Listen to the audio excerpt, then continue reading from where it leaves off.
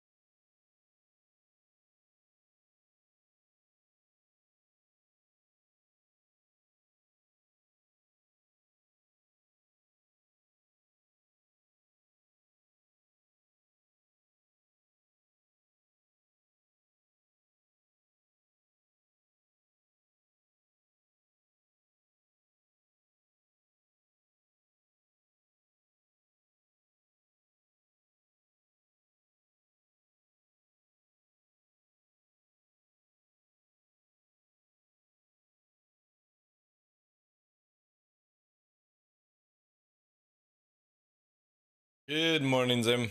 How you doing, Chief?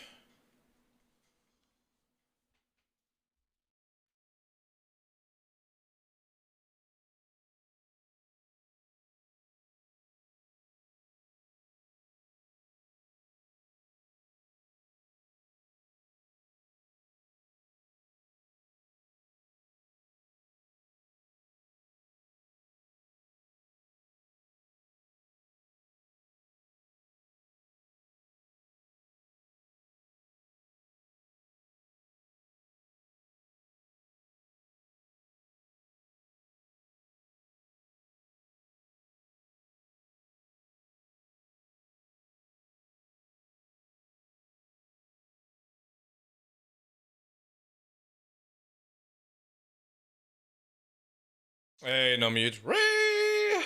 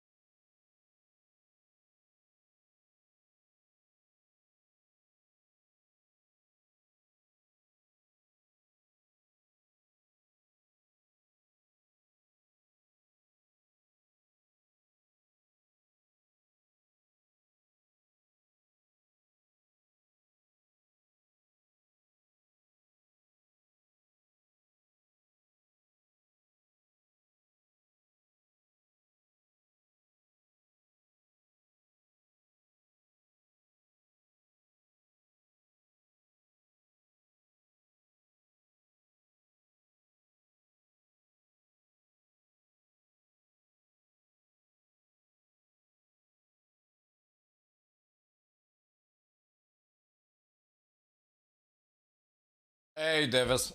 How you doing, Chief? Let's see. What should we do? What's this like? Try this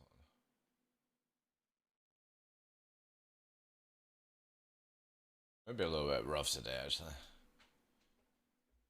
Butter chicken in the kitchen? Woo! That sounds good. Share. Share the butter chicken.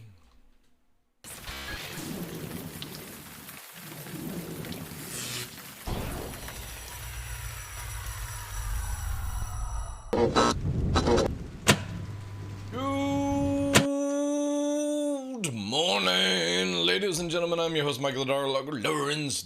Say that again, TheDarkLaw Lawrence, even. Welcome to another episode of The Darkness here on fucking Twitch. It's Friday, chat, 14th of October 22, day 149 in a row. Good morning to you all. TF, Simon, Davis, Nomit, Joe, Spells and Pasta. Welcome in, everyone. Everyone else coming in? Welcome, welcome, welcome, welcome.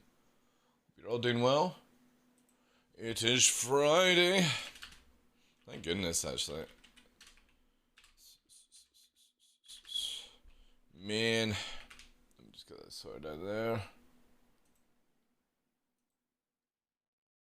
Knee videos. Oof. Just sorting out some other stuff right now in the background. Managed to get out, I think. Yeah. Does anybody know about the game Scorn? Scorn. It looks pretty weird, like it's very like gory and I don't know what would be the word for it. Just fucking strange, like. But it's appealing. It's definitely appealing. Alright, whilst we're just chilling here, I need to quickly see about a water bottle holder.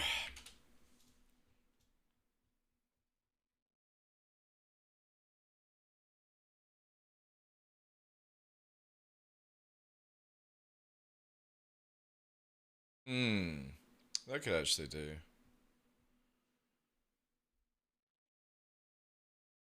Ooh, this might actually work.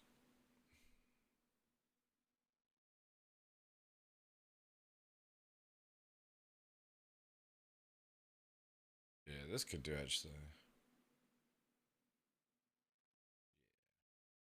What liter can it take though?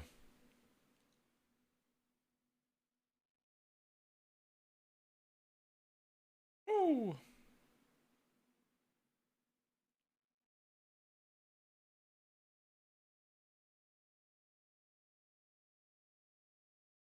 Is that an old game? Sounds familiar. I don't know, there's just reviews out for it. Scorn. Just not sure.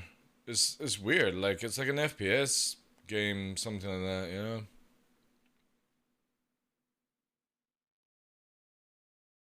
Yeah, let's just whack that in. See if I can get that as a bottle opener. Bottle holder.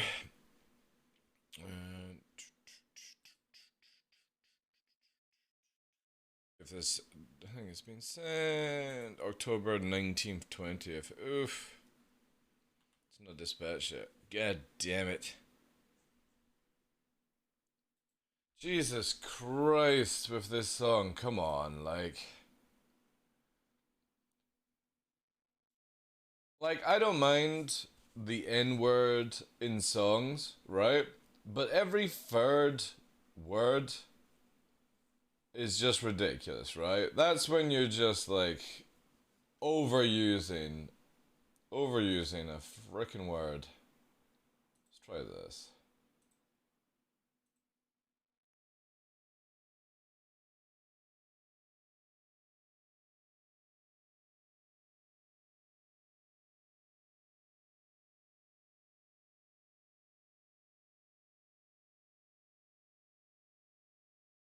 This should be good.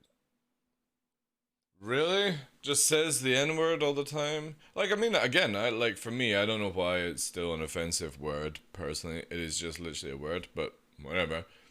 Um, But yeah, in songs, like, you know what I mean? Like, I'm not allowed to say it. I can play it on stream, but when it's going, kicking off every, like, third or fourth word, it's just like, you're not a song then. You're just trying to trigger something and cause people to say it, you know what I mean? It's just like, ah! Let's just go for old school clubland. Much easier. But yeah, that's strange, like, every word. I don't know what that'd be like. Right, let's go. Load up sauces and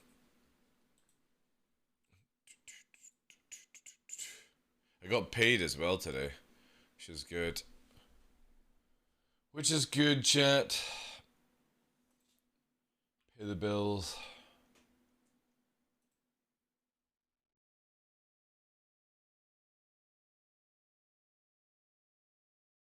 Wonder if we're gonna get like more Evo Cat this weekend. Pizza time, dude! You just said you're getting butter chicken. Oh, you mean like me pizza time? Nah, dude. Nah, I got more important things to do than satisfying my pizza craving. Sadly. No, right now, obviously in the corner here, we're working on the roadcast to update the sound system of the stream, and then obviously exclamation mark Nova is super top priority and stuff like that. So yeah, two things. I think as well. What I'm most likely going to do as well is maybe at the start of next year upgrade the CPU on my gaming rig to the 5800, or downgrade I should say to the 5800 X3D for Star Citizen, and then see if maybe my son wants the AMD CPU I've got. I don't know if it's better than his. And that might be it. I think what I'm gonna do is pretty much do, instead of like the 40 series, probably just go for like a very cheap 3090 Ti, and then that's me until like 2025, you know. I got some Halloween candy. I'm so tempted to dig into it. Halloween already? Or Halloween candy already? I mean, it's like what? End of the month. I would say just eat it now, right? Eat it now. It'll go off, you know. It'll go off before Halloween. Gotta eat it now, you know.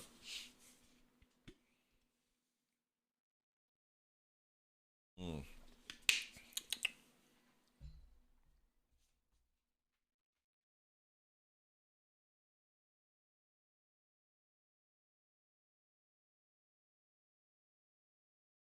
Mad? Oh, you mean AMD? Oh, AMD. Yeah. It's like who the hell are mad? Yeah.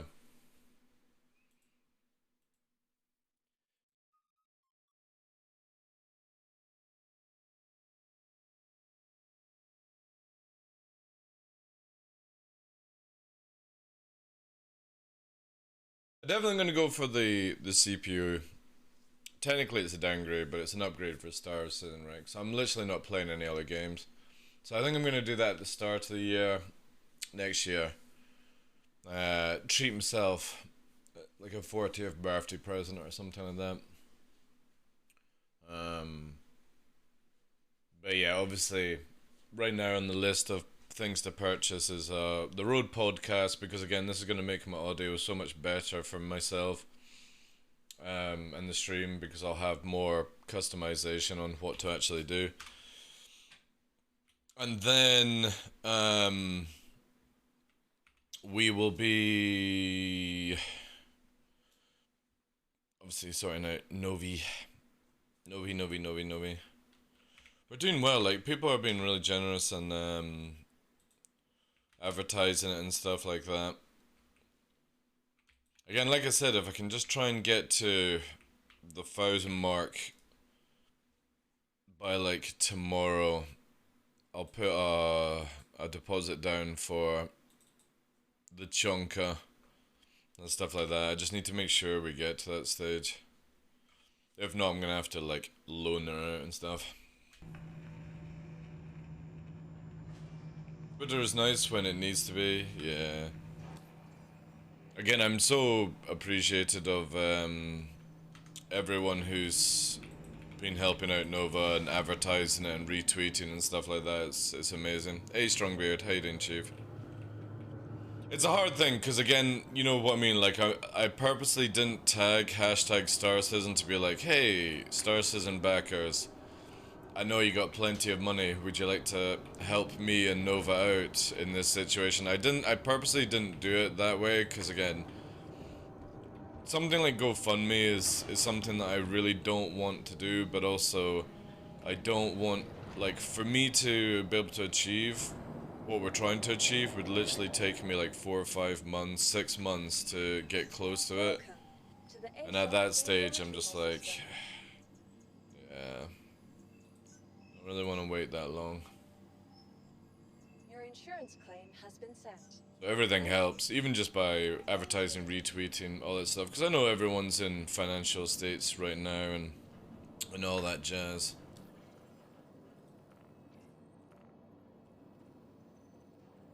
Again, as I mentioned, if it wasn't for... Why have I got 2 eclipses?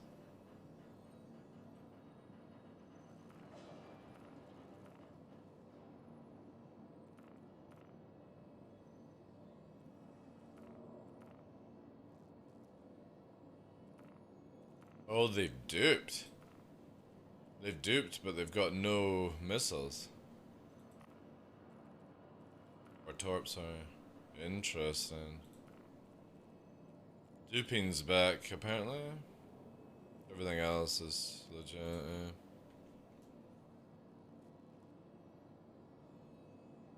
Yeah, exactly, yeah. Yeah, I mean, 970 is a very old card now. It's like, what, 5 years? Maybe, what, like, so it'd be like 20... Yeah, 5 years, is it not? For that one?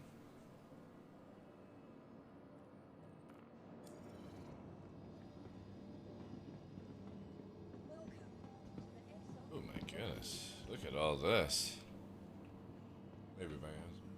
Is it 8 years? Holy shit. You 2014. Really? Is that long since the 9070 came out?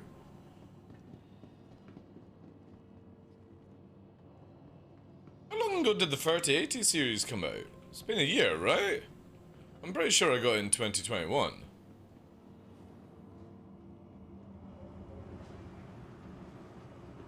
They must have skipped a few years then, or a couple of years.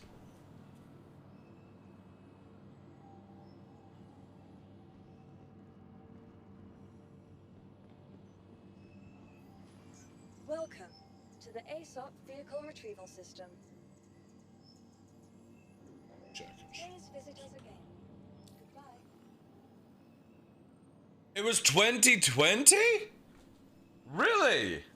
I've had this card for nearly 2 years?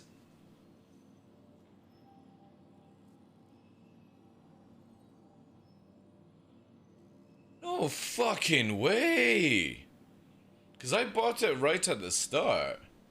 It's been 2 years? Shit, man. That just shows you that time goes far too fast.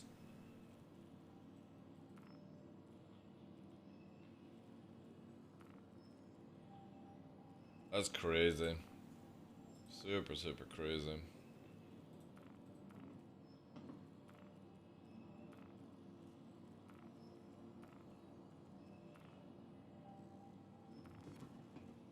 Welcome to the ASOP Vehicle Retrieval System. Mental stuff.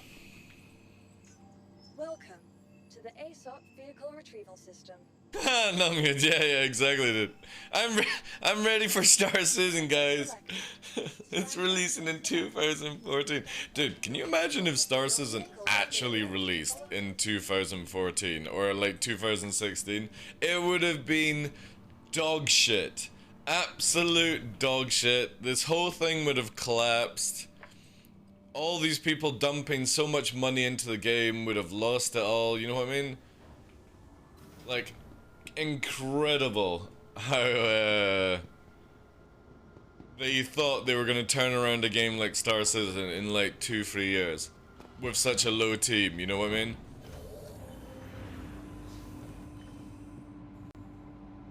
Early access, I know, man. I'm actually, like, a lot of people always complain about, oh, I want Star Citizen to be out. You know what I mean? And all that jazz. But, I'm glad it get held back, because there's actually more chance of you actually... getting a decent game, you know? Alright, this is gonna be pretty fucking meme, like... This... I don't know how, like, we'll see how this goes. Obviously, we're continuing on from yesterday, where we're testing out Sabarata with certain weapon systems. This one is going to be interesting, to say the least. You are clear to launch. If there is nothing to complain, they will make one up. Yeah, exactly.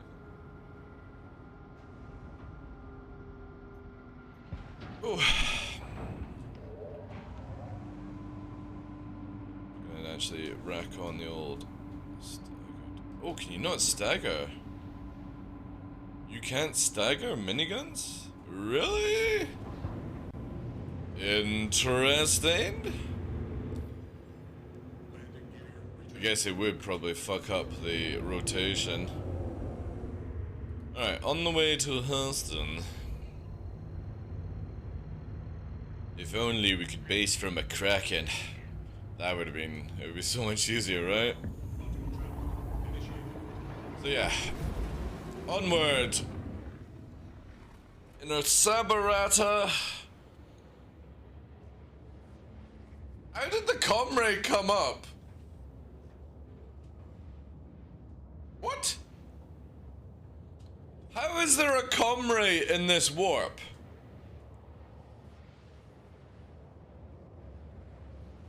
Now it's gone, right? Holy crap.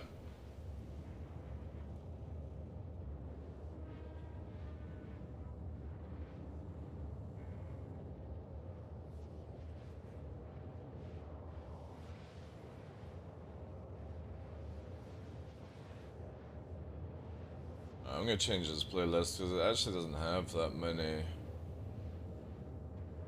What's this? How many songs here?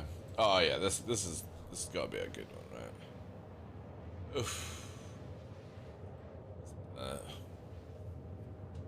Looking like a bit of Robert Miles. Get you going. Ba-da-ba-da-boop.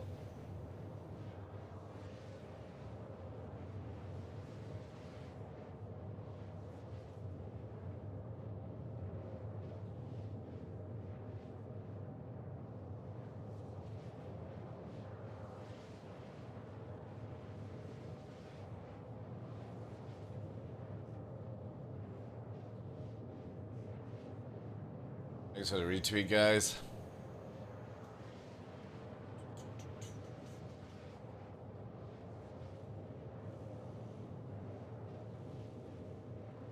Awesome sauce.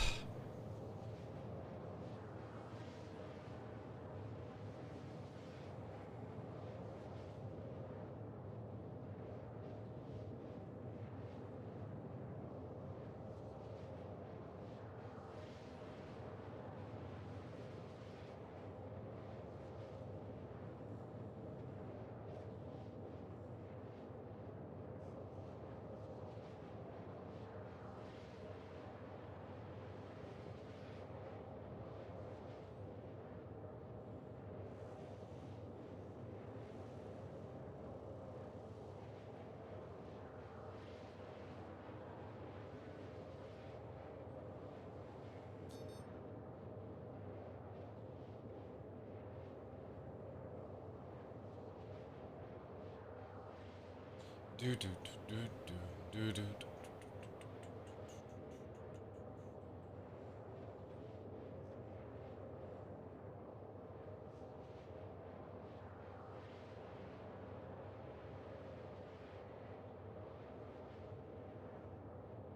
The overpricing on the 400 or 40 series right now is nuts, man.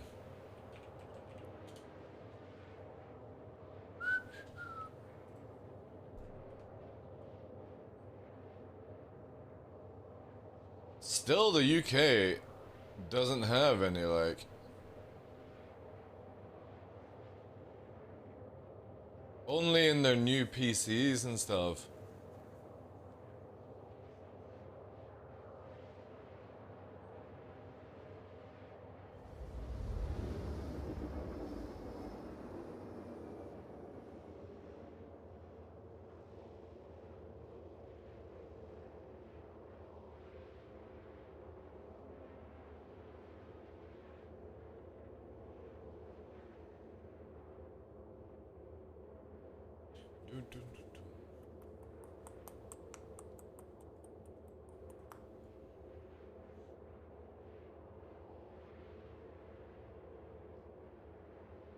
Hey, Solid.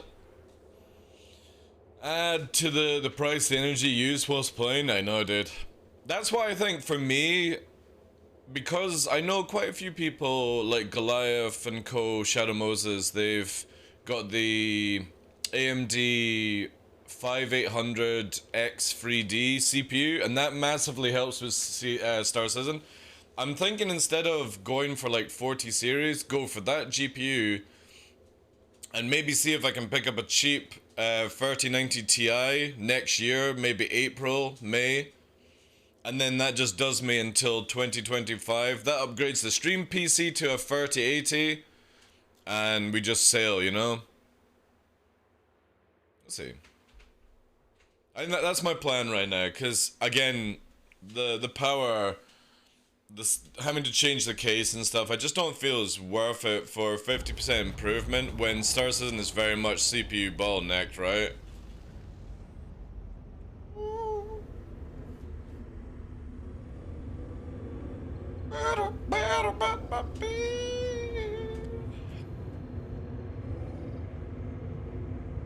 Local location, maybe.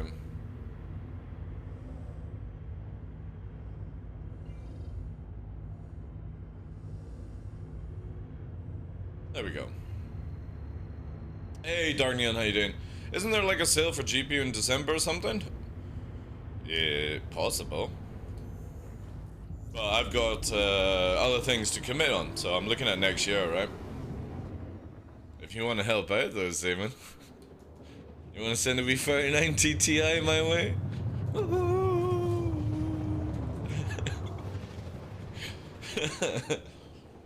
Boxing Day is my birthday. 26th of December. Next December then, yeah.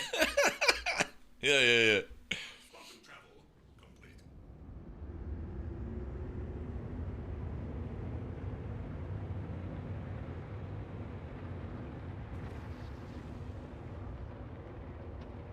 Yeah, I definitely feel like the CPU is probably the best thing, because my CPU is only a few months, so I could probably get like a decent price on it.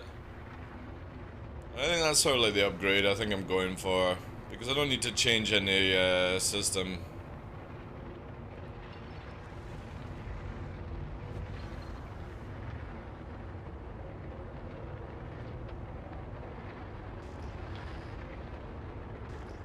Ooh, no rocks. Clear skies.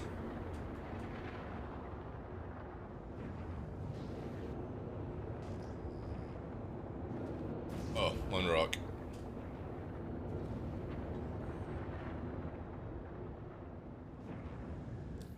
Let's do this as well.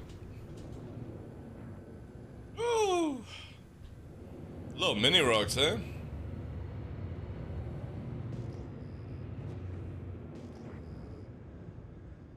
Oof, look at that sunset.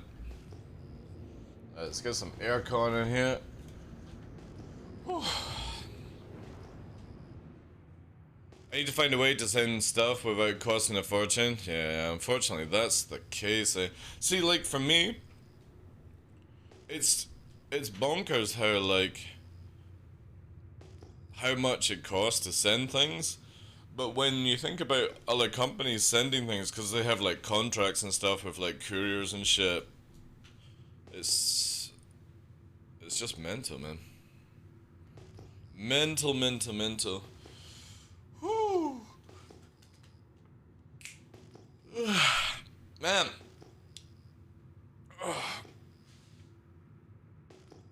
I definitely need to go to like a chiropractor and get my like back snapped or whatever they do, right?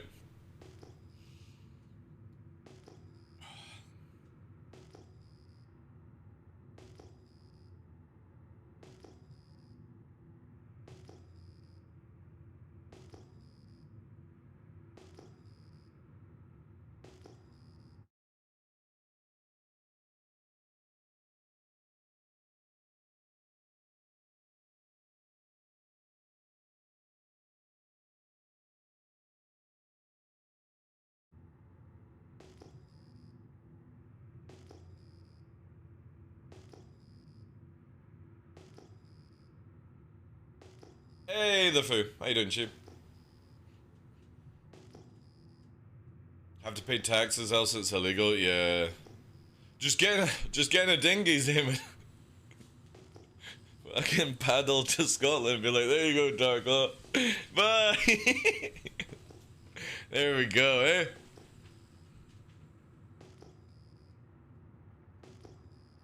Just go through the Arctic way. It'll be the fastest way. Just go up and round, you know? See you in 34 years. I wonder actually if the Arctic wasn't there, right? How long it would take to sail. You know, that method? Because it's a lot shorter than going horizontal. It's weird how a torture on the chiropractor makes you feel like new after. Because again, there's a lot of times where your posture's bad and you sit, or like stress locks up, you know, everywhere in your back and stuff and neck. A lot of people who game on very bad chairs. I was watching a video on it, this kid literally could only put his head back like this. And obviously you're meant to be able to do that, right? And slot your head back. He couldn't put it at all. So he had such bad posture that he could only literally lock his neck back and it hurt to go any further. Whilst, you know what I mean? Like, you're meant to fucking be able to put your fucking head all the way back without bending your back. And he got snapped by the chiropractor and, yeah, he could actually put his head or his neck back and stuff. Fucking crazy, like. Just very bad posture built up for all the years. Like, the thing is, like, as much as people, like, joke about chiropractors and stuff like that, or maybe they don't anymore, it's very, very important to get massages and stuff like that. Obviously, I'm not taking my own advice because I've not had a massage in, like, 20 years. 15 years. And you should get it often, at least once or twice a year if you can. Because it really helps de-stress, you know, keep the blood flowing, all that stuff.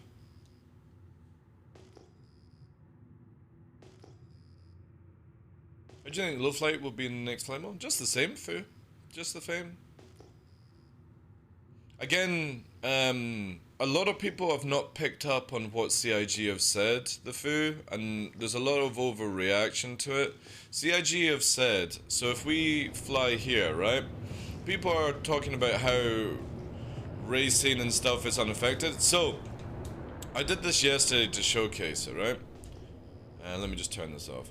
If, say, maximum SEM speed on the Sabre is 200 meters a second, right? You are able to afterburner over 200 meters a second and go up to whatever speed they allow you in atmosphere. But when you do let go of the afterburner, it won't start to regen until you go back under SEM, which means coming back down to 200. Then it starts to regen, right? And whilst you're doing this, your weapon systems can't regen, and you can't, your shields start to deteriorate, you know? And what this is just basically, when you go over SEM speed, your capacitor stops to operate. So you can still use afterburn, you can still go over 300, 400 meters a second. The difference is there's a negative. And most likely they'll make it where you have to be an SAM speed or lower in SAM speed before you can QCM or something like that.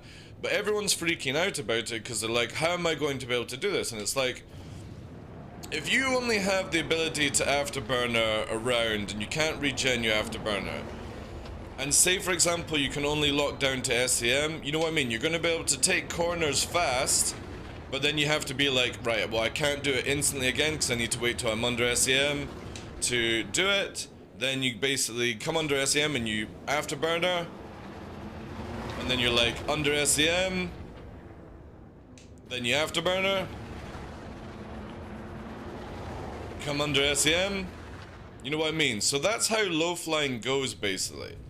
And obviously people that go slow, yada yada yada. However, there's a huge difference where right now people like have the nose down method. That's not going to be achievable in the new flight model, because aerodynamics are going to push you into the ground if you do something like that. So again, most people will end up flying horizontal like I've been doing for so many years. And they'll just have to get out of the bad habits, that's it.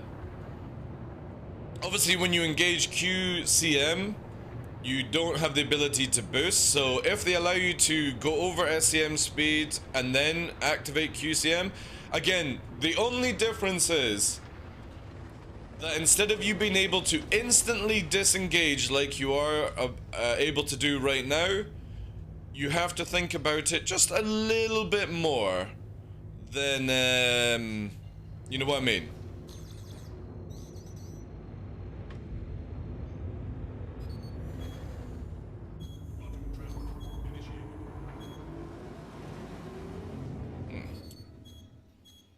A little slow there.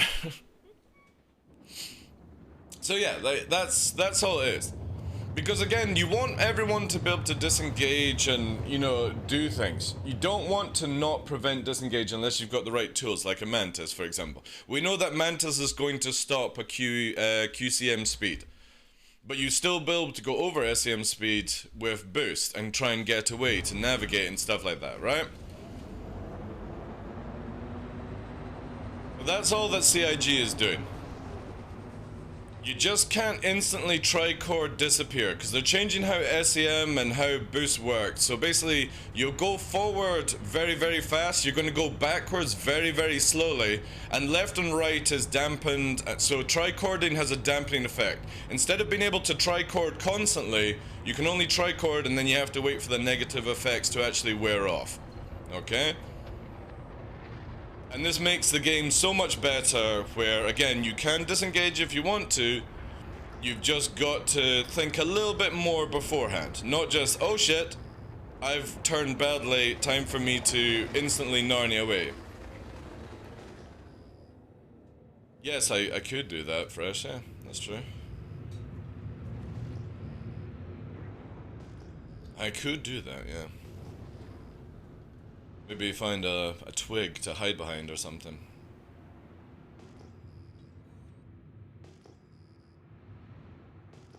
There we go.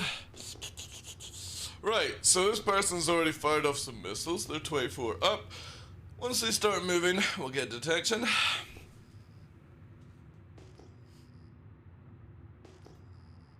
There. It's an inferno! Oh, it's an inferno, ladies and gentlemen. Look at it coming in.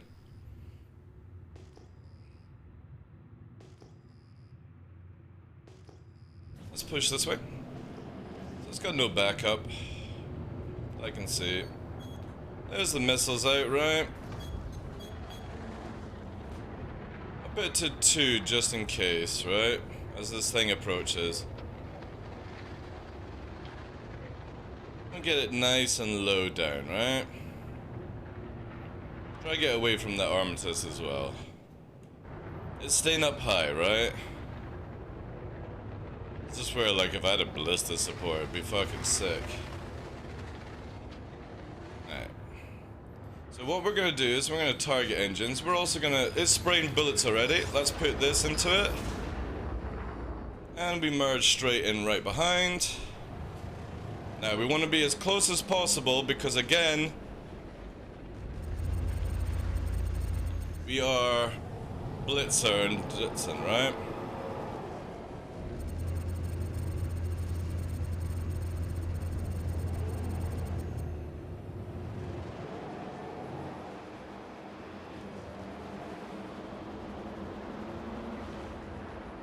You can already see that bullets are just not good, right?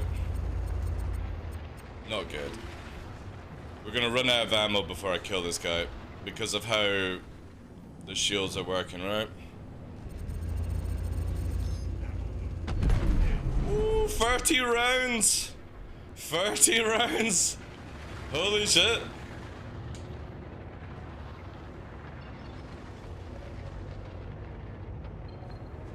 Again, a lot of ones were absorbed in the thing. That's a lot of damage, but I'm pretty sure I could have killed it faster with cannons.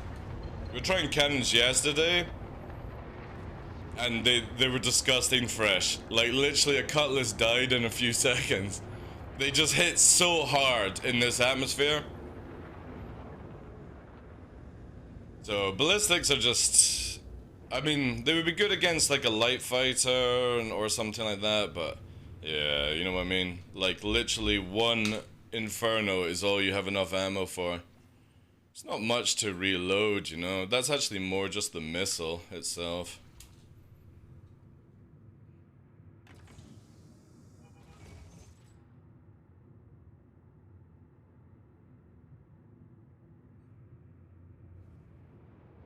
Such a shame. Maybe one day we don't have to have the whole shield regen. Maybe okay. Yeah. Or maybe the game could just determine that I'm shooting the back of the ship instead of the forward of the ship. You know what I mean? That's the biggest thing, right? CIG's game just does not work on shield faces at all. It just doesn't work. Because you're shooting the aft of the ship and it's flashing the front of the shields. Because it's so shit. And this is where all that CIG needs to do is just make it bubbles like fighters and just make it where literally the shields have more defense, right? That's all CIG have to do. Or make it where they regen faster or something like that. I don't know why they had to fucking go back to having faces for size 2 and upwards. It just doesn't work in Star Citizen whatsoever.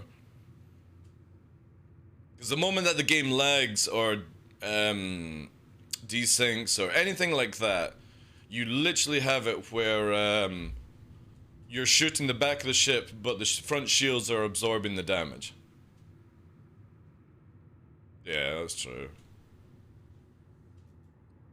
Again, they're just going off the fact that it's okay in like Top Gun to have like 50 to 100 rounds, but what they don't understand is those 50 to 100 rounds, all you have to do is hit something with 10 rounds and it's fucking dead. You know what I mean? Few rounds, few bursts, and you're dead with those kind of ballistics. So I understand if they want to do small ammo, but they need to make it where it's like 3 times the damage then. So you just basically go brrr, and the ship's dead. Then I would understand the low ammo count. But because they've got the damage just not that barely above the other one, it's just not worth it. Again, this is where like this ship with cannons is so good fresh. The only difference is you lose the range, right? You go down from 1400 range to 700, but you can still hit people at 1400. You just gotta pre-aim a little bit more.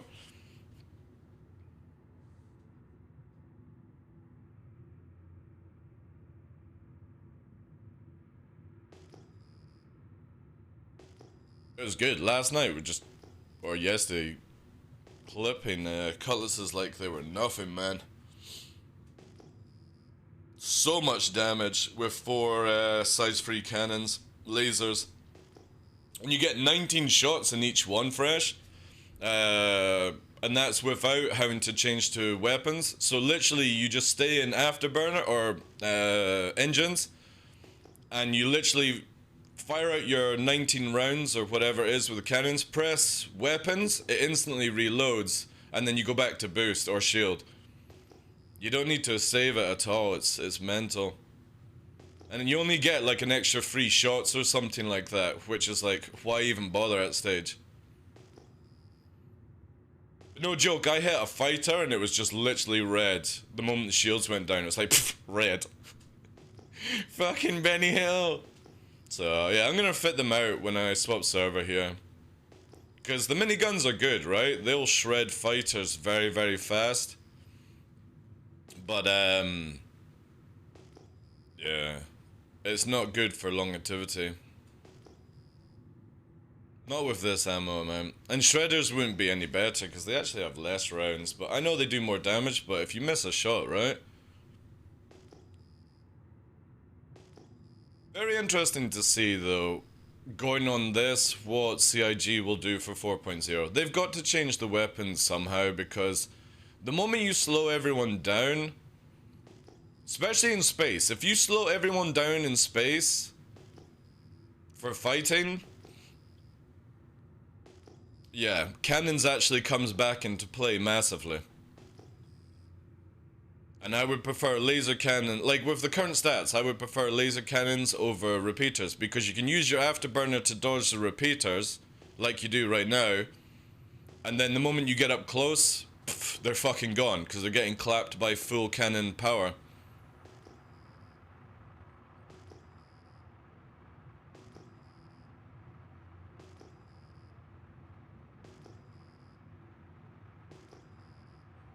Or maybe that's the way CIG want to go with it, right?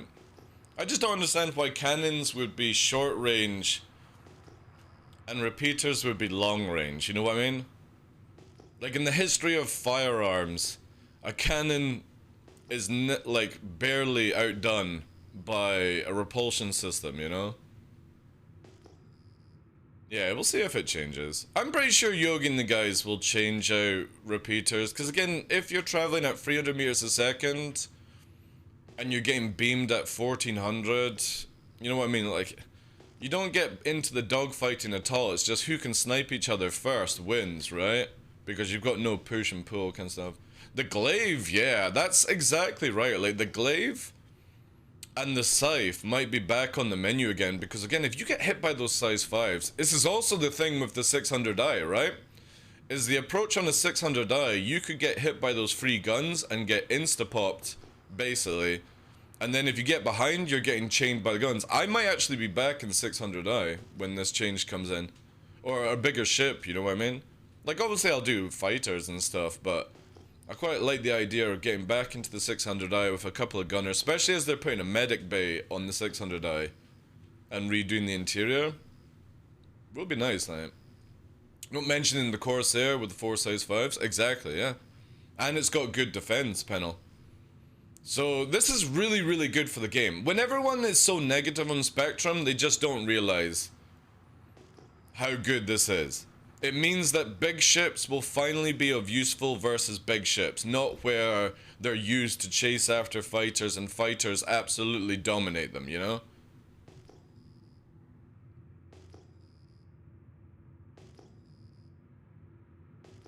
Excited to see hammerheads actually useful, you know? Redeemer actually might be pretty good. No joking. The Redeemer might actually be able to hit fighters with this change as well.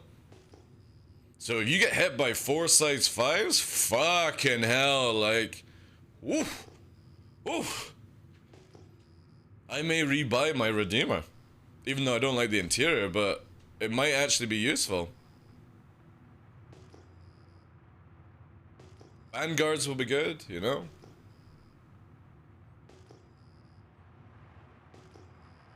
Yeah, but everyone has different tastes. Fresh, you know what I mean?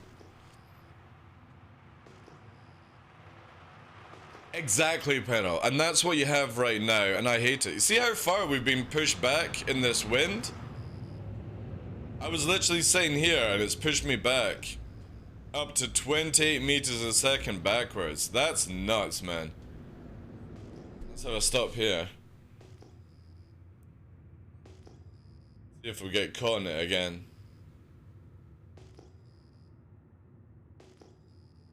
That was a big gust of wind. But yeah, like, for me, I want it where, like, to kill a vanguard with a gunner, you need like 3 or 4 fighters. That's literally how I want it. I'm so bored of the solo fighter person being able to shit on everything just because it can outturn. And this takes this away. Plus, everything will start feeling a bit more jet fighter-ish, where you go forward instead of perfecting your side strafes and up and down strafe, you know? I know a lot of people don't like it or the idea of it, but they'll just have to adapt or piss off from the game, right? Because I'm so bored of how shit this game is for PvP.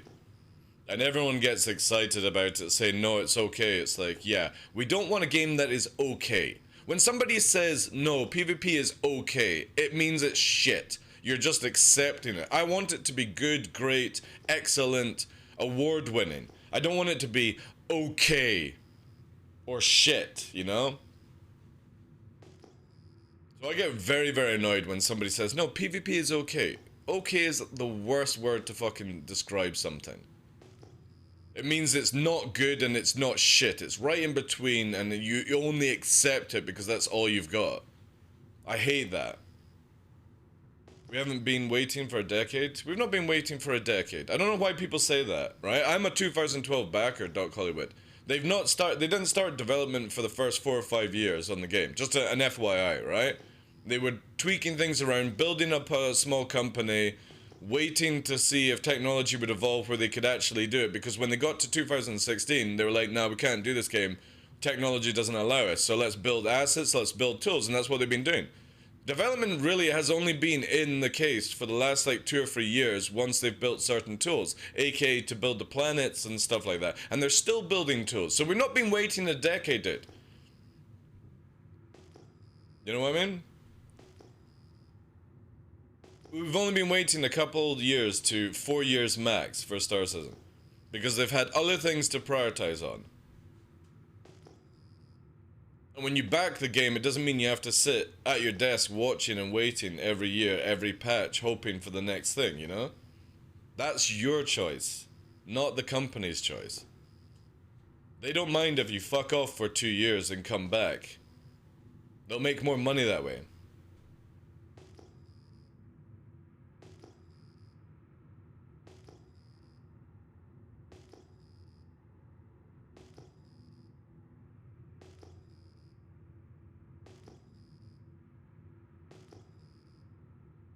Again, it's how everyone wants to see it, you know what I mean?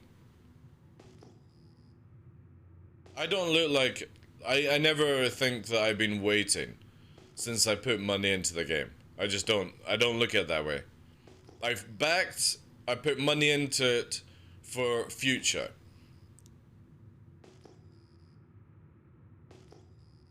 I'm only one bounty hunter on this server, it seems. You backed in 2021, Zoops?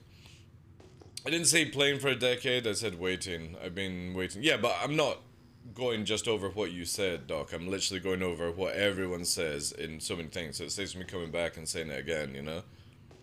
I'm not purposely targeting what you said. I'm using it as an example of people always complain about, I've been waiting for the game for 10 years, they've been in development for 10 years, I've been unable to play the game for 10 years. That's the example I'm going on. I'm sorry if it didn't come out that way. I can slightly just see, I don't know if you guys can see it. That's what I love about this game, look at that. Just slightly in visual range with the haze that's on, but when you zoom in, you actually see it. What is that one again? I think it's Aita, isn't it? That's Ariel. Crazy, man.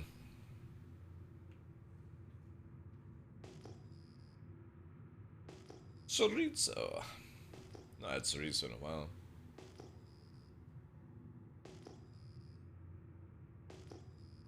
Exactly, Pendle, exactly. A lot of people don't see it that way, though, right?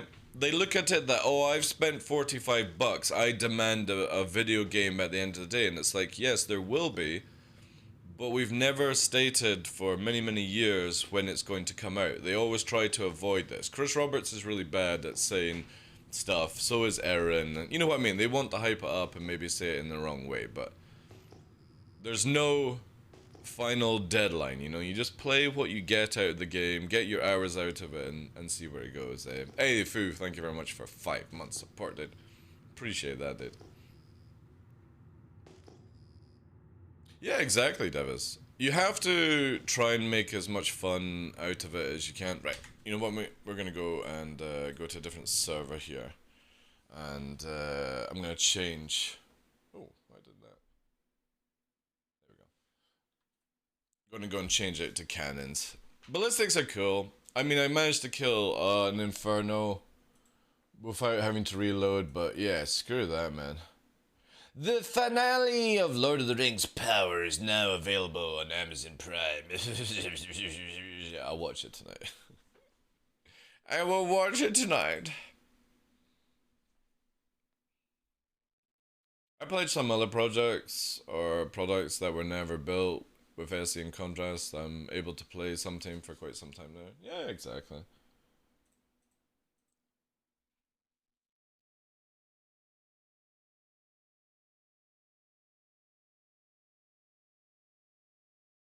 Oh no, I'll keep this song, this is good. I completely understand what SIG is going through. My company had the perfect battle royale in the works, but the roadmap was way longer than we could justify, so we scrapped it because we didn't want to be in a situation SIG is in. Yeah, exactly. It's very difficult to be like, you know what I mean? Like, this is the game that we have in our vision. We believe we can make it, but if people don't have patience, it all goes to fucking shit, right? It just goes to shit.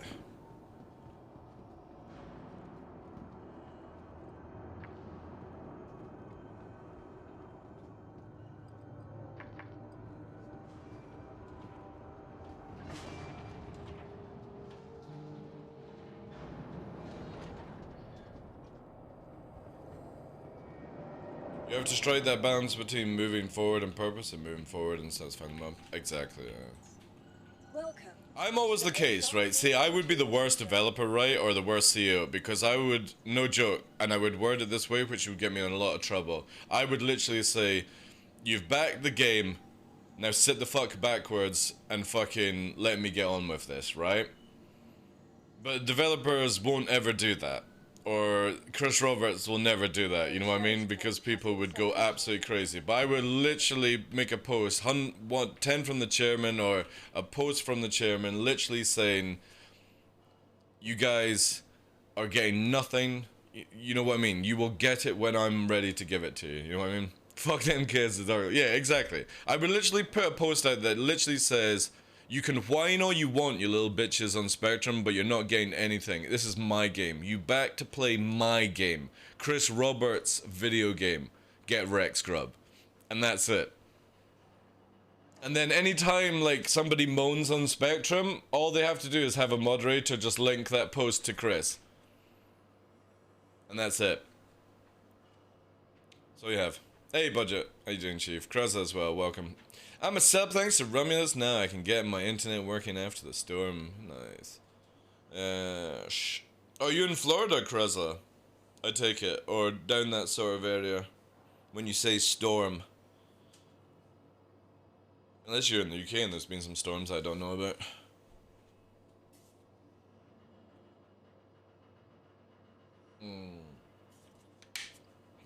By the way, guys, if you are new to the channel, or been lurking in the channel, don't know what we're trying to fund me right now, ! Nova in chat. My husky Nova, after the loss of Luna a week ago, is quite depressed, and we're trying to fund money to get him a new friend. If people don't know about mentality with pack dogs, huskies, stuff like that, is they can have massive issues when their loved ones or friends are lost. Sometimes it doesn't happen, but most of the time it does, because they're so used to having 1 or 2 extra people around, or extra dogs around, that they create bonds, and Nova is very much suffering right now. So we are doing a little GoFundMe. If you can't put anything into the FundMe, then just retweet, advertise, link on a Discord or something like that. That would massively help. But obviously, I'm hopefully wanting to try and, if I can, hit goal 1, which is obviously just to be able to purchase his friend. by Saturday, because the ones we got to see on, or I drove like 300 miles to see on Wednesday, is a really, really strong candidate for the pup. Also, my frames are crashing. And I don't know why. Oh no, now they're back. Internet issues? I wonder if the rain is causing it. How's the stream for you guys? It looks red to me. Now it's green. Okay, so it's just a little fluctuation, that's fine. Dark time to low fly. Enjoy. Enjoy, TF. Ooh, this server is not good. Maybe it's the server drain. Maybe it's the server.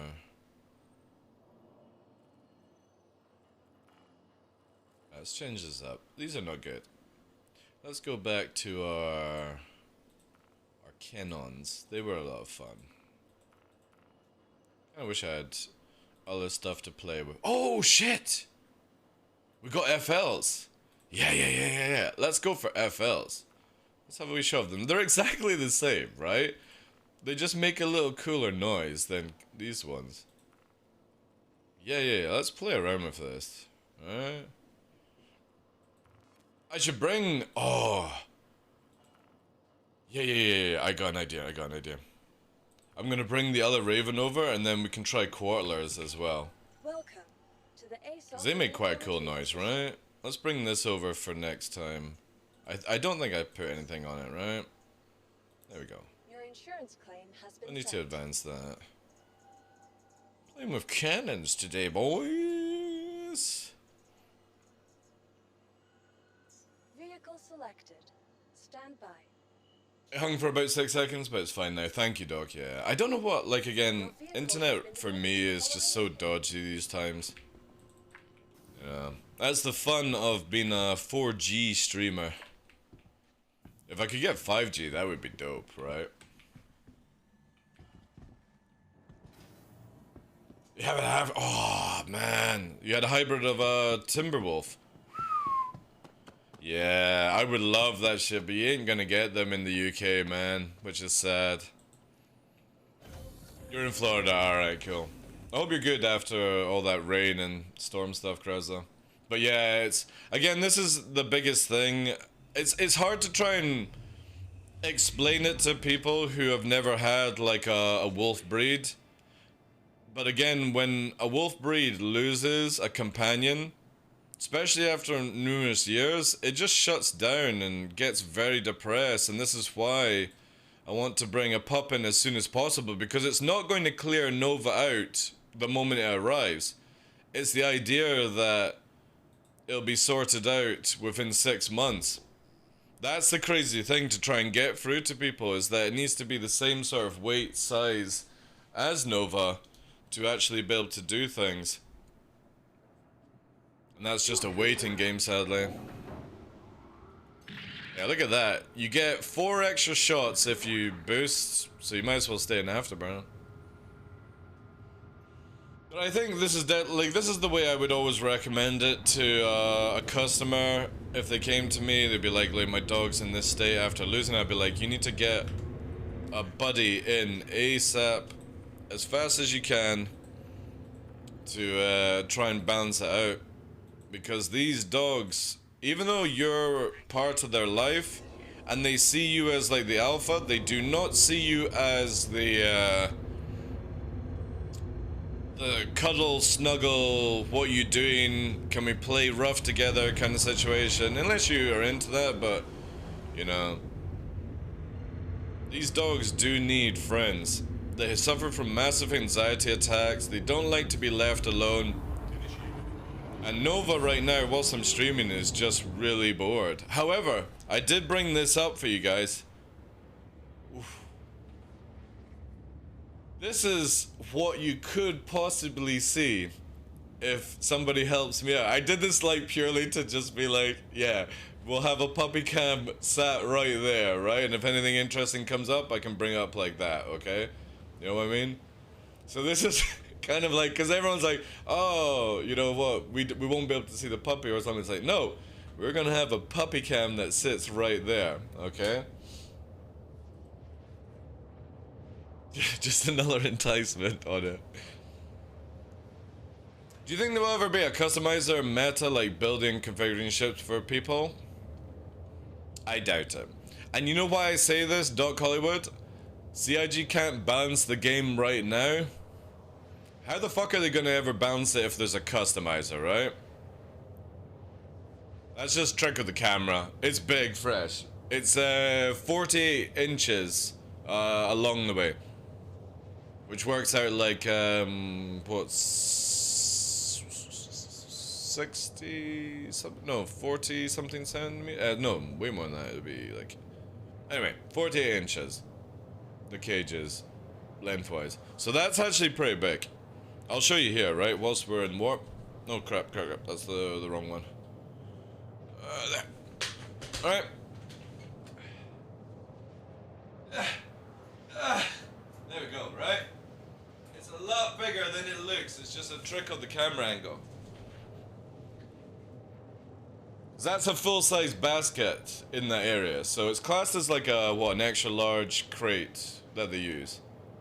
So again, like in perspective of looking at, take shake weight. Shake weight there. Right? You can see how big it is. So it's a big pen for puppy. So you guys can see, and also where I can monitor it as well, you know. It looks so tiny, yeah. It's just, again, a nice little trick of camera angle. Banana for scale. I would love to run a shop where I can build and repair custom ships. I mean, there will be that, but yeah, there might not be, yeah, what you're kind of describing, Doc Holly. I just don't think it would ever come in, right? Hey, Game Dada, how you doing, Chief?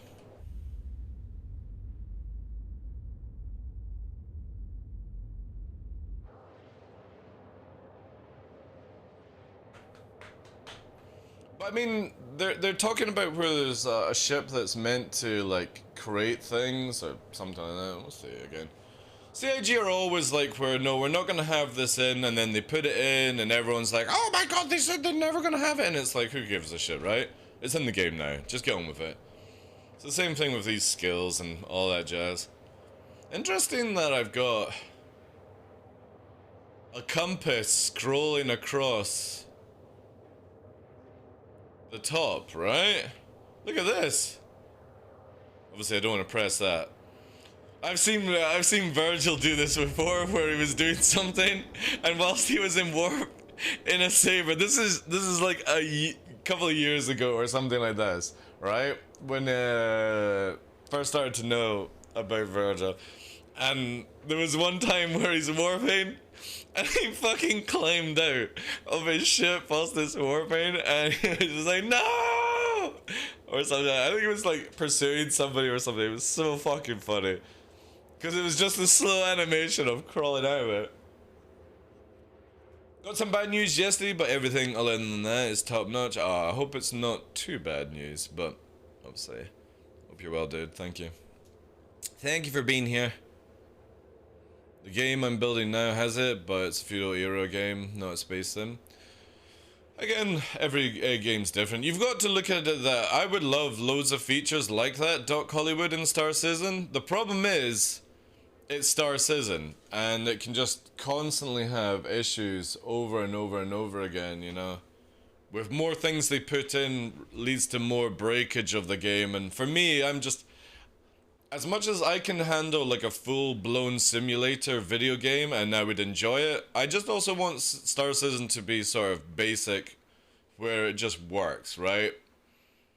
Because an easy way to take away meta and stuff like that is just to reduce the amount of weapons, balance them out where they make sense depending on the pilot, and there you go, right?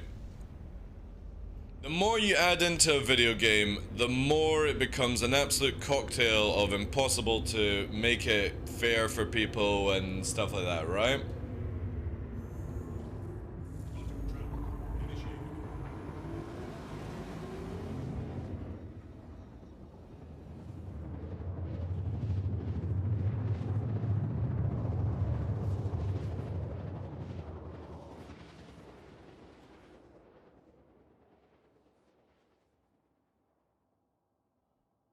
Feature creep kills a lot of projects. It does, yeah. Yeah. But I have no problem if they add it in later down.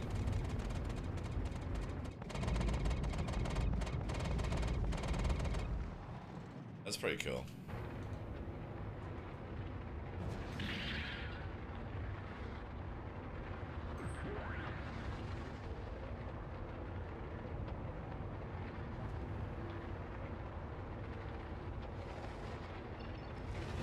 Yeah, I'm all for loads of features in Star Citizen. Just let's get the basics going, let's get the game going, and every year maybe add in a new mechanic or something like that, you know? Cool beans, right? Just get to that stage, please, because I'm so bored of not even having a foundation in Star Citizen. Hopefully with 4.0 it looks like CIG have sort of like got their heads in the game on what they want with certain things, right?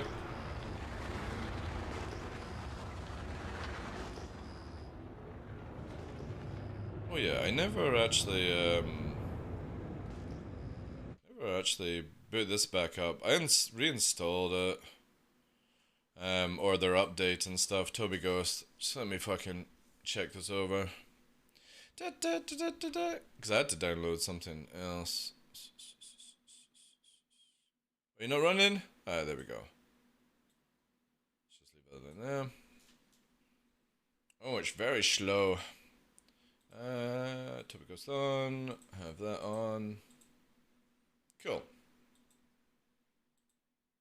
Right.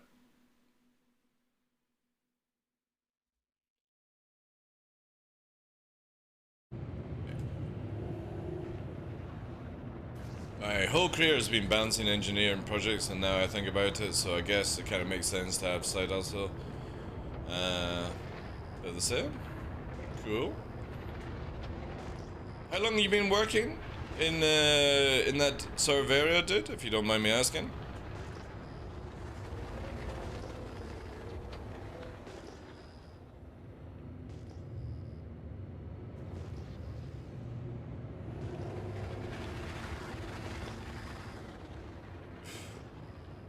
This thing just holds speed like it's crazy.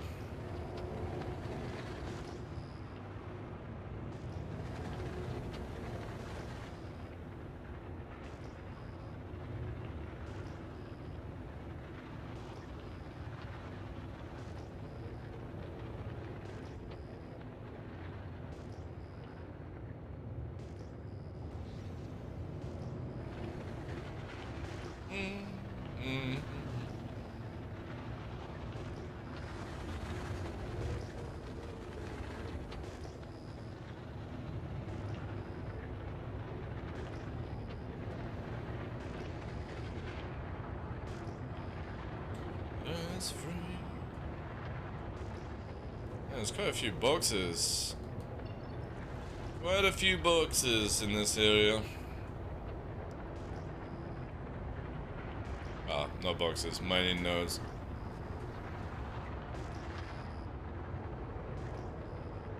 I can't wait for the new radar system. Ping system. New MFDs. I hope 4.0 brings the new MFDs. And get rid of the flash that we're on just now. Such a pain, man.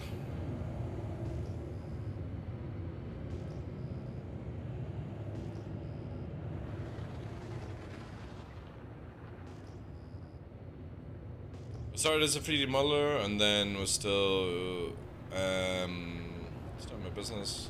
I was 14, joined Marine Corps after college, and been working as an engineer since then, resurrected the most Nice, nice. Biomechanical. Oof.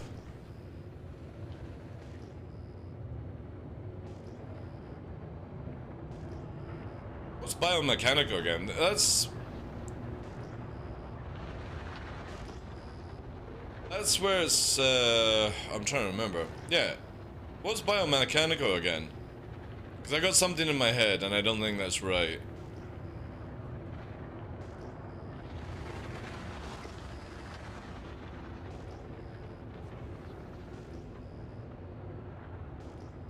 That's it, yeah. Okay, that was totally not what I had in my head. I thought it was to do with, like, cybernetics and shit like that. I'm glad I fucking asked. Yeah. Anything perfects the UI, yeah. There we go. This didn't come up on radar though, which is interesting. It's Constellation Phoenix, 13 kilometers out. We're gonna approach. It's in a weird position as well. It's up in the clouds, a little higher than I want to go, but it is a Phoenix. Also, it doesn't have a player. It's a login, that's why I didn't pick up. It's a Phoenix login. Let's go and inspect it. But yeah, this is a login actually. This is really interesting. Shields are up. Still no pilot in the seat. Let's just go for a full rack of lamb. And absolutely pelt it down whilst we approach. There we go.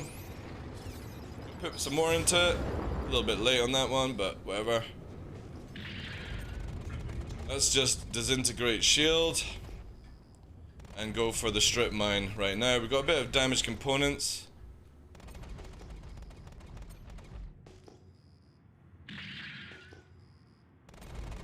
See how fast the shield goes down fresh? Already through a Connie with it. Already through a Connie. Let's take out staggered.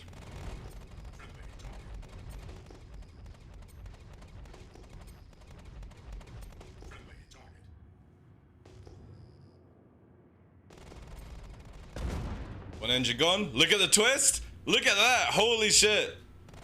Let's get the other one.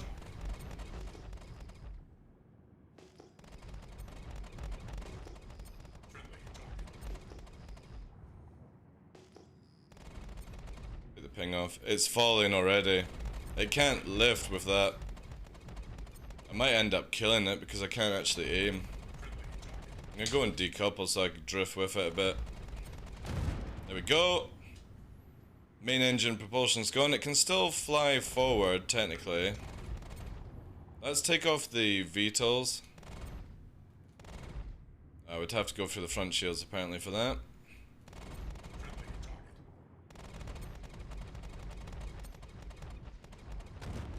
Right, shields should actually start to collapse in a second. I'm gonna go for a zoom on this.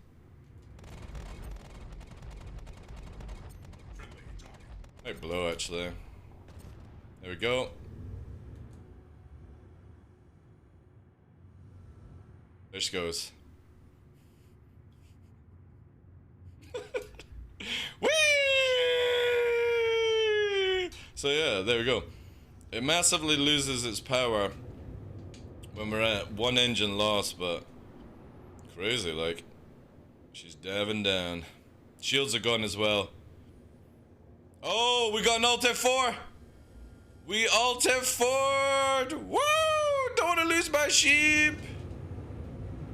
Don't want to lose my ship. Well, I hate to tell you, buddy, you just lost your ship. Even if you log back in, you're still falling out the sky.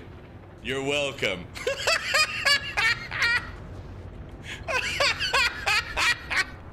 Even if it went for a bed log, you're still gonna fall out the sky and die. I still win with that one. Doesn't matter what fucking server you go to, you're gonna fall out the sky. You can't do shit about it. Kinda scary if you think about it. What do you mean? I'm the guy that makes sure your buildings doesn't collapse on top of yourself. Alright, Fresh, calm down. A little bit fucking extreme there, eh? Somebody's now looking around their office going, fuck, I hope this doesn't fall apart.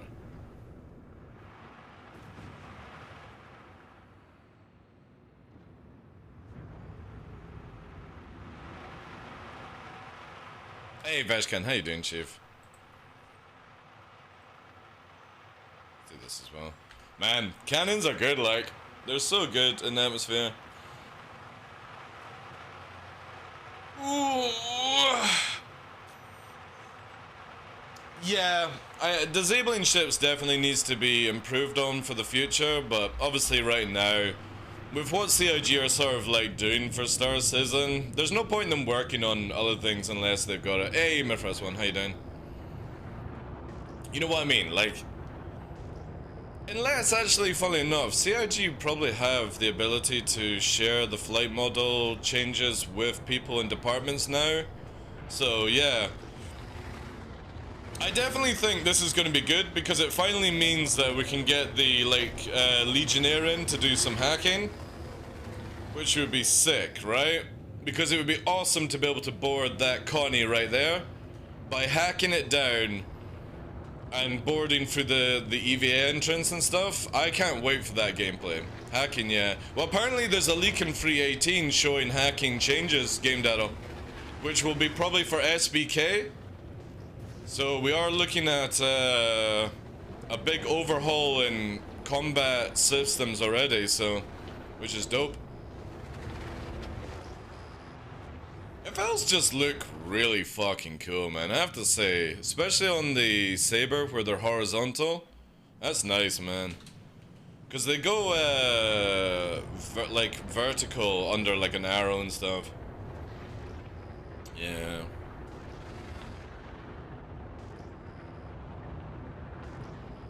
Well, again, you know the funny thing, Fresh, when Battlestar first joined QQOP, he was actually interested in just fully doing the engineering side of big ships and stuff like that, so when people are interested in other things than just flying and PvPing and stuff, you know what I mean? Like, hacking's going to be important, engineering's going to be important, even Jack as the janitor is going to be super important, keeping that fucking ship clean, you know?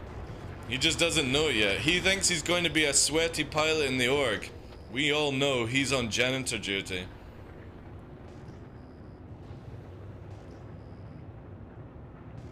The way he is progressing, I think he should go back to his old dream. Battlestar or Jack? Who are you talking about?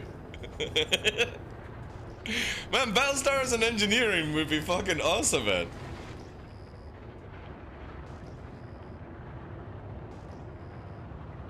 Well, with what Fresh is saying, game data, I don't know, like. Battlestar is still very, very good. He would still probably beat me in a space fight. But he ain't Battlestar end of last year, that's for sure. That was a lot scarier. Not even Fresh could beat Battlestar, or it was like a strong contending match. How much realistic do we need for roles and jobs? It doesn't need to be realistic, Mithras 1. It just needs to be fun, right? It doesn't need to be where you need to actually be a fucking engineer in real life and know how, you know, fuels and stuff like that work and engines and stuff. It's just basically somebody that sits in a room and pulls some levers at the right time, and it's a little mini game, and if you do it, you probably have an advantage over somebody else that doesn't do it. A slight advantage, not like I win, you know what I mean? That's what they'll be doing with the game, dude. Nobody wants full realism. I mean, for me, I would be quite happy with full realism. I can deal with that shit, but the average Star Citizen backer, nah. You know what I mean? Nobody wants this to be a real-time job, you know? Unless you get paid, right? Yeah, exactly. Exactly, Fresh, yeah. Hey, Anu, how you doing, Chief? Yeah, 100%, but he will get back there. The thing is, though, by the time Battlestar gets interested in the game data, like, you know what I mean? He may not even want to be a pilot anymore, you know? There might be stuff that offers. It's the same with you, dude. Like, for example, like, you, Battlestar, and Jack are more, and I say this with the kindness of heart, more FPS-oriented than dogfighting, right? Where if the game offers you guys to go in stealthing inside a bunker for 60 minutes to do stuff, to bring it down, you know, and you're getting sweaty out of your minds in FPS, you guys will probably want to do that more than dogfighting, I would assume. With all that they say they want to do sometimes, games do that though, Mithras 1, right? we already had this earlier on in the discussion where we want the foundations of Star Citizen, and if they add in a new mechanic every year that just sort of offers a new thing for people to do, then who cares, right? But you know, Chris Roberts like has in his mind he wants it to be like this hardcore simulator, but also you know what I mean, hardcore simulator will not sell well. So we'll see how it goes, dude. I know what you mean with like the cringe and stuff, but I think that's like with all developers where they just get a little too excited for what they're working on and they don't realize. It's the same when they were talking about the AI at CitizenCon, right? They're like talking, oh, we've made this groundbreaking AI, and any fucking FPS solo single player game, the AI kicks the shit out of what we saw with the Star Citizen AI, right? So they're getting excited about what they've created and let them do that. But for me, I was just like, wow, this is nothing impressive, just an FYI. I've seen better AI in other games. Like a Rainbow Six, you know what I mean?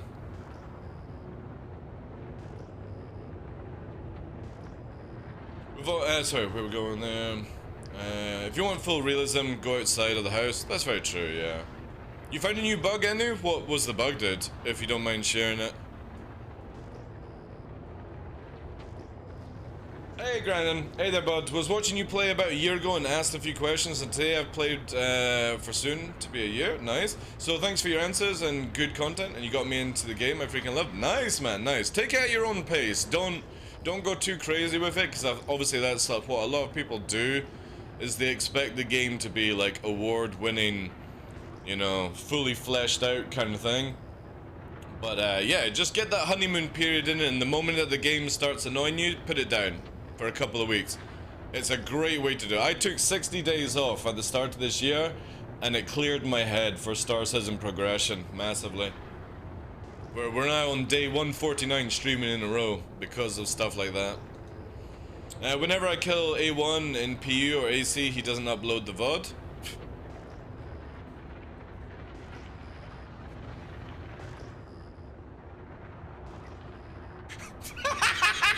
Oh man, that's a bad bug, like, I know. You know what I mean? That's a bad bug. I don't know how to sort that one out, you know? And I killed A1 last night and want to rematch. It's not up yet. Dude, yeah, I know. Almost like everything I said in my reaction video coming to fruition, you know what I mean? Man, the absolute fucking mentality on people astounds me these days. Over a video game as well, you know what I mean? I'm one of those that see all the cool things in the game and look past about. Ha! You say that now, dude. You say that now. I said that 10 years ago. You know what I mean? And I'll harp on about all this stuff. Yeah. Don't give me that bullshit, dude. Everyone says that. Wait till you get through the honeymoon period, and then you'll just be like, every one of us, you'll be like, this fucking game, it's so good, but where is the content? Why am I losing my hair? You know? Maybe ask to see the manager? Well, apparently they're calling male Karens Kevins now. Is it Kevin? Yeah, Kevin. Fucking hell, like. Ah, well. That's a good bug, though, I know. I kind of maybe smell a video, you know? I wouldn't mind seeing a video on that one, if you know what I mean. Nudge, nudge, wink, wink on the old YouTube channel. Fuck, I can't be bitches. Oh well. I was about to say it's good video content. Yeah, I know, man. It's good stuff. I grind to an 890 jump in December, so I have my fair share of bugs. I'm not discouraged. Good, man. That's good attitude to have. Have fun with Star Citizen, and the moment that the fun stops, you stop. It's literally like gambling, right? What video games are like. The moment that you stop having fun, or you stop having fun with people in real life and all that stuff, stop. Just stop. Don't push, you know? You can push all you want, but sometimes you just gotta fucking pull out and run.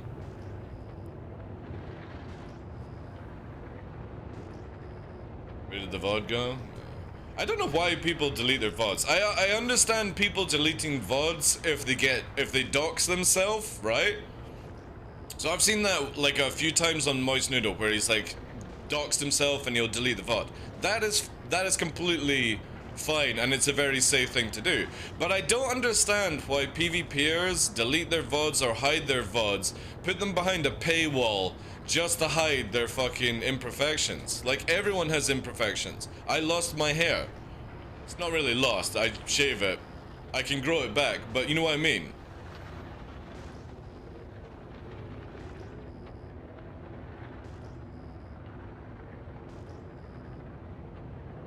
The problem is a lot of people in this world care too much about what somebody says about them, you know what I mean?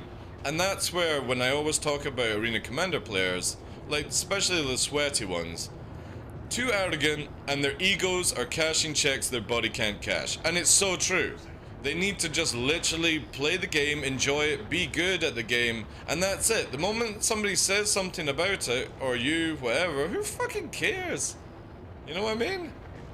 Nobody gives two fucks, right? It's the same with Mythologist, you know what I mean? Mythologist had a little rant about the bomber, but even Mythologist is probably just like, oh man, you know what? I was just having a bad week, kind of thing. Who fucking cares, right? It's the people that go on about it, you know? You can make it a meme, right? But even Mythologist should not take memes of himself, be like, oh, everyone's so disrespectful to me or hurtful, you know, fuck these people, stuff like that. It's a meme, man, you know what I mean? Like, it's a joke. We've been having jokes throughout the history of mankind, and yeah, somebody get a little bit sensitive towards things, but again, who gives a shit? You know? I've yet to meet A1 in here, and I'm not sure how it would go, but he'd probably take me out. Yeah, A1's a good pilot. He's a good pilot.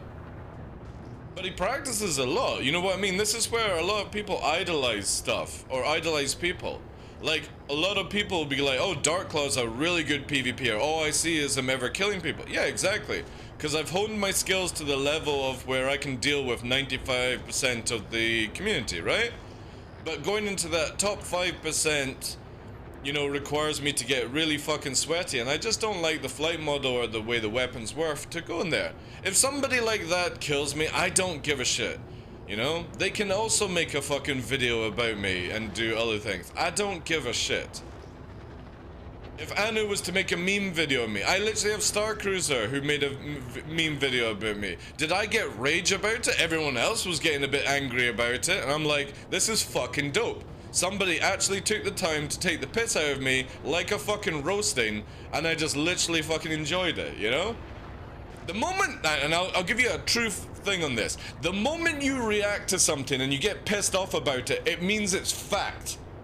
And that's why you're pissed off, because you also know that deep down in your side, what somebody's saying about you is true. And that's when you turn a joke into a fact, is when you overreact and start being massively angry about it. It's because you know it's fucking true in the joke, and there's nothing you can do about it to change it. And that's the truth with those things. Because if you didn't fucking care what somebody said, or you didn't judge your own self, you would never make these fucking things, right? These overreactions and shit. It was funny in AC, he said, come here, big boy. Let's see me, big boy. Big boy. See, he died 4 seconds later. Fucking playing the game and started running the python inside your mouth. It's funny when it happens, right, Anu? And it's not just like A1, it's all PvPers. I've done it in the past, right? I thought I was such a good pilot, and there was one day where Bree, I think it was Bree, or somebody like that, absolutely fucking skull fucked me. And I got angry about it, because obviously in my mind, the person was using a Talon attritions, I was in an arrow. But at the end of the day, that's my choice to use that shit when attritions were broken, and the Talon was OP as fuck. I just didn't like the Talon. But I got angry about it because I was like, oh no, my little Preed is fucking affected. And it's just like, you know what? I don't give a shit anymore. I don't care, you know? It's the same when Prue turned up with me and Fresh. I was like, alright, we're probably gonna die here. You know, it's a bit upsetting. But who the fuck cares, you know? When you know somebody's a much better pilot than you, you're like, who cares? And that's the thing. Like, if you're somebody of that level, Anu, and you die to somebody else, first thing that goes through your head is, oh, obviously a fucking cheater. Or secondly, you go, shit, somebody is actually better than me. How am I gonna make it where I pull this off within front of my community to make it where my cult still fucking follows me, you know? And that, unfortunately, is the mental attitude of content creators. It's not so much to go, fucking yes, awesome fight, dude, and pull it off that way and be humble about it. It's like, oh my god, how can I make it where I'm still a better pilot than this person, even though I lost, right? Because that's the attitude with these people. How do I make myself look better? And the simple thing is to do is just be humble about it, you know? There's always going to be people better than you. Somebody's going to find a method that beats the meta and stuff like that. You just gotta accept it and roll on, you know? You probably never saw Muhammad Ali having a fucking tantrum just because somebody finally beat him or something like that. Obviously, I don't know the history of boxing, I'm just using that as an example. Remember how many people betted you to win the fight or flight? Yeah, exactly, dude. Everyone was betting me to win the fight or flight. Now, no joke, if I had actually put some time and effort in, or for example, we've got fight or flight coming up, I'm not a part of it, right? Wasn't invited because I'm pretty sure everyone knows that I've been playing Star Citizen for nearly 150 days, right? You put me in an arrow versus content creators that don't PvP, it's not even a challenge right now. Me and Fresh would slaughter them. So it's most likely for entertainment that's why I was not invited to FOF. Because the Astro and Atmo and stuff know that I've literally been playing. So I'm not in prime shape, but I'm pretty sure I could fucking defeat any content creator. Maybe not Burks. Burks would be a challenge, I think. Because he also does a lot of PvP. Zero as well. Zero and Burks would be top competitors for content creators for me, right?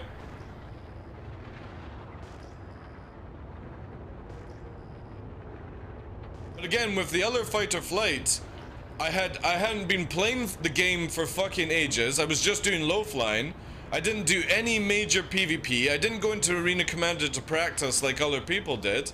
Fresh was out of whack, and every fight we had the shittest ships that we just didn't put any effort into, you know? But we graciously, me and Fresh graciously lost, even though everyone's fucking betting against us to beat Burks and stuff. And I'm literally saying to people on my show, don't bet against me, I ain't going to win this. I already knew I wasn't going to win it because I had put zero effort into actually doing it. I just turned up for fun. You know what I mean? Like, I'll get into the ring with you, but I already know I'm gonna lose. But we'll have some fun, we'll sparring out, and that was it, you know? Give me a saber and fucking give me and Fresh sabers and Hurston and verse out 2v2, we'll fucking skull fuck you. In your arrows and gladius and shit like that. If that's the way they're doing it right now, okay? Because maybe they're doing the same as last year, you know?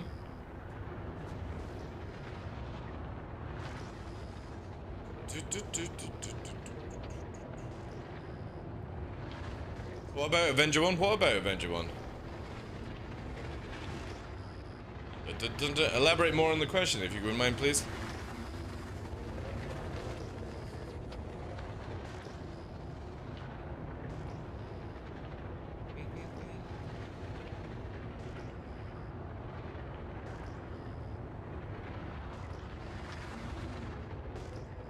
I think he has broken inputs and should call Verpals, because I saw the ship doing only roll up back was pretty sad. Isn't he on VKB, Anu? You know? I don't know, Zoops. I never see Avenger 1 doing any atmosphere combat, so I can only go on that I've seen Burks and Zero State doing it in the last, like, month, right? So I can't comment if that was the question. Because I never see Avenger 1 doing more than AC or sitting at yellow OM1, you know what I mean? I never see any atmosphere, and if there's ever like combat in yellow, yellow combat is just literally the same thing, you know? Would be competition? Again, you would have to state some ways or methods, you know what I mean, Afro Commando? Because if you just go, oh, would you win versus Avenger 1? I don't know. It would have to be in a certain situation or stuff like that. If it was an Arena Commander, oh yeah, he would kick my ass, no problem. If it was in space, yeah, he would kick my ass, no problem. But I don't know what his skill level's like in atmosphere, because you never see him do it, you know what I mean? It's the same as you never see me fight in space, because I just don't like it. So it's one of these things where, whichever way it goes, somebody has the advantage, right? And that's not really a fair fight at that stage. Let's look back on it when 4.0 comes in and space is slowed down and doesn't have the janky stuff, because I know he hates the fucking pip wiggling stuff. I hate it as well. So maybe relapse on that one there, but again, whatever, man, you know? I don't really go that anyone, like, you know what I mean? Like, if it's out of a competition, I never see any pilot as a threat to me, you know what I mean? Like, if we're talking PU gameplay. Because I have the ability where I can disengage and analyze, am I going to win a fight? It's the same with, like, Anu in chat. If you don't know who Anu is, him and his partner Pure and co do bounty hunting. They're really, really good pilots. Like, kick my ass, 1v1, hands down. But then, even somebody of Pure's level of skill got clapped by me and Fresh on Hurston. And that's where, like, none of skill level means anything. It's all situational. 1 versus 1 is the most boring way to analyze, is somebody good? Because again, there's hardly any 1v1s in this game, and the future of this game will also open up to more possibilities. So I never actually see somebody, and no offense to you, Anu, as competition to me, because I know the level of Anu. And for me, it's a situation where if I'm not in my prime, or I put some effort into the game, that's a disengage. That's a, oh, I've gone down a dark alley and Anu's there with a baseball bat, and I know who Anu is. I don't want to pay the toll. I'm gonna see how fast Anu can run, right? That's my mentality with players. Like, I don't give a shit if you're good at PvP, or you sweat out and stuff like that. If you can't catch me, you're nobody to me. You know what I mean? And that's just the fact that I play on with my mind. Don't hurt me. Pure would absolutely skullfuck any one of us, Fresh. In a 1v1. It wouldn't even be pretty, man. Like, the moment I fought Anu, I was like, fuck! It's a goddamn mouse user! A sweaty Arena Commander mouse user! And then I'm flying away and I'm going, fuck! This person can also low fly. You know, going around corners at high speed and they're not having to go high. So I'm like, what the fuck do I do against somebody like that, right? It's like, they've got a better aim than me and they can keep up with my shenanigans in the atmosphere. That's just a loss, right? That's a fucking Benny Hill, QCM, and fucking go AFK for an hour. And hope to fuck they give up, right? And I like that in the game, you know? It's like real life. There will be loads of people who I would never ever be able to, like, defeat or anything like that, right? Let's go to here. I need to try and find some light. Clearly cheating? Aim-wise, you could say sure, right? You could say sure. But flight, you can't cheat it. And I know when somebody can keep up with my weird fucking movement, right? Ooh, Project Omno. Thank you very much, dude. 11 months. Hi, Chief. Wish you great health and happiness. Thank you so much, dude. Appreciate that. You too as well.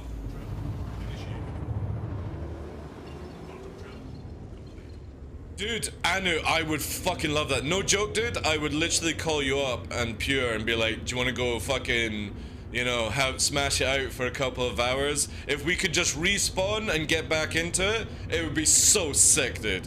It would be so cool. And it would be perfect for like getting used to what 4.0 is, because 4.0, even in space, is going to be pretty much like hard atmosphere.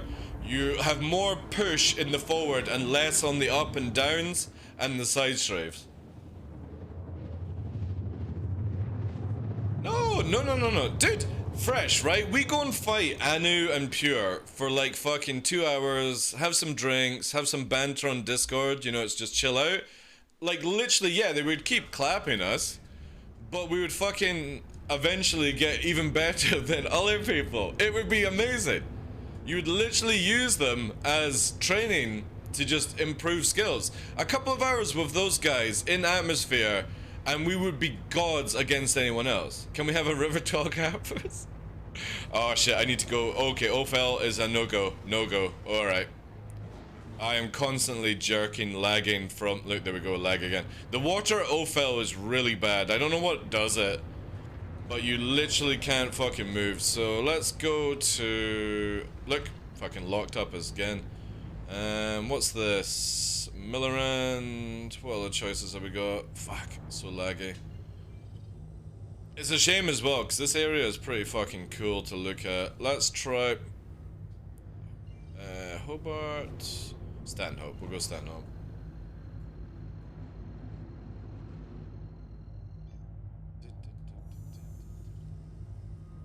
I would love that though. I really would like private lobbies and the ability to do like Daymar or Hurston atmosphere combat. Man, like Atmo Esports could go off on one if they had that shit, you know?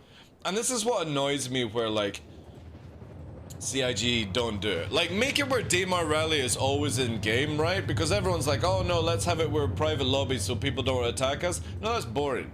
But make it where you can do like arena kind of commander fights, private lobbies in like Hurston and Daymar location, and then maybe Yella to make it fast or something.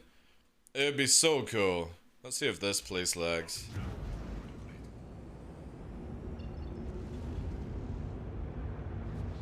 It would be so dope, dude.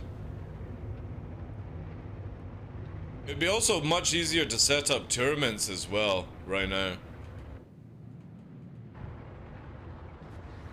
Because I would totally do tournaments on the show if I had the ability to do private lobbies. No joke.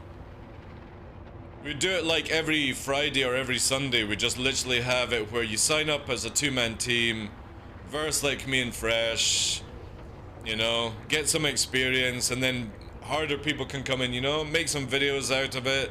Who cares if you lose? It's just literally fun, engaging.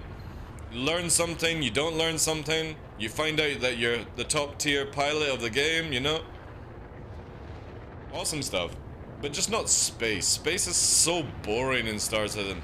Because again, it's like you said, Anu, it's just go backwards, roll, and upstrafe. That's it. That's all you do in space combat. And in atmosphere, it is actually massively on your vertical and horizontal approach. Because yeah, you can circle strafe, right, to evade a little bit. But if you don't get your angle in correctly, especially if you like do what people do in space, where they try to merge, and they just basically like side strafe and merge, you know, look to the side. But funny enough, you actually can create way better angles if you merge like this, right? Where I'm coming in behind somebody, still forcing the speed. Look at the afterburner barely going down, and we're pushing a 200 meters a second turn, whilst we're still got afterburner. 7G push, and it literally makes people burn out their boost before you even engage. And that's, you can't do that in space. And this is where the new flight model should allow us to actually have dogfighting again. Because we need it, right? We need dogfighting. It's super, super important. Right, before anybody, which I doubt, fucking, it's always the same, man. Some days you get it booming, some days it's so fucking empty, like. Hey, Heavy Bob, how you doing, dude? But man, yeah, private lobbies on a Hurston map would be so sick. I would actually probably do that every single day. Have little tournaments and stuff like that. Little knockouts. I would actually be able to do my videos as well, so if CIG does this, I have the Logan fight stuff, where I'm going to then be inviting like top pilots to come in and do a show basically. But I need private lobbies and an atmospheric environment. Thank you, Annie. Yeah, if anybody's new to the channel, we're doing a GoFundMe for Nova right now. The first goal is at 1,500. However, like I said, if I actually can get close to 1,000 before like the end of Saturday, I'm gonna put a deposit down on that big floof that we had, which is... Oh, I made the tweet. Where's the tweet? Let me go here.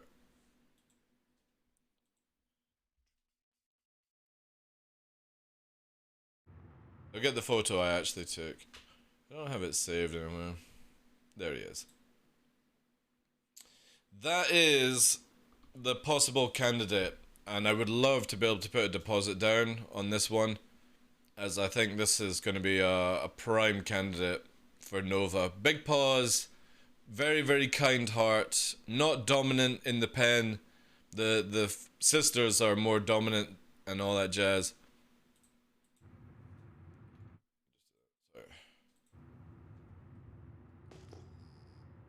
I don't actually know, because everyone else that I was wanting to get is already sold. So it's just, again, this is why I'm doing the GoFundMe. It's not like, you know what I mean, I'm trying to like get an upgraded PC or get like a 4090 or something. It's literally because Luna's stuff cost me so much, I don't have a reserve yet to want to go for it, you know. Thank you, everybody. Appreciate it. Now you gotta name the dog, everybody. No, we gave 3 choices. Sorry, dude. I do not do like names like that. The choices people have is under announcements on Discord.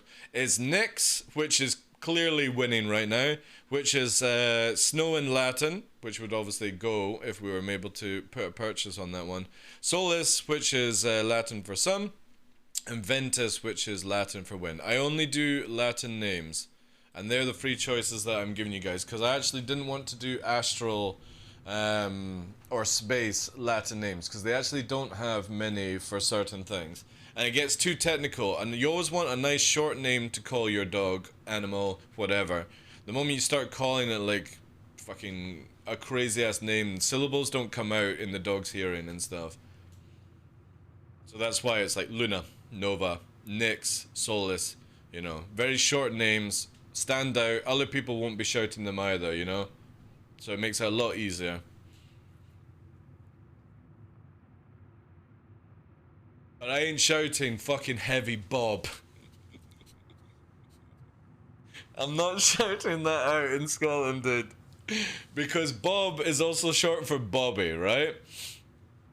And Bobby obviously is a name, but it means like penis as well in Scotland. So I'm like, Heavy Bob, you looking for some Bobby? No, look, I'm looking for my dog, Heavy Bob. Bobby? No, I'm not fucking calling. No, dude. It would not go down in Scotland at all. I'm not looking for Bobby. Hey, bumblebees, how you doing?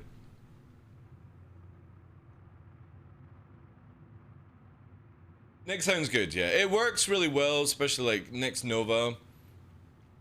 Because obviously we did have an issue where like obviously Luna and Nova, it's the at the end that confused them a bit. I'm doing very well, yeah. I'm doing very well. Thank you very much for the follow. Trying to keep as positive as I can. I've been streaming for 149 days in a row, Star Citizen. I've had COVID through it. I've lost one of my dogs where I had to put them down. So we're at the stage where once I hit this challenge, exclamation mark challenge if anybody wants to know what I'm doing. The moment it ends in like 30 odd days, I'm definitely taking 1 or 2 weeks off streaming to just go and clear my mind before Christmas. Maybe actually, because it should finish end of November or something. It's an Alaskan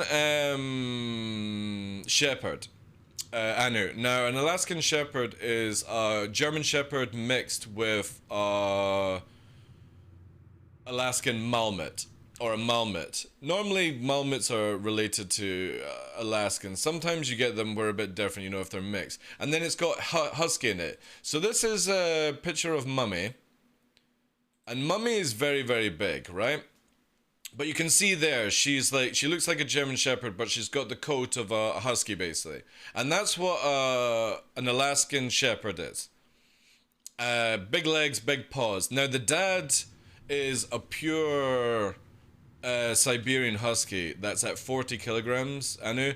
And I've been saying this whilst I went on Wednesdays here. I thought Nova was a strong Husky. This thing is on steroids. Or something like that. It's the kind of dog you would imagine, because they live in a horse stable area that they've got, because it's obviously this is how they do the breeding and stuff, and they're like show dogs as well. I can only imagine that it goes into its fucking kennel and it's got a fucking bench, you know what I mean? This dog was so strong. So fucking strong. And then I was looking for their like Facebook where it shows some person goes, yeah, I bought this dog from these people, amazing breed, absolutely loved it. Hey Al, thank you very much for the 11 months, dude, appreciate that. Welcome back in, dude. This person said, I love the breed, really strong, but it's 50 kilograms in weight. And I've tried to put it on a diet, but it just keeps getting stronger and stronger. I'm like, fuck, Nova is 35 kilograms? What the fuck is a 50 kilogram Husky like? You know what I mean? So that's the kind of worry on that. But obviously the dad is 40 kilograms, so only 5 more than Nova. It's jacked, round about the same height. The mother was about the same size as Nova, so it's like a really good combination. Sorry about the loss of your dog. I know it's rough and it can be, especially...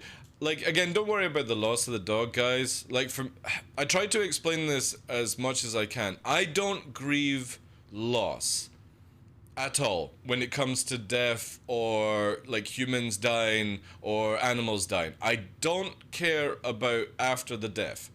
It's the before part that affects me, where like you have to talk to somebody before they pass away, or you have to put your animal down. That's the thing that affects me the most. That day, there and then. The next day I wake up and don't give a shit, because I don't care about things that die, because you can't stop death. It's inevitable. And when something's dead, it's dead. I only care about the living and remembering the living times. So when people are like, you know, sorry, I appreciate it massively, but you don't need to worry about me in these situations. I literally don't give a shit about the next day. I only care about Nova right now, who's alive and struggling. You know, I'm sad that I lost Luna.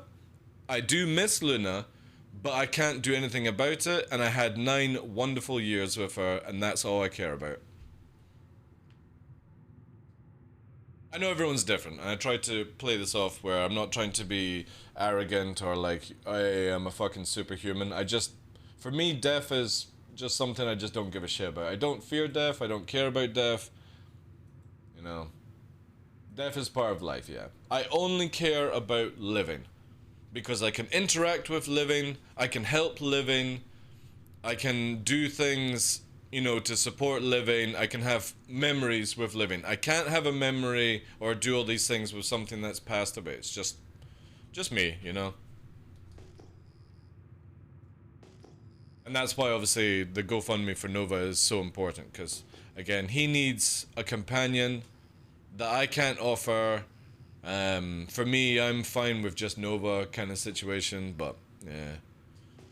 It's one of these things where if I hadn't, like, I look at it this way, obviously Luna would have passed away no matter what, but I kind of wish that I never went to YouTube, because I would have been in a financial state to be able to do all of this without having to do a GoFundMe. And like, don't get me wrong, I'm so grateful for people to help out with the GoFundMe, but it's not me, you know what I mean? I like to work for my earnings. I don't like to ask for handouts. I don't like to ask for, like, you know, I don't have any money, can you support me this kind of way? But Nova's so important to me and the community that it's just like, I can sort of allow it in my mentality. And then obviously anything that we actually get from it is super amazing.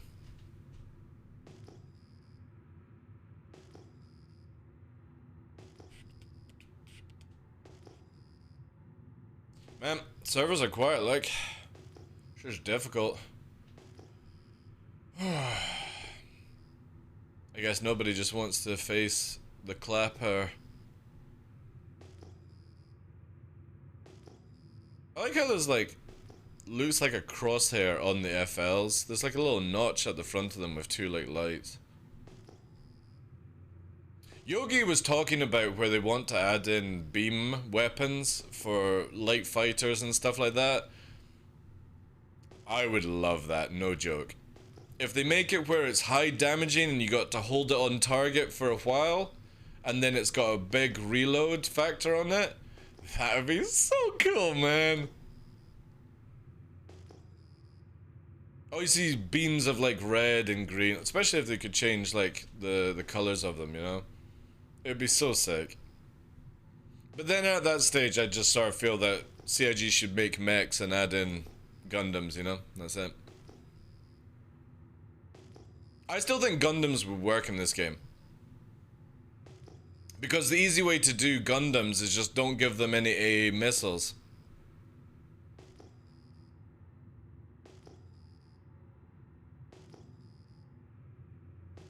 And obviously not being able to fly, just mobile suits.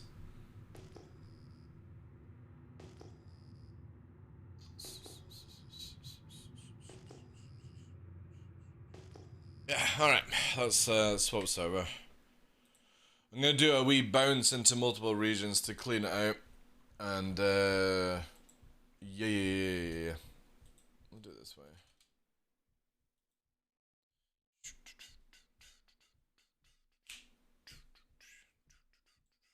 Right, so let's go to Australia, clear it out, see, because we might have gone back to the exact same server. This is where when the moment we get no more servers to join on and it's your shard and stuff, I can't wait for that. Because then if nothing happens, I go, right, well nobody's on the area that wants to do this, I'm gonna go and do something else, right? Which would be really cool. How you doing today, Alpha?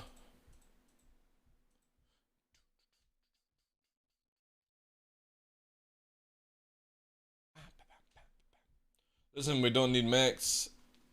Is I don't get my blue chicks. We gotta stand together on this. Who's to say that you don't get the ability to have blue skin?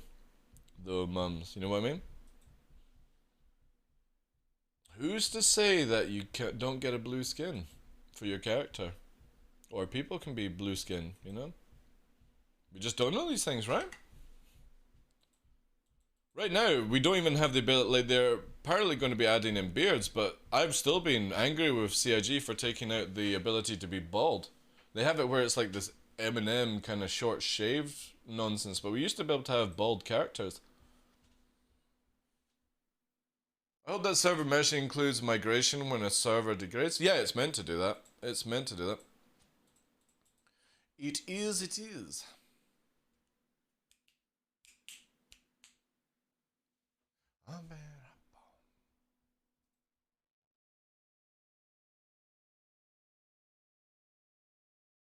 I wonder if this server will be the server for us.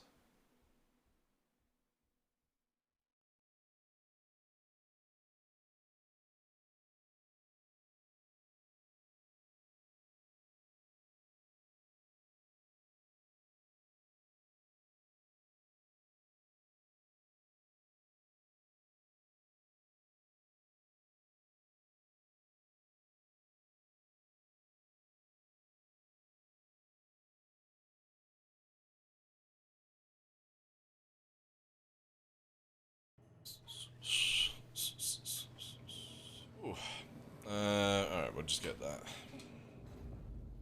Whee!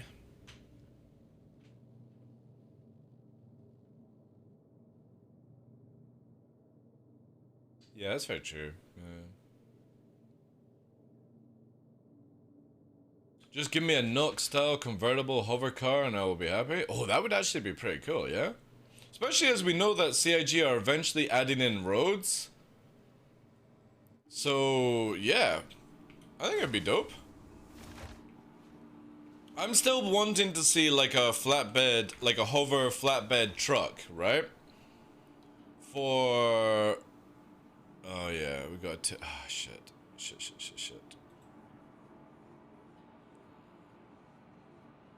Custom filters here. We're gonna do this. This. This. This. This. This and this. Like, no joke, CIG. I don't know why somebody at CIG couldn't have had it where you had local, which would have been for this, and then you had hangar, which would show you all your vehicle weapons. Don't know why you couldn't do this shit. And not have it where it spams into one area, you know? Massively annoys me, this shit.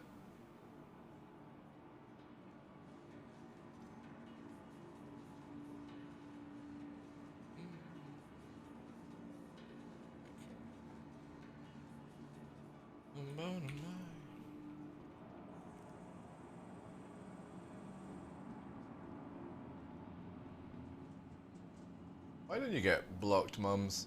Oh, it doesn't allow redneck. Yeah, wait. Hey, be one of my friend. Oh, how you doing, sir? Welcome in. Didn't see why they didn't make an Atlas flatbed. Again, like, a hover flatbed truck, right? And we're talking about maybe 6 to 8 seats in the back with a little bit of cargo. Hover, cabin at the front. Driver, co-pilot, and co-pilot maybe has like a little mounted fucking size 1 on the bonnet, right? Where it can go do, and then that's it. Then you could have it where it literally has, you could put like a canvas over the top of it, or like it has a little shield to protect the troops, right? And then you could fold the seats up and add in more cargo that way. Would be so much more useful. It would be so dope, right?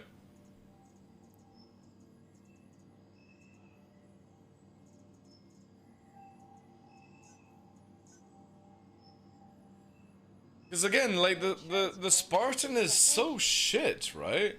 You know what I would like, you know what CIG should have done with the Spartan? And I don't know why they didn't do this. They had the opportunity. I don't understand why CIG didn't make the Spartan, right? The vehicle that comes out of Aliens. And actually build a dropship that purposely drops it, and the vehicle that it drops, and make it a little bit faster with people. I don't understand why they didn't do this shit. Because it would have made so much more money, and it would have made more sense. Because a Spartan is so slow and unathletic, and it can't protect itself at all. So even in a convoy of Centurion and Ballista and stuff, tanks, it's just a pointless expedite, you know? And the memes, yeah. But if they had just gone with a dropship that has it housed, where you fly in and you drop it, it then rolls and goes into a hot zone fast, they could have done this so much better, and it would have been so dope to see, right? But again, this is where CIG just doesn't have vision, doesn't want to copy stuff, and it's like, copying stuff is part of humanity, part of our lives. We always tried to copy. You've got so many different companies of air fryers. Do they go, oh, the fucking Ninja is copying us? They go, alright, okay, the Ninja has copied us. How do we one up on Ninja or something like that? And Ninja does the same with other companies. They don't go, oh, we're not putting it in because we want to have our own twist on things. Fuck your twist! All you have to do is make the ship and the vehicle look different. Just you bring the theme in. A dropship that can drop a vehicle at high speed, and the vehicle is high speed to fucking get into a bunker without losing its troops. Because a Spartan that gets caught is a dead Spartan. It doesn't matter how many people are on the back of it, they're all running out to get their railguns out because it can't do shit. Again, just a waste, right? Does it have a V8 engine? No, it doesn't have a V8 engine. You all know it doesn't have V8. It's got like fucking V2. So unathletic, these vehicles. And you know the worst thing about it is they literally have no weight or power to them. They can't reverse correctly. And no joke, unless it's changed since I was in the military, any fucking vehicle that I was a part of in the military could reverse at nearly at the same speed as it would go forward, right? And have decent handling. What the fuck is the handling on these vehicles? Who the fuck builds a vehicle that literally can't move in the role it's meant to do, right? It's so stupid. So this is why I say a flatbed hover truck, right? A hovering flatbed would make more sense to me because it would actually be able to go places and do its job instead of the Spartan, which is just an absolute shit show of a money grab. No thought put into it, just how fast can we get a fucking troop deployer out that can't deploy troops? Oh, we'll add some more doors to it, that'll make it good. Nah, sorry. Not sufficient enough. Let's make the Centurion. What will we do? Let's make it where it can be detected 2k away. That'll be fair. Bonkers.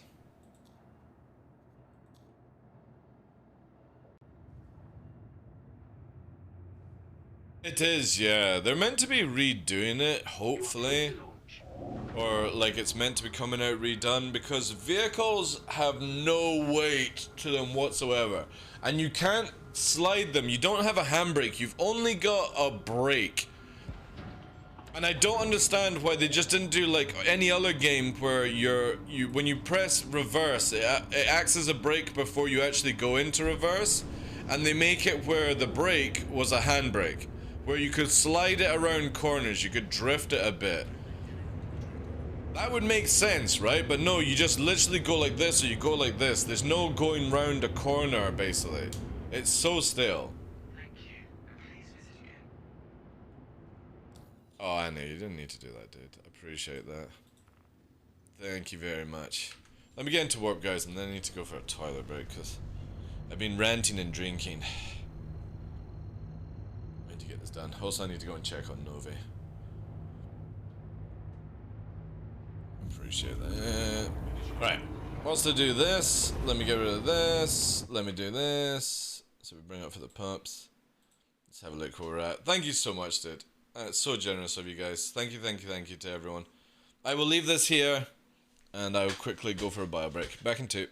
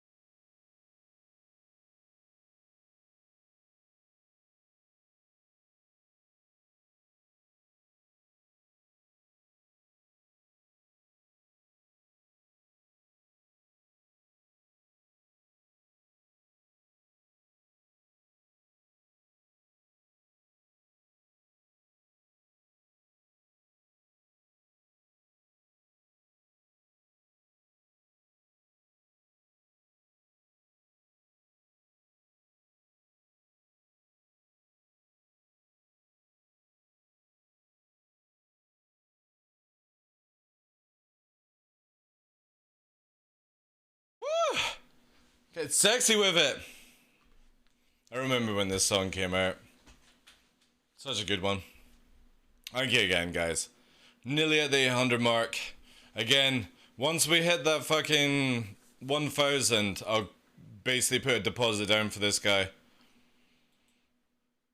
If he's still there, I'll need to make a phone call though. You should dance while you're in silhouette. I don't have much room here to dance. And unfortunately, the camera that would allow me to do the dancing is sort of occupied right now to do the, hey guys, there's a puppy cam possible for the future, you know? They need to fix the ballista. What I'm sick of is getting point blank. I've said this to CIG. But you know the funny thing is, the argument always comes back, mums, is people are like, oh, well, how is it meant to, you know what I mean? It's got to defend itself. It's like, it doesn't need to lock at 0 meters to fire a missile, right? It can point blank kind of stuff. But the idea should be that you have somebody in the front chair in remote camera to shoot the fighters at you, right? But you never see it. It's always one person in a ballista. One person in a ballista, and it should be where it can't fire under 1,000 meters, and then the person who's got the dual size 2s should be defending, right? That's how the ballista should be. Or a Centurion and stuff like that. Yeah, exactly. It's got the lasers. But nobody does this. So when the argument comes in, oh no, the ballista needs to protect itself if a fighter gets too close, have somebody else in the other chair who's constantly driving the ballista, where it's always on the move, and it's able to repeat her down if somebody gets too close. But everyone wants to solo in this game. Everyone wants to be able to fucking cheese. Everyone wants to have 0 fucking skill. And then they'll cry when CIG actually change these things. And it's sad. It really is sad.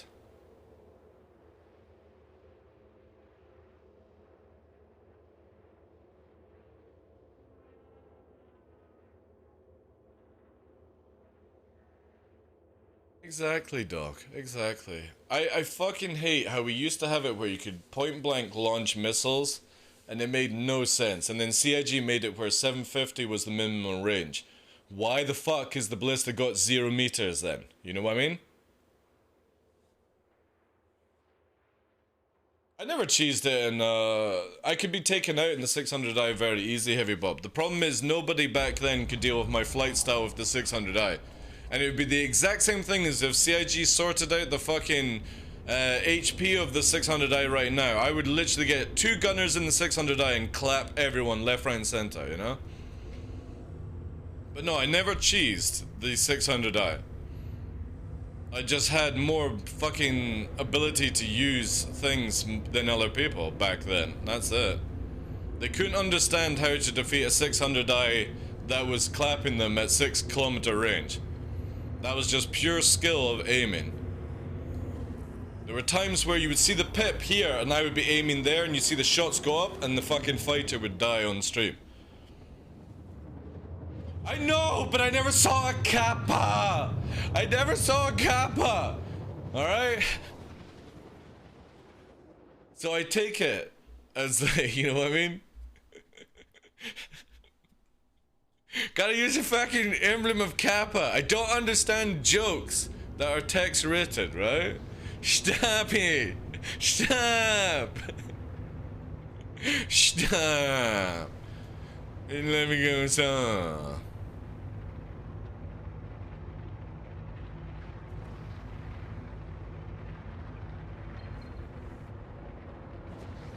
I actually missed that, no joke, Heavy Bob. There was something really satisfying about pre-sniping somebody 6 kilometers away, and you weren't aiming at the pip.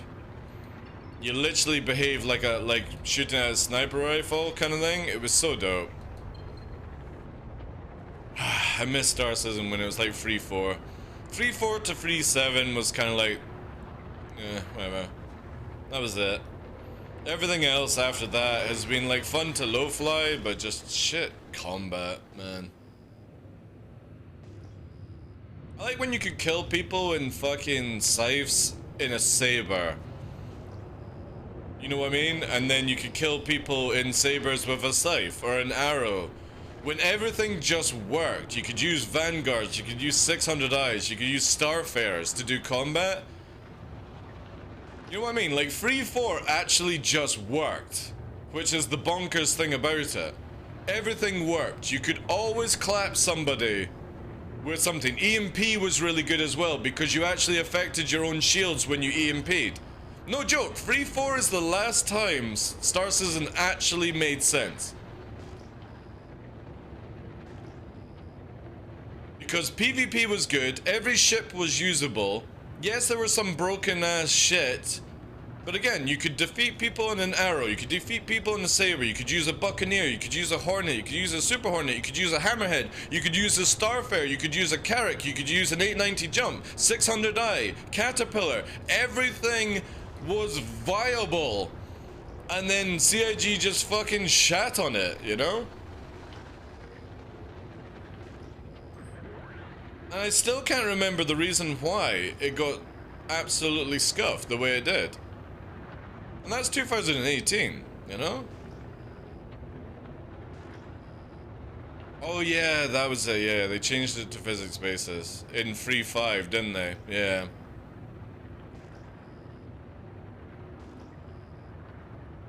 But they didn't need to fucking nerf any of the other stuff, you know?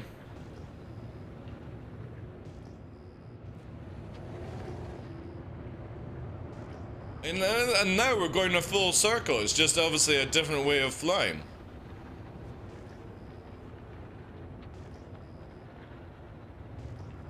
I know.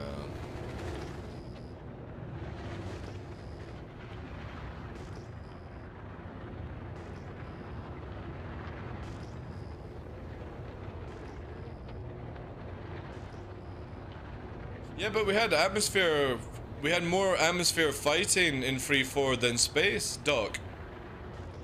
Because we had Jump Town that was always on the go, and you had to put money into Jump Town to get the money back out of it, right? So it was actually more atmosphere sort of stuff. We just didn't have a difference between space and atmosphere combat. And we also had it where, like, on the moon you had to go up 20 kilometers to warp, and then fucking Salty Mike and his cronies moaned about that so hard that it got changed to where we could warp through the atmosphere. True story, by the way.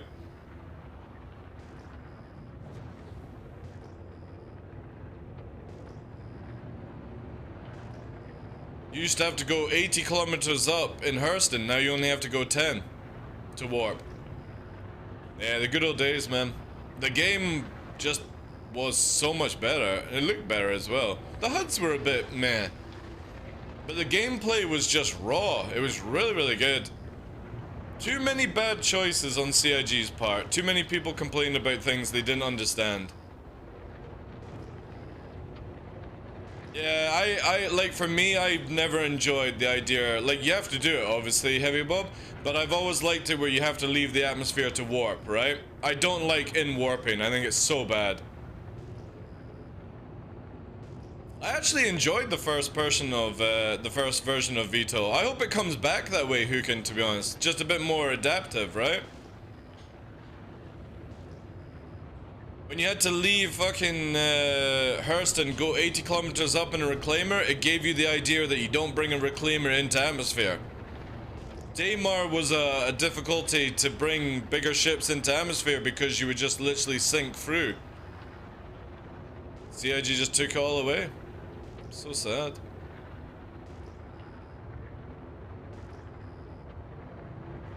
I liked the hover mode. I thought it was good. All it took was just a bit of practice, and I was blind landing a 600i the next day after practicing. It was awesome.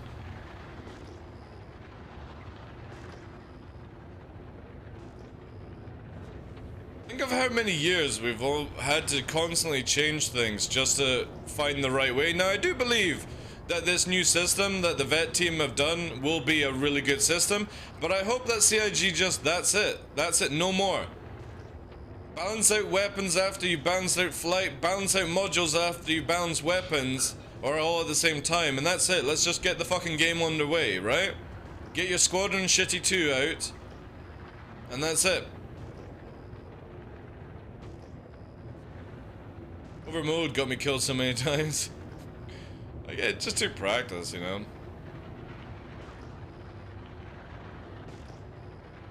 Yeah, I agree with that as well, Doc. I think VTOL should be the only ships that are able to actually hover. Either that, you're a strength for thrusters, you know?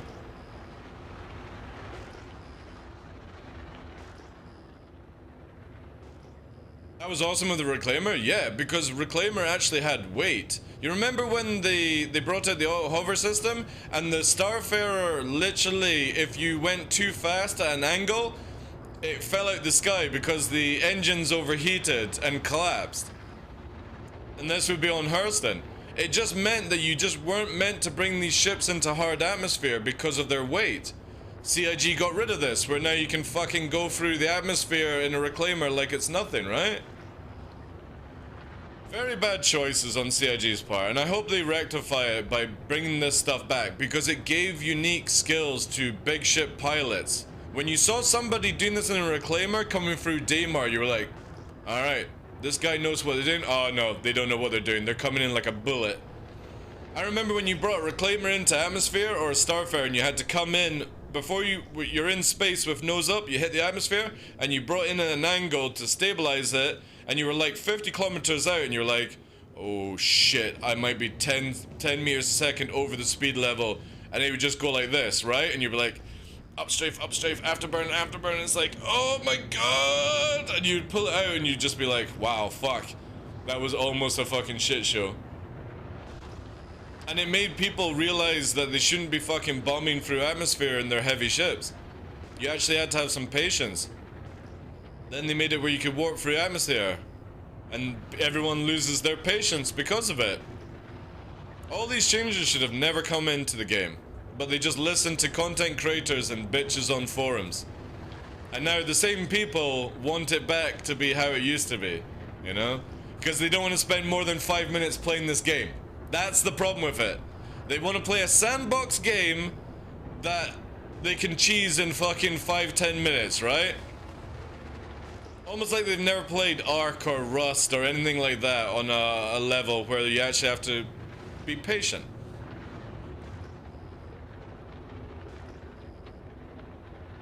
Yeah, the Reclaimer should get stuck in hard atmosphere. It was never designed to come into atmosphere. It was a spaceship. It could VTOL to just land on like Port Olisar and that was it.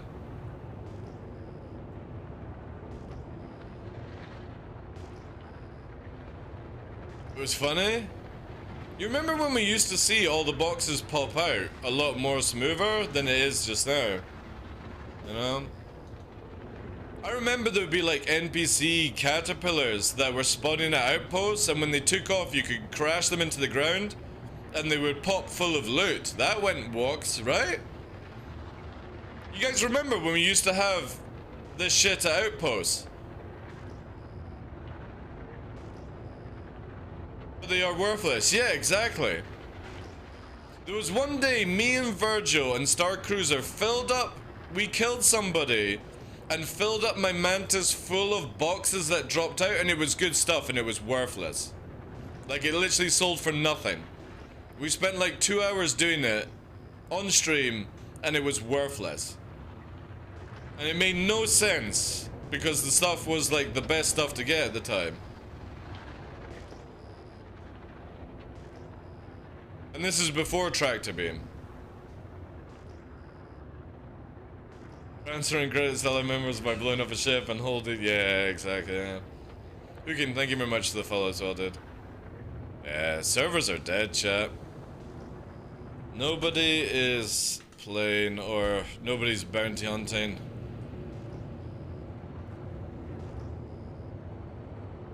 Ships like the Carrack, A9 Jump, Raft, etc. are not meant to be ever be plant side. Ships like the Pisces. Yeah, exactly.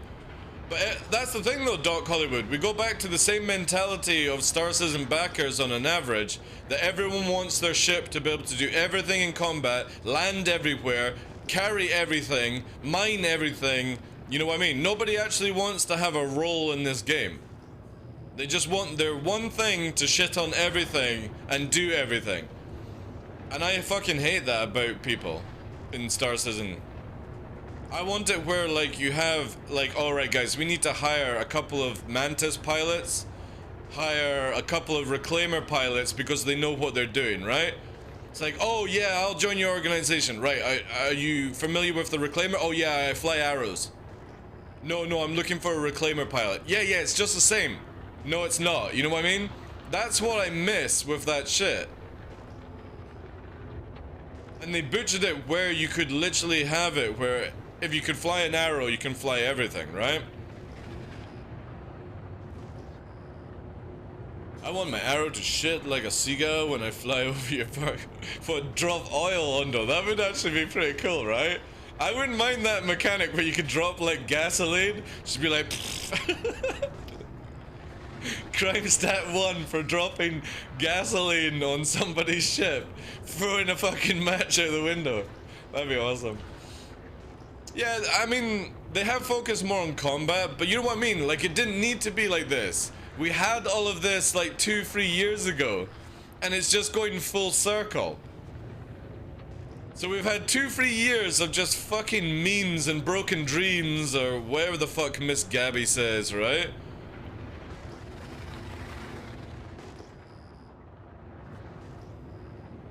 When we all had this back in 2018. Well-killed role-playing games. They literally had the best role reinforcement in the industry at one point. They caved to the whiners and changed the game. Yeah, I know it did. Every developer caves to people. This is why I said, like at the start of the show, if I was a developer, I'd probably be sacked because I would tell everyone to shut the fuck up and just accept the game for what it is. Remember when we used to get games on CDs and you never got them patched? Or floppy drives, you know? The company barely ever brought out a patch. You just had to fucking play the fucking game. And that was it, you know? So many whiny soft bitches in this fucking world now.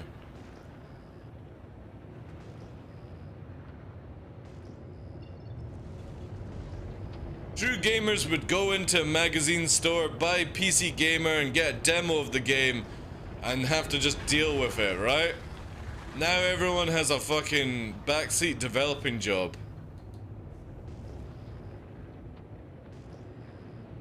You only got a floppy patch for starting the game? True, yeah.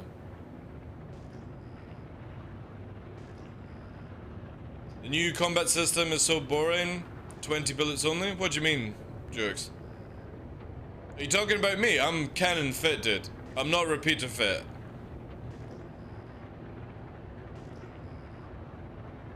I did a little extra to fund towards chunk. Thank you so much, Xander. Appreciate it, guys. If you guys don't know, we're farming. I should say it in a better way. We're trying to do a fund me for Nova, and to hopefully, if we get 1,000, we'll be able to purchase or reserve this one. So we're up to 800 now. Thank you so much, guys. Very, very generous. We're at 800. Again, the moment that we hit the 1K mark, I'll put the deposit down on this bad boy, which hopefully is available still. Also, where's that 20-kilometer ping gone? Ooh, okay.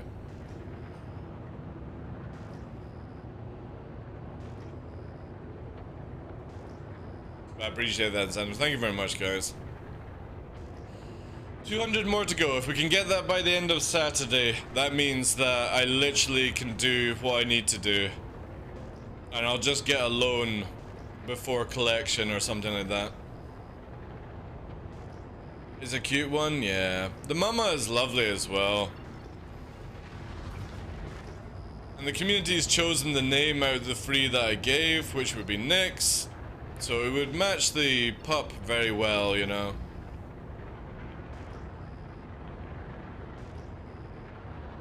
I'll probably have it here as... Ooh, there we go.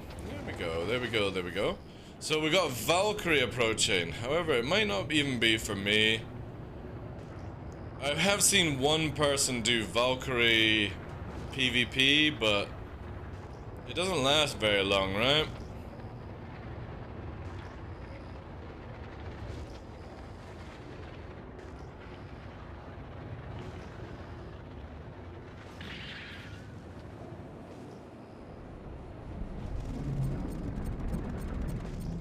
Back shield will go down pretty fast. Back shield's gone. Just keep poking it a bit. There we go. Pulls up. It's not gonna get out in time. Because this shit just fucking decimates big ships. And there we go.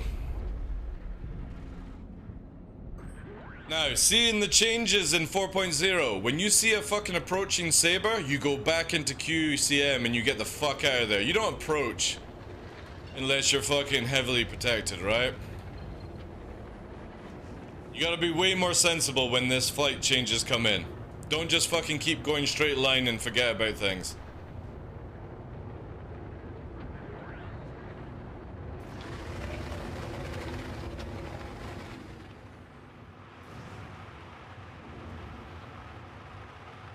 Heavy Bobby? No, no, no, we're not calling it Heavy Bobby. Fuck off. If it just didn't mean that name, again, we're in hard atmosphere cinema, so cannons actually work in this area. If I was to go into space or at a certain height, they don't work, right? They only work because of this area. What are you not sure about the changes? Because I can demonstrate what they actually look like to people if you want. Because again, most of the time the information that people have got, they're not looking at what CIG state with, you know? But if you're not sure on something, let's discuss it and clear that up. Because obviously I speak to the developer guys, I read all their stuff on Shadow Moses Discord, the forums, all that stuff, you know? Threw a few bones for... Oh, dude. I appreciate that massively. Thank you so much, guys. Did it go through? No, it's not going through yet. I'll come back to it.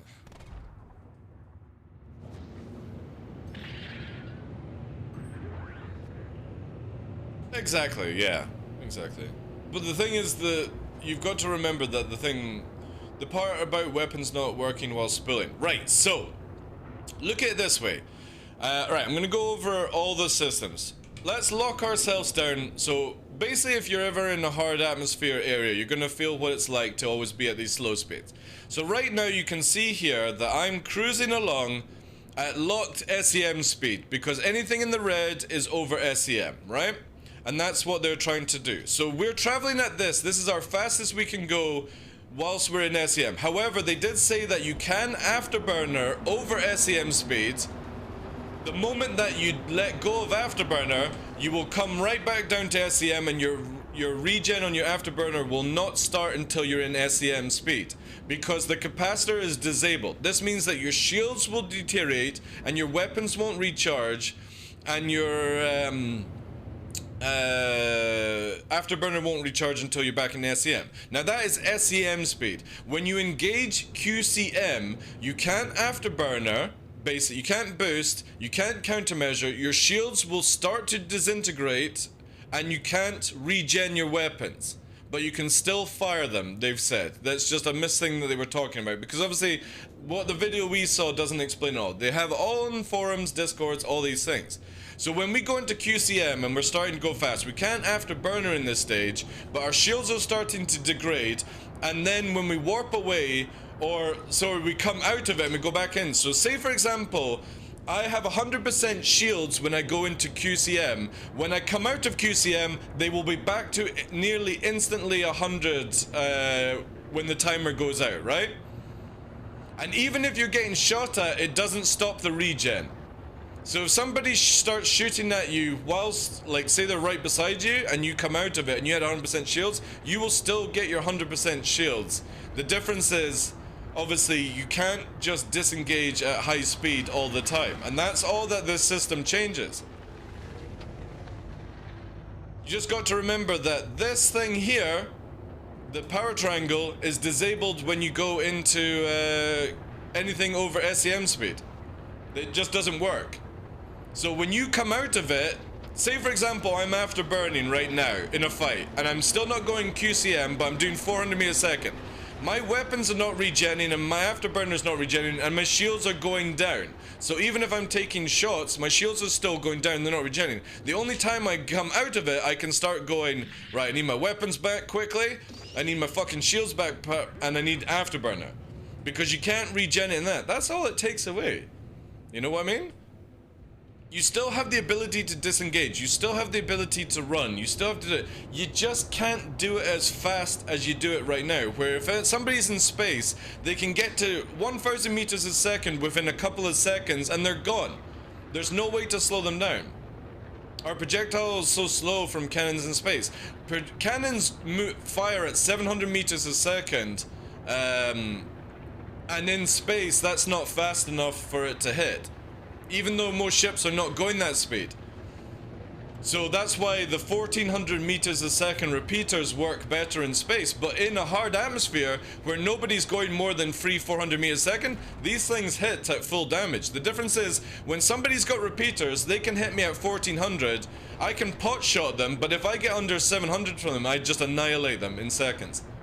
That's the advantage over repeaters and cannons. Cannons, you get close, they do crazy damage. Repeaters have more range.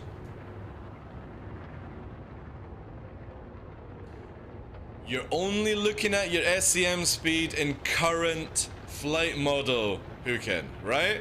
You know what I mean? You have no idea. They're literally having to go through every ship and change how SCM works. So what you have right now is irrelevant in 4.0. So the issue you have is your org is a cargo and salvage team, but you can still fly around at like 1,000 meters a second. You only go down to SCM when you come out of QCM. So, like, basically, like, oh, I'm flying super fast right now, like maybe doing 500-600 meters a second in QCM. Alright, I need to slow down because I spotted a mining location. You come down to your 100, so there's 100 now, and that is how you navigate towards the rock or the salvage. That's all it is, dude. But you don't know how fast they're going to be able to go in a straight line. It might be able to do 300 in the next model. You just don't know, because everything is changing. Again, this is where like a lot of people freak out on Spectrum because they just assume it's just this mentality, but our current flight systems. They have to redo every single ship. That's what they said in the video, because in the future of this flight model, your forward speed is so much faster than your back speed because they want to take away back strafers. And your left and right and your up and down has negative effects on it. So if you go hard up, it takes you a wee while to come down.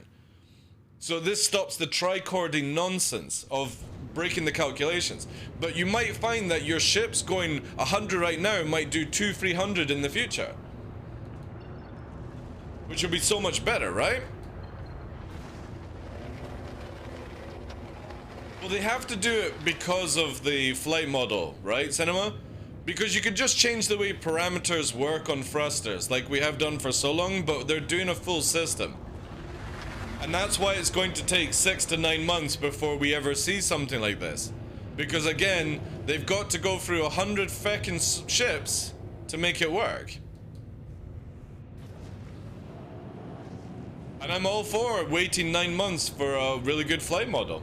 Winter's Fin, thank you very much for the follow as well, Chief. Miss L, welcome in. Yeah, doing well, thank you. So again, like, don't look at it through rose-tinted glasses or anything like that. Look at it that all ships are going to change in how they fly right now. There's going to be new systems in it where you can't warp around QEM without playing the minigame. You know? You're going to have to QCM to go fast. You're going to have to think a little bit more when you disengage, but you're still able to disengage unless somebody has a mantis and then you're screwed. But that's like it is already just now. And then obviously for PvP, you're not going to fly like your super strafing machine like we have right now. You're going to have to play a bit more dogfighting. And that's it. Because your main thruster is going to be on your back end, not your up strafing, which is primary right now. And again, all solid changes. Then they'll balance weapons out, because weapons won't stay the same as they are just now. And shields will change as well. Countermeasures will change. Missiles will change. The moment that they actually have a flight model that they're happy with, and everyone else is sort of happy with it, we can start progressing in this game. But when everyone starts going, oh no, this is going to ruin Star Citizen, what's going to ruin Star Citizen is spending more than 3 or 4 years trying to decide how ships should fly. You looking forward to it? Yeah, I'm really looking forward to it because again, finally we get it to the point where this game is in a good situation. Instead of always going round in circles, we're getting somewhere with the game. Right, we're gonna push a bit ahead just now here because we've got a target somewhere in this extra area. There we go. So we've got a Banu Defender coming in. So whilst we're in this situation, we're gonna target its engines. Okay, as it missiles us, so we're going to put ourselves down to 3 flares, get low. And we're going to do the same, we're going to return fire. However, I'm going to literally pelt it when it's at a little bit more. There's its flares go out. We go to 2 for the IR. We'll flare and we'll turn. So now we're starting to go round. Let's see if we can return the same sort of treatment to him. Because he's only got 4 missiles. He's already fired 2. There's the other 2. So he's completely out of missiles now, chat. They will fly past me, and we're going to push in now to interception. So we've defeated his long range, and now we fire our Fox Free. Fox Free goes out. Hit engine. Shield module's dead. Engage on this. His engines are out. He's blacked out, and he's dead. Flawless victory. It's a Beyblade! Yeah, there we go. And that's how we deal with a Banu Defender. We take out its modules, we take out its engines, and then we finish up the clapping in.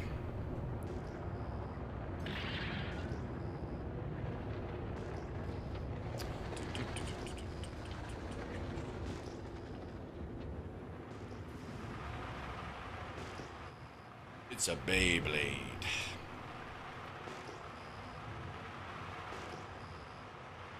Hey Muta, how you doing, guys? Welcome in, Jukes, as well.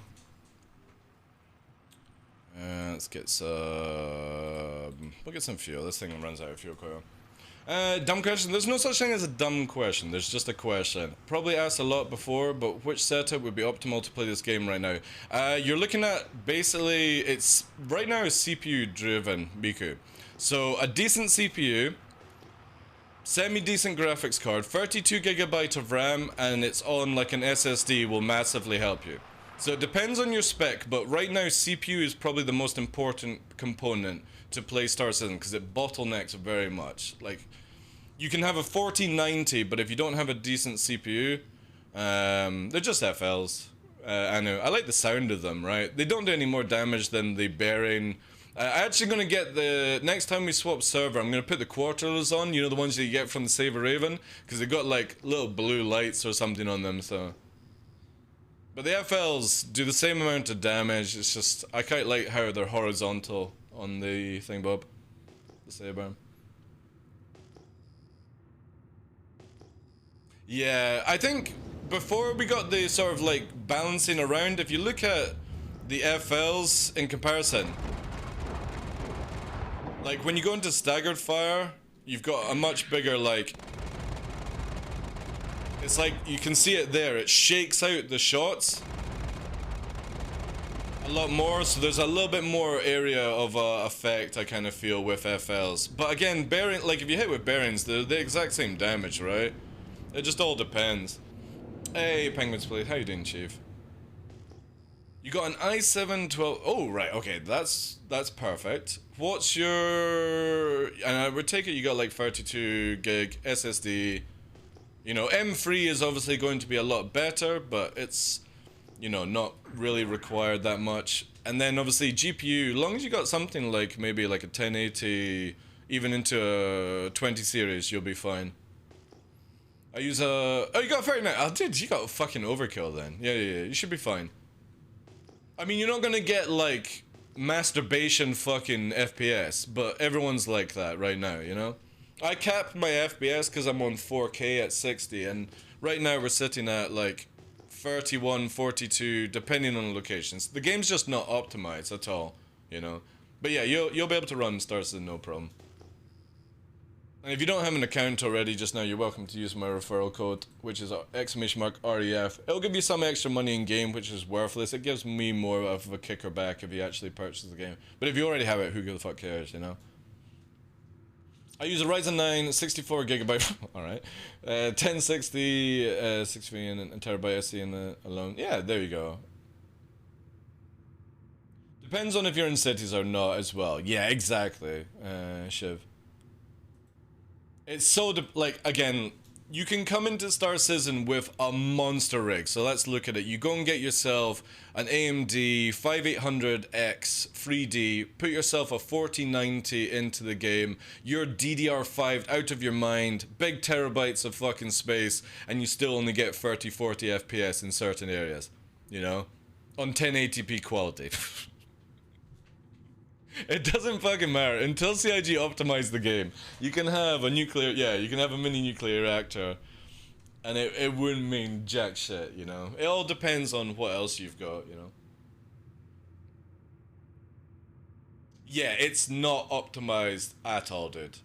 I mean, it's better than it used to be. When I started playing Star Citizen back in like 13, 14, 15, we had 15 FPS. I now, in some areas, I cap out at 60, no problem. So we've doubled our FPS since like 2015 in certain areas. But yeah, it's not optimized. We're about to get a lot of Gen 12 tech brought in, but it is very, very basic right now. I run a Ryzen 9 5950X, 5200, DDR5, 900, 3090, can confirm, yeah. Again, like, there's no point spending money, like, you know what I mean? Like, people are like, oh, I'm gonna get a 4090 for Star Citizen. No. You're actually better off making sure you got one of, like, the CPUs that works the best with the game, and that's it, right? Because I've seen, Goliath was showing results where he's, in Arena Commander, he's only gained, like, 30 more FPS with the 3090. Sorry, the 4090. Compared to what he had previously. And $2,000 plus just for an extra 30 FPS isn't that big a deal when you're already clocking about 100 FPS, you know?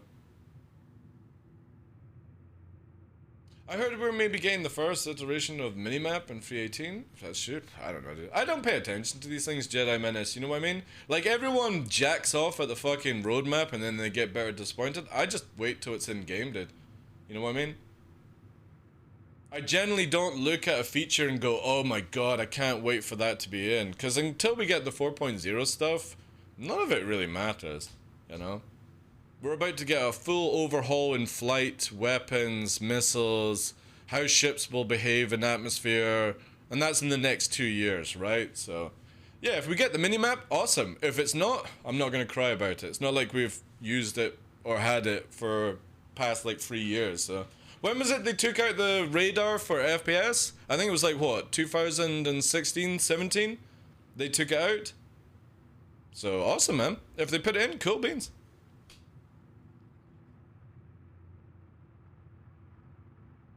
The only reason I grabbed a 3090 is because I run 4K 120Hz, another 4K 60Hz on top of... I was cooking... For me, the 3080 running 4K ultra-wide seems to be good, but obviously you've got multiple monitors, it looks like, right? Because mine is a 4K 3800 by 1600 monitor, ultra-wide monitor, and it does 175 Hz.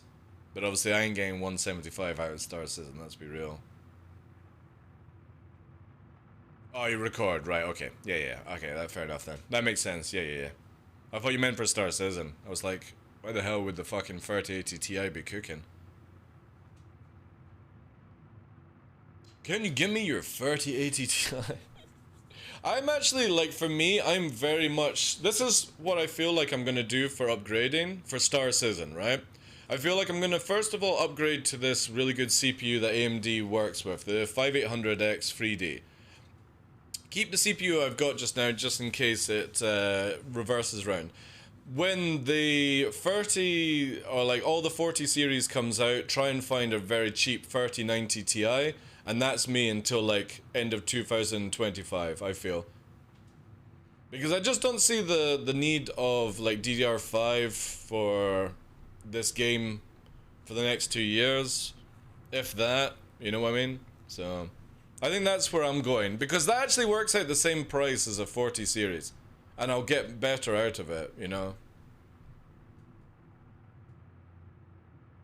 Yeah, I know, Bewar, my friend. I know a lot of people keep saying the 5800 X3D is just night and day. So I'm thinking I'm doing that because it's actually a lot cheaper than I thought it was now. But it's something I'll get next year because we've got the goal here right now. Obviously, we've got the Nova stuff, but any donations that we get to the channel that are not through the Nova thing are going towards a podcast or two for the channel. And the reason for that is it allows me to do audio on the streaming PC and the gaming PC at the same time through one device, and it doesn't require many cables. It's just two USB-C cables plugged into the microphone. Boom bada bing. I can literally turn my game sounds down whilst I'm turning all other sounds down on the streaming PC. It basically does both things at once, which also means that I can shut down one of my PCs at night to conserve electrics over the winter, and then next year I'll be looking at the CPU upgrade,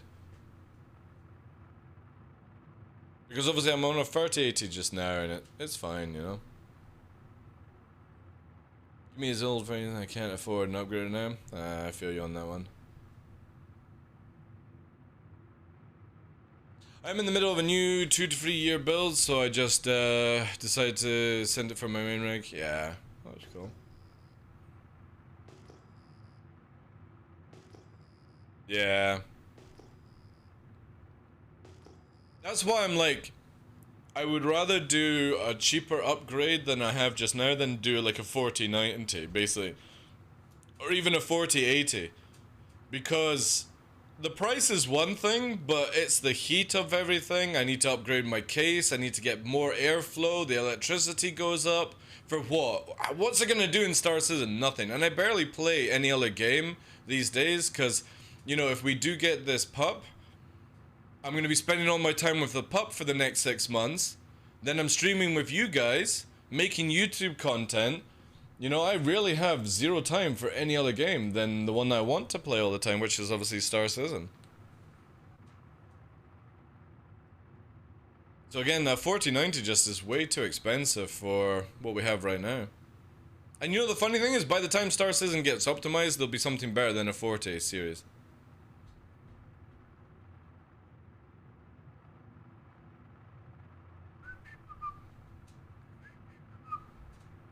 And right now, to get like a full PC upgrade is like £4,500.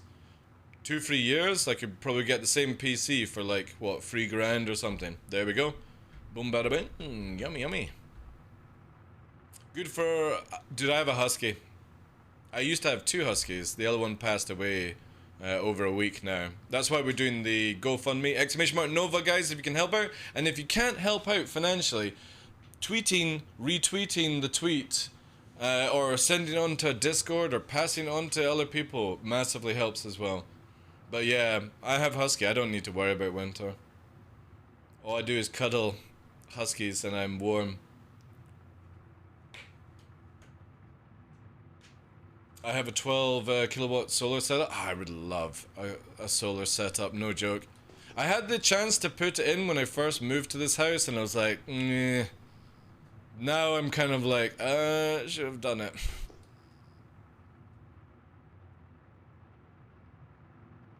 I definitely feel if I ever move to another house in the next 10 years, it will be instantly air conditioning, a diesel generator under the basement, barbed wire around the complex, razor wire actually, security cameras, and water holding purifier. Have you ever seen these houses, right, that are literally off the grid? I would love to have an off-grid house, no joke. If I won the lottery, I would definitely get an off-grid house, like some of these ones in America, you know? I would enjoy that shit, because they have it where they've got their water is reused and purified to be used for showers and drinking. Same with like urinating and stuff, it's all done on site. It's got solar power plants, it's got the diesel generator backup, and it produces so much power and stuff, and then it's full, the fences are underneath the ground. You've got concrete walls underneath the ground, so if somebody was to dig down under your fence, they come to like a fucking 5 foot concrete wall, so you can't go through that way. I fucking love when people do that shit, man. It's so cool. Rain barrels, etc. Yeah, exactly. Like this thing is completely off the grid. It's not even attached. It's got like satellite phones, everything, man. And it's got like a helicopter landing pad. And it's not that expensive, actually. Like, it was only like 2 or 3 million. And for the size of grounds, that makes sense, right? But it's so cool. Actually, whilst we're waiting here, let me see. Let me just go back to the menu, because we're going to go and swap server. Let me find the video here of the one I was watching. It's so hilarious, man. Thank you very much for the dono, Ondo. I appreciate that, my man. Thank you, guys. We're nearly there, chat. All we have to do is hit that 1,000, and that allows me to put the deposit down. And then I'll just borrow the rest and let it chug on. Here we go, YouTube. We're looking at $1 million homes off the grid. I think this is it here. Yeah, look at this, right? So this one, this is on the absolute shittery of expense at $25 million, right? I'm gonna literally mute it, right? Whilst we just quickly check through. Let's put it up to like where it's guaranteed. This thing is nuts, right? Absolutely nuts. Just watch this just now. This is the complex for 25 million and it's fully off the grid. And it's gorgeous, man. You know what I mean? You mean a yacht? No. I would, for me, if I was to have a yacht or something like this, I would take this. This is just lush. This would be fantastic. 6 beds, 6.5 baths, 12,000 square feet, 49 acre lot for 25 million off the grid, wooden cabins in the middle of Utah, beautiful location. Oh, I would have a husky sanctuary and it would be heaven, man. Who needs 6.5 baths? For the people that are living there, dude. You know what I mean? And there you go in with your own helicopter pad, man. Fucking sick, like. Obviously, this is the biggest end of the scale, but this would be what I would go for if, yeah, like a streamer house, basically. If I had the money, this is exactly what I would want to do with that money. Basically make a husky sanctuary away from humans where they can run around, be happy, hire some staff to fucking help with the cleaning, and just literally keep bringing in, you know, the animals so that they have a wonderful life. And then you've got your little sort of stuff, you know, especially with 49 acres of land to walk around in a big pack. That is heaven to me. No, Warp Spider, I wouldn't. Like, if I won the UK lottery, somebody won 80 million the other day there, right? This is what I would do with my money. Like, if I won the lottery, when people are like, what would you do with the money? This is something I would do. I would buy some land, I would get an off-grid house, I would put some facilities down so people can live there, put plenty of money in the bank so that a sanctuary can be created, and then just do sponsorships and stuff like that. Make it a streamer place where when streamers are having mental blocks or they're having a bit of life crisis, they come to the sanctuary, play with huskies, and build their minds back up again, relax in spas, and they don't have to pay for it. They just come, and all their payment is to work with the dogs and get themselves back in, you know? That's what I would be doing if ever I won a huge amount of money. Something like this. It would be so dope. Because not only would you be able to help people with mental health issues, you would also be able to rescue plenty of huskies. It's a job for life for people. And when I pass away, it can be taken over by somebody else to continue on with. That's what I would do if I ever had millions. I wouldn't be greedy or getting fancy cars. I'd basically just buy land that I can do stuff with.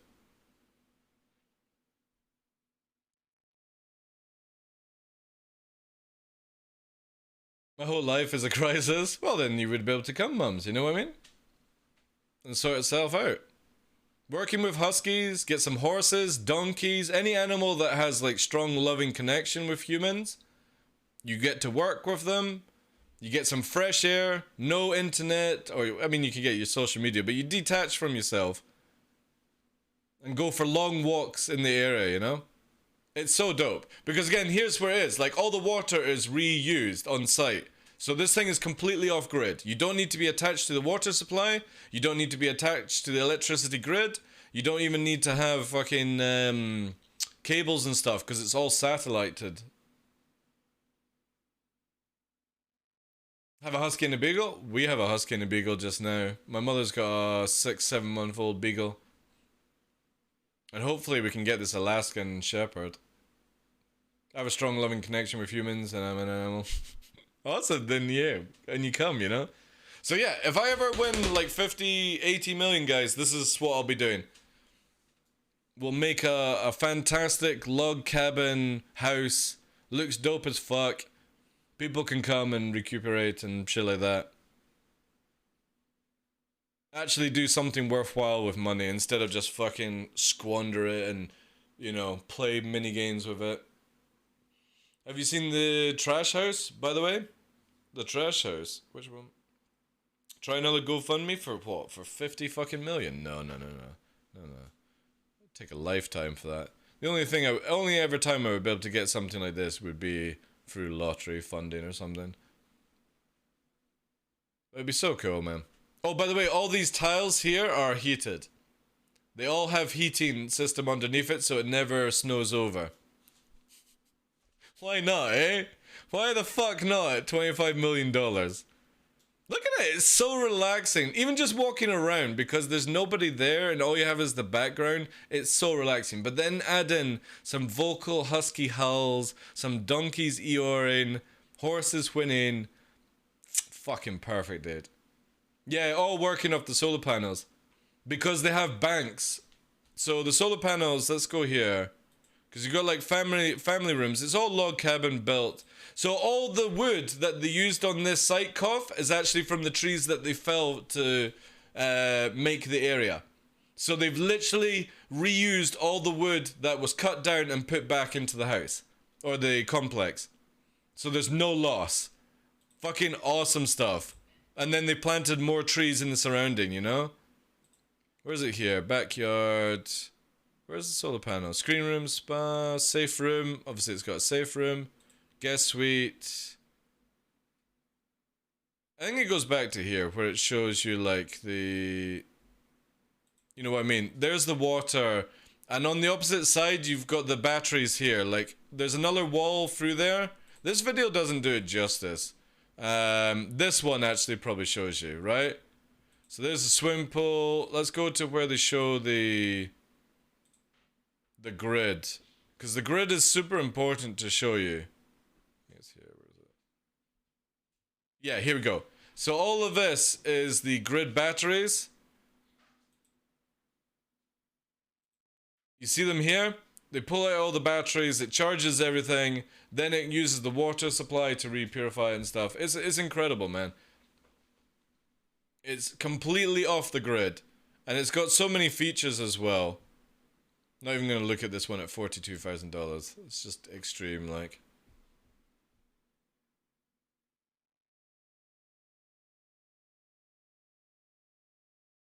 You send you a link? Alright, cool, dude. Look at this one.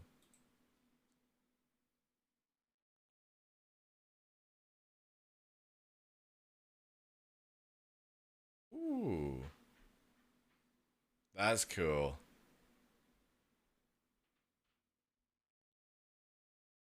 Too deserty for me, though.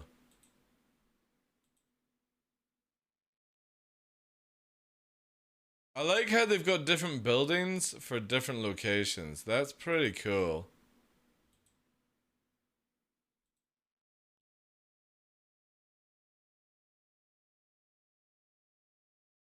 Yeah, I like this stuff, man.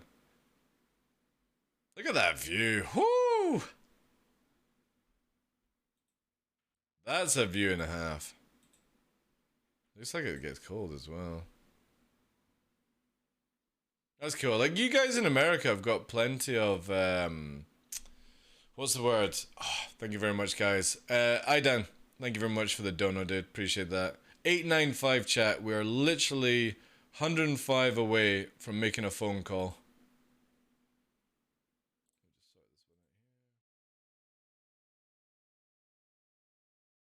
105. Right, let's load up the game again. Those look like UV light purifiers. Yeah, the complex that I was showing literally reuses all its water and waste and stuff like that. Hey, Laughing Integrity. Thank you very much for the 100 bits, dude. Mr. Flibble is very cross? Who's Mr. Flibble? Who's Mr. Flibble? I don't know who that is. Or maybe I do. At one with the tires called Earthship. Those houses are made from 100% recyclables. That's pretty crazy, actually. That's crazy, man. Did you fucking do crazy shit? Oh, it's not gone through yet, dude.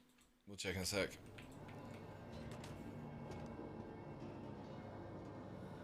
Red, oh, it's red. I didn't watch Red Dwarf. Sorry. I didn't watch Red Dwarf. I know of Red Dwarf, but yeah.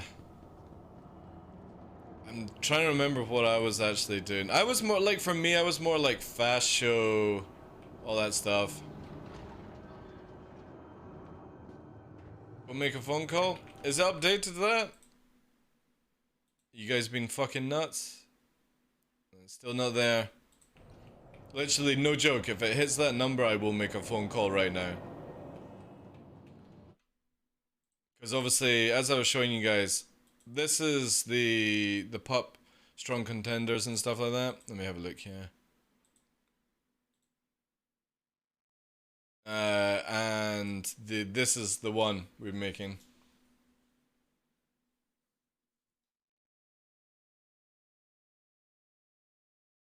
Yeah, I will wait. I will wait. Because it's still 895. I'll do a wee control F5 nonsense. Let's have a look. Yeah, it's still delayed for me. Thank you so much, Xander. People putting messages down here as well. It's really cool. Like, again, guys, what I try to advertise with this isn't to get like a 4090 or get new sound system for the stream or pay bills and stuff. It's literally to get a friend for a dog, you know? It's not like I'm trying to, you know, upgrade things around the stream and stuff. It's just, or buy a spaceship or something. It's just literally to help a life with a life, you know? It's still not updated yet, so maybe it's that. But again, this is who we'll be looking for. The community on Discord have, under announcements, we still have 20 votes for Nyx, 3 for Solstice, which is awesome, and 0 votes for Ventus, for Wind. So if we do make the phone call, obviously, yeah. We will go with Nyx, because it's the highest vote just now, which kind of works, right? So Latin for snow. We'll see. Appreciate it though, massively, guys. Yeah, it's still not updated for me. I got the Saber coming in. Try a different browser. I don't actually have a different browser installed.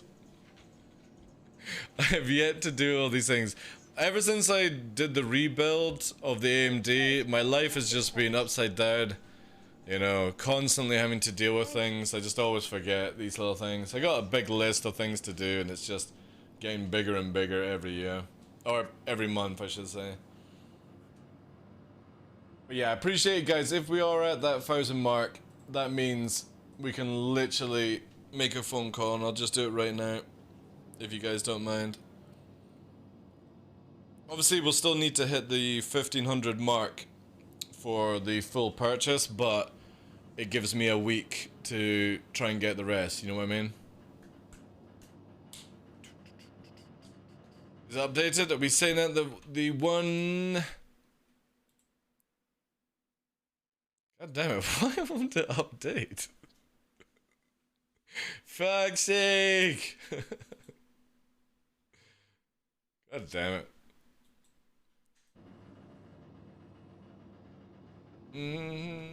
It's on your page. thank you guys who's just recently donated. Massively appreciate it. Again, I'm just gonna wait to see it come through on my end. Obviously, screenshots are screenshots, but I want the sort of like update excitement myself, you know. Again, what this does is literally allows us to put a deposit down. We will have to hit goal 1 before collection. But if at a worst come serve, there are a few people in my life I could ask for to borrow, basically. You know what I mean? Because obviously next month with the we're on the Twitch what's it called? Twitch initiative program for ads. We can we get like that extra amount from Twitch, which will be really cool. Again, thank you very much to everyone who's retweeted the actual posting and stuff like that. Again, like if you can't put money into it, guys, I completely understand. But if retweeting, liking, showing it to somebody else is an easy way to help, a free way, just requires you a few minutes of your time. Also closed down. Let me open it up on this other PC. Maybe it there. Oh, my internet's crashing as well.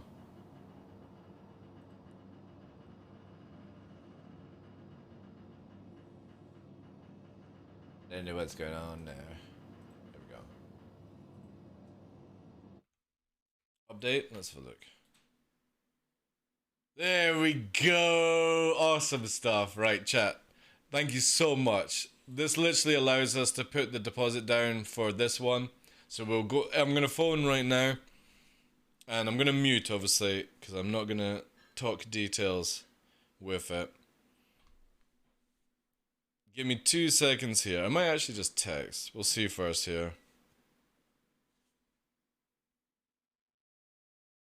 Yeah, I'm just gonna text first to see if they're available.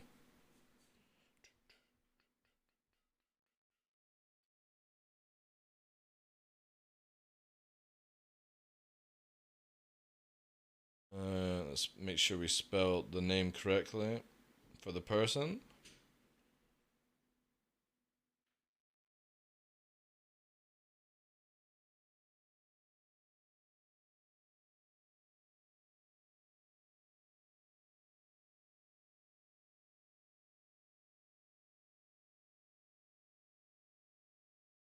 How many people use swipe, by the way? I can't actually keypad text. I have to swipe. Sure.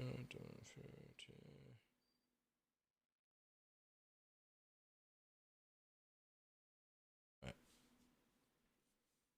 There we go.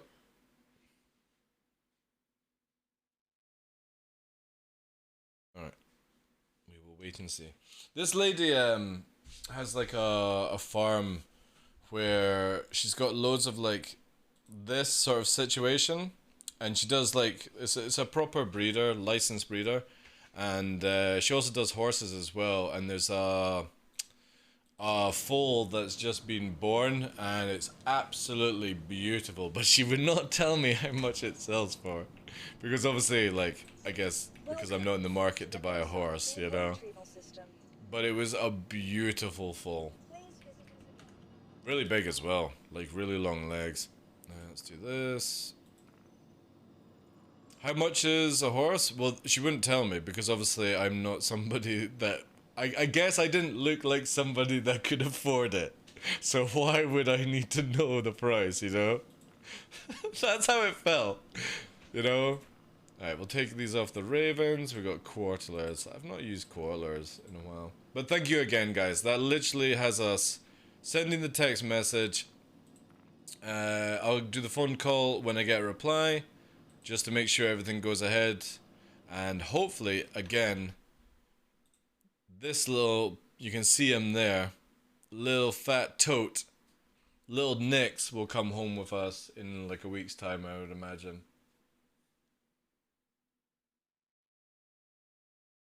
Probably, if you have to ask, yeah, exactly. Yeah, that would actually probably, yeah, that would make more sense. If I have to ask the price, I can't afford it. You know what I mean? That's a good way of looking at that. Welcome to the ASOP vehicle retrieval. 15k for a horse? See, the thing is, this is like, I don't know if you know, with horses, do you call them pedigrees? No, not pedigree, it would be, is it stallion? No, stallion's male, or like, I'm trying to remember horses, what you actually call it. Anyone that's a horse person, what do you class as like a expensive kind of thing? Stallion mare, is that what they call it, right? But imagine it's a stallion, because she was saying that it's she said it's very expensive. She didn't tell me the price, she said it's very expensive. Which is fair enough, right? Hey, look at that. Like I said, they got these cool blue lights on the quartlers. They're crazy, eh? We have a Persian horse here that costs 24 grand. Jeez. I mean, to be honest, if you're like able to, I don't know what they call it with horses, but with dogs you call them studders, studding, where you use the males to breed. You know what I mean? That's a huge man. Milo to milk. Thank you very much for the Prime 3 months. I appreciate that. How you doing, Milo? Welcome. Thoroughbred. Yeah, again, any name that would be like for an expensive foal, I would imagine, is what this lady was inclined on. But yeah, she does this breeding stuff, so she also does horse jumping. And I remember she said that she was doing some things. Nova realized that some very, very generous, kind people. Ooh, laughing. Thank you very much for the 2 months with the Prime as well. Thank you. Some lovely people have been very, very generous and are helping you get a friend to get you out of your funk, and so you've got somebody to play with and rut with. You see the cage that you're right beside right now, Nova. See, if you go a little bit further forward, right, and sit there, and you look up this way, that's it. Now people can see that you will build in him. He's quite a mood, actually. You can see that he's not himself. He's always looking a bit like, he's not howling or anything like that, you know what I mean? Like he's not himself. And then he just ponders around, you know, he doesn't even bring a toy or anything like that. It's crazy stuff. It's amazing how, like, losing one dog can affect the other dog more than it affected me, you know. Realized the sub Cinema gave me ran out. Ah, nice. Thank you very much, guys, for the Prime. Appreciate that. Show us Nova live. We do have the other camera, but he's already gone, dude. Like I said, he's not himself right now. He's not howling, he's not talking. He is eating, which is a very good sign, I suppose. Poor dude, yeah. It's definitely hit him a lot harder than I thought it was. See, because Luna, obviously, I've had since she was 5 weeks old. And she went to 9. Now, Nova is an ex-customer of mine, and he came to me when he was like 1.5 years, nearly 2. And obviously that would be like, so 7. So yeah, that's like 4 or 5 years with Luna. And he's only been with Luna for that time. Obviously, he was around loads of dogs when I was working and stuff like that. But you know what I mean? Like, Murphy was my mother's dog at the time, and he would be off doing his own things. We would be off hiking, going for walks together. So yeah, like, Luna to him will have been a breath of fresh air, because obviously when he came to me, I was the third person to handle him, because the first person literally within 2 months got rid of Nova because they're like, I can't deal with a puppy. It's like, well, why the fuck did you get a puppy in the first place?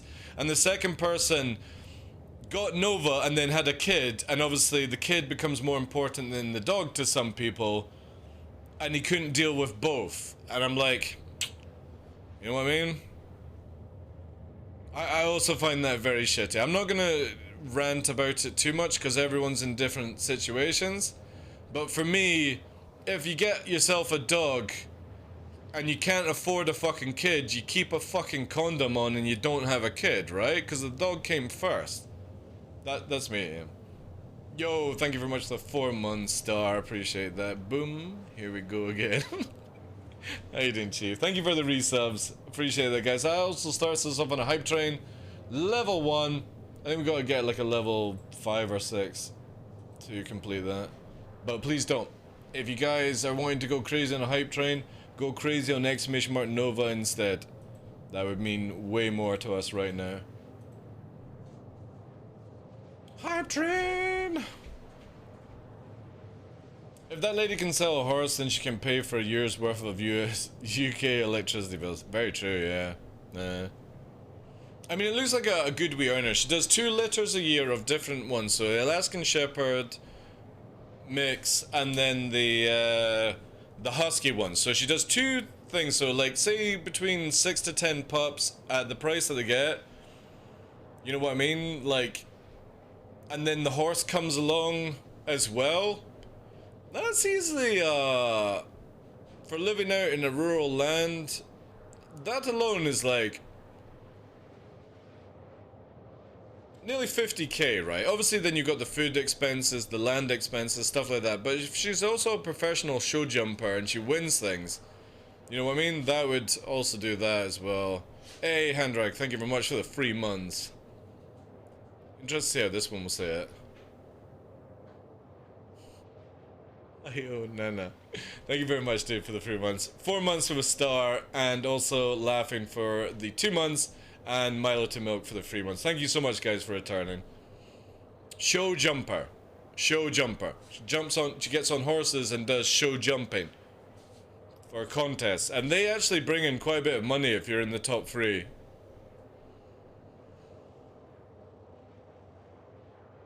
So you got breeding, show jumping, 2 litters a year, and then the dad is a stud. So if she's renting out the studding is like a good 500 to 1,000 knock up kind of stuff. So yeah, I mean, not bad. Like, obviously got a couple of staff. They might have been children, but had a couple of staff there. That's a nice wee earner for just sitting out in the countryside, right? And you get to interact with all those puppies. For me, it would be very difficult to let any of those puppies go, though, right? You see 10, like, look at this, right? Cause I had to travel, it took me 7 hours round trip to get there and back. But when they were all playing around, I'm just sitting. I've got a wee video, I'm not going to show because it has the owner's voice and stuff and phone calls and stuff in the background. So I want to keep it private. But I was watching them just playing, and I was like, my alarm went off. I was like, oh, I have to go. And then she was like, she was talking away to me, and I'm like, yeah. And I was like, fucking left half an hour later than I should have done. And I didn't get in till like 7:30, 8 at night. Absolutely knackered. It's fucking crazy, but yeah, I don't know how people let go. Because that just looks like a playroom of fun to me. All these wee ones. And the mama's lovely as well. So yeah. Hopefully if she gets back to me.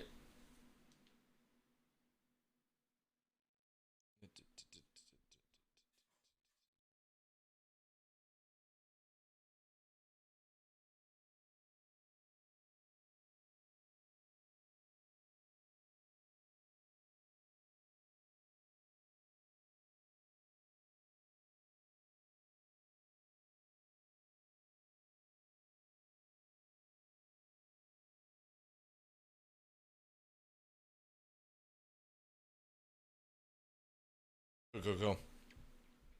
Oh shit. Right location.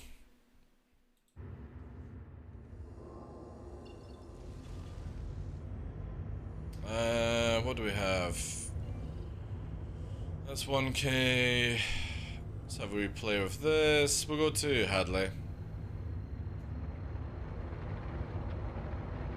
Does she know you're a UK celebrity? I'm a UK celebrity nearly 3 times over. Now, Zayman. And I don't have to do selfies of showing off bobs and stuff like that. I'm pretty impressed with myself. Sorry, let me minimize this down. What do we have on the information pool for Star Citizen? Oh, wait. Oh, fuck it. Whatever. Xion flight suit. If you guys don't like links or leaks, tough. And there's the flight suit. It's on Discord right now. Very interested to see the Xion stuff, right? That's so cool. But yeah. Hopefully, we're going to be putting this one on deposit. Or reserve, I should say. Late spoiler. Yeah. I don't think anyone's paying attention anyway. Right, let's try these out then.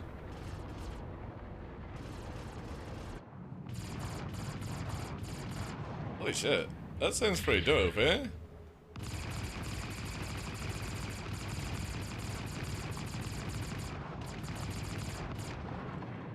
That's pretty cool, man. Also, do we have somebody approaching?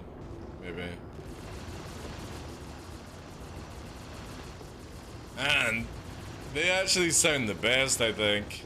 I thought FL sounded the best, but...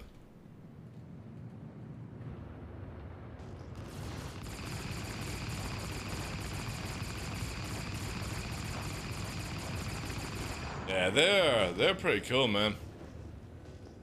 That's definitely one of the best sounding cannons, I think.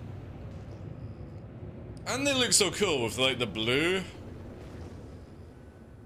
if we can get a thing here. Thank you very much, guys, for the hype train. I ignored it because, obviously, there are more important things than giving Twitch money, but yeah.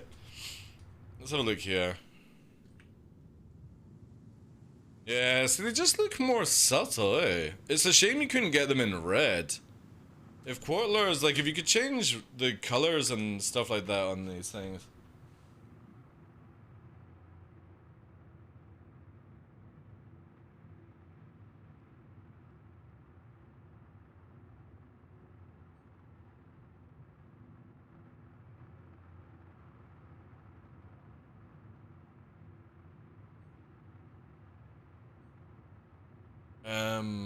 What's the date?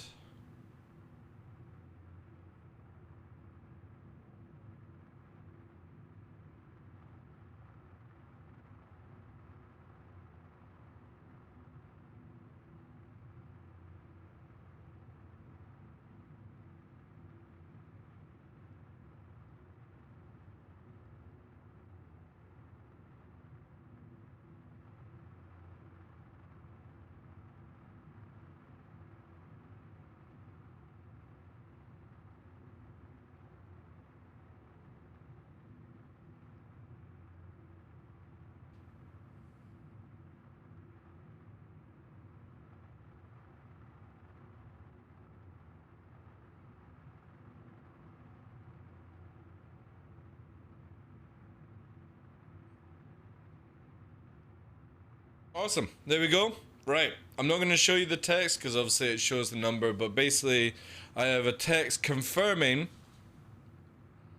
and she just sent me the bank details just now where I've just sent some money to reserve. So yeah, because of you guys, we have the reserve down on the little chonker, who will be coming home 22nd of October. So we've got like a week or something like that, I think. Yeah, like it's a week. So today, 15th, yeah, 22nd is next Saturday. So again, thank you so much, guys, for that. Obviously, we still need to try and make goal number 1, but at least we have a reserve in. And if need be, we can do borrowing from somewhere for the time being. So thank you again to everyone who's donated, who's helped tweet it out and stuff like that. We're still not at the goal 1 stage, but we have the reserve down on Little Chonka, aka Nix, who the community have chosen for names and stuff like that. So awesome stuff. Thank you again, guys. Massively appreciated of that one. And we will be going all the way down to get it. So that means I can cancel a lot of other things as well.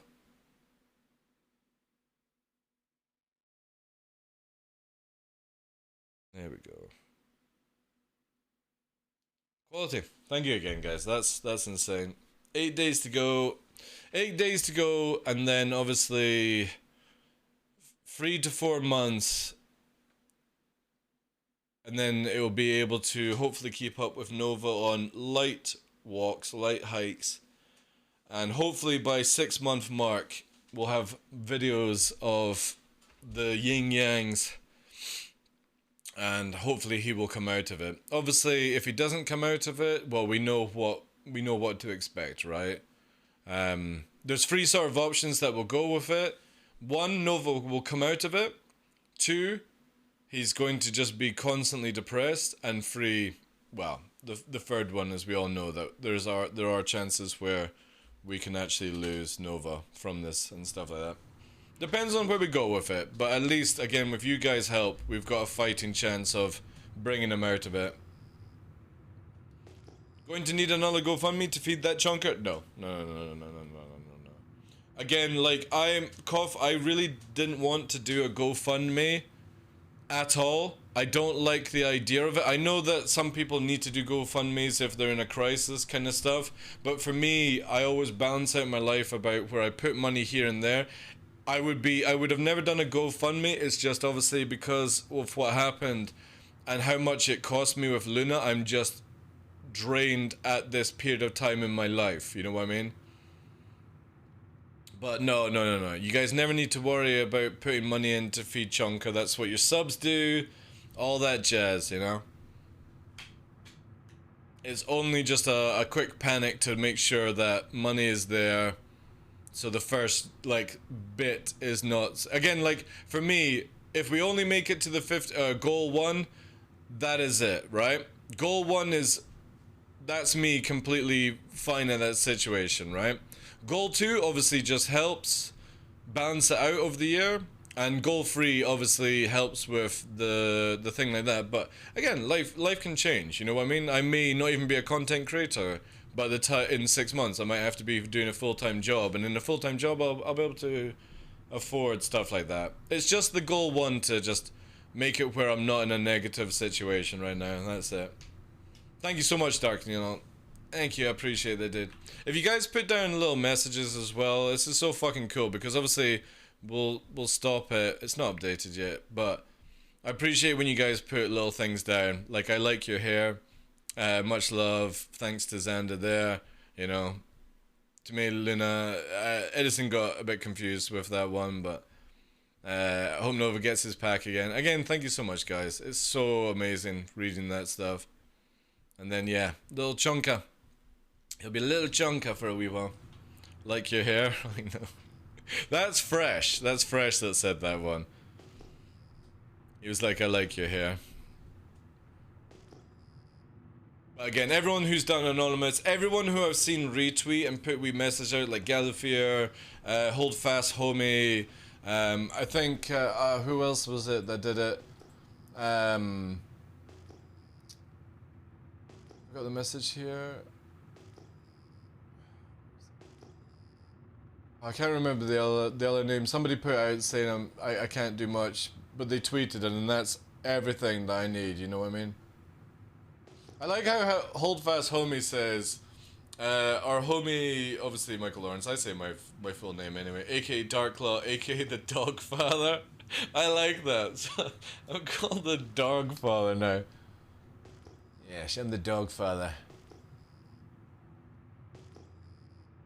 Gallifear's one was amazing as well. Absolutely a worthy cause for a great human and a great canine. If you can help spread the word, I appreciate it. See again, guys, that's literally all one needs to do. That's so dope. It means it gives Nova a chance. It means that if the worst does come to worst, we've still got the pack going, you know? It's a shame about Luna, but it's life for you. 4 weeks, 5 weeks ago, we're all fucking happy. Then I'm fucking ill with COVID. Then Luna passes. No, sorry, Nova has his birthday. Then Luna passes. And now in another week, we'll have another fluff in the life. It's just how it is, you know? Life is too short to slow down. Full speed ahead. But obviously the cool thing is, because it's been a very long time since I've had a pup, we've got pup cam here. which I'm gonna leave up. I'm not gonna do anything more than that. It looks like a small cage. Trust me, it's not. It's just the way the camera is designed or angled. It's a very, very big cage for a puppy. Even Nova could go in that cage and he'd be fine. If he comes back, I'll show you what it is like for Nova. He doesn't like the small basket, but he can sit in it, right? So you can see. Actually, let's see if I can do this. Nova, let me do this. There he is. Can you do me a favor, pup? Come here. Come here. I need you to do me a favor. Come. Go in. Go and sit. Look at that. So there. It's only for testing. There you go. There's a full-size adult husky. That shows you how big the pen is. Where he's... Thank you. Thank you so much. How you go? You want a treat for that?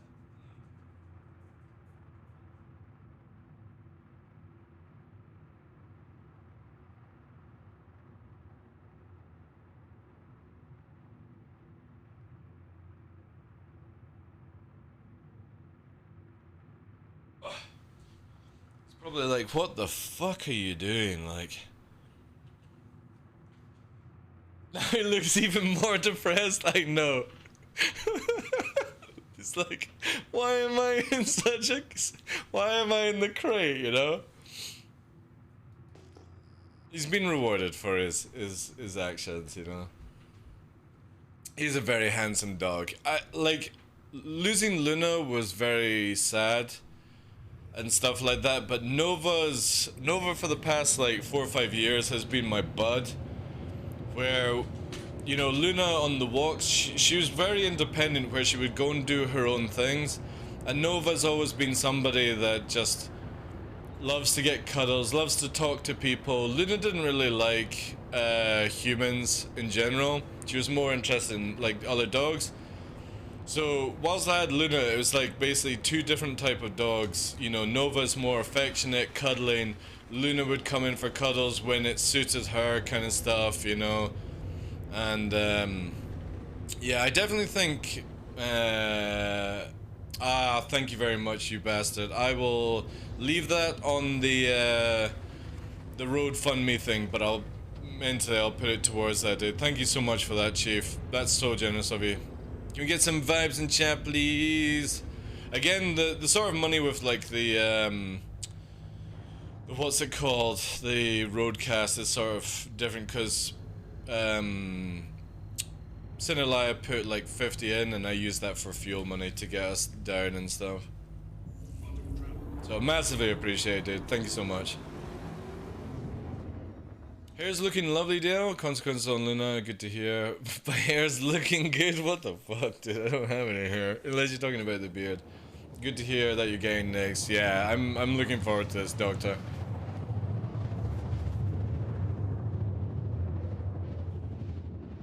But yeah, I definitely feel that when the day comes where I lose Nova, I think that will hit a lot harder because of just what we've had to deal with, and he does obviously behave more like a buddy. Luna was just Luna. I've had her since she was 5 weeks. She's like a wee daughter, basically, in that sort of mental sense, you know, even though impossible to be kind of thing. But it was that sort of mentality, you know. But Nova's the one that keeps my feet warm at night. He's the one that likes cuddles. He interacts with every human that comes around and is just really friendly. He doesn't like other dogs. That one will be a difficult loss, but again, if I've got the energy when that departing comes, it'll be just another one right away. Nyx might need something, and obviously Nova's 7, so Nova on an average from now for 3 years is about his lifespan left. It's crazy when you think about it in these situations.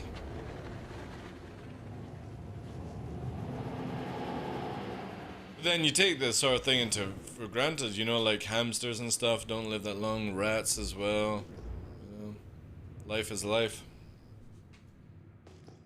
But yeah, massively appreciate, guys. Thank you so much, guys, for all the resubs. You bastard for the dono, dude. and everyone who else has helped on the Nova Fund right now. Spreading the word, everything. Like, I literally couldn't do it without you guys, so super, super appreciated. And relief as well. Because it's the only thing I know what to do for him. And, yeah. Crazy, crazy things about to happen. So the good thing is we've got... Let me see if I've got a reply here.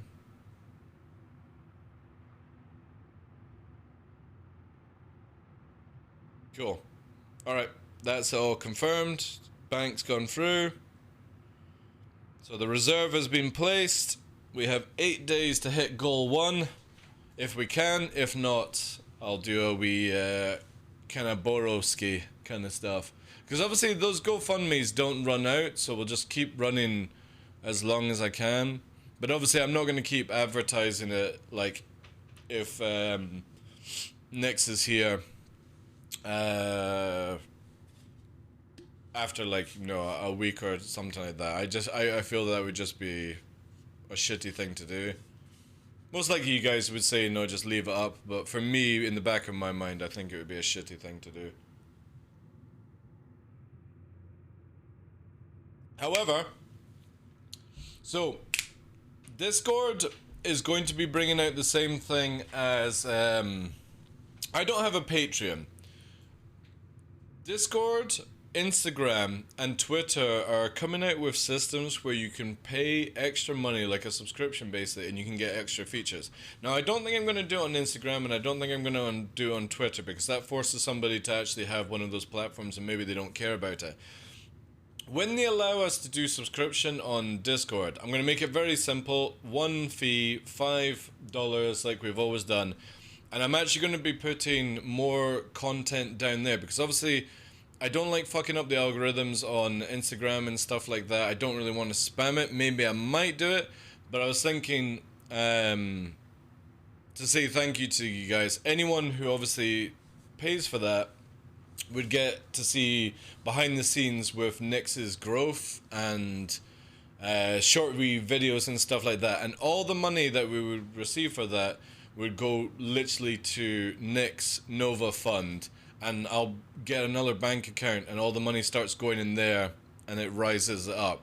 So I think that's what I'm going to do when we actually have the ability on Discord, is just do a simple... You can, if you want to see behind the scenes. Obviously, you'll still see stuff on Instagram and the show and all that jazz. But this way, I can build up, like, some passive money, and it's just basically you get behind the scenes content of growth and life and all that jazz. And then, obviously, the main videos on Instagram and YouTube. I think that's, like, the best way to do it right now, anyway. But yeah, whew. That is definitely a huge relief, though. Contact! ¿Dónde está la biblioteca? My goodness. Is it a bounty hunter, chat? It's an Aurora. Oh, fuck. Is it after me? Oh, it's pointing down.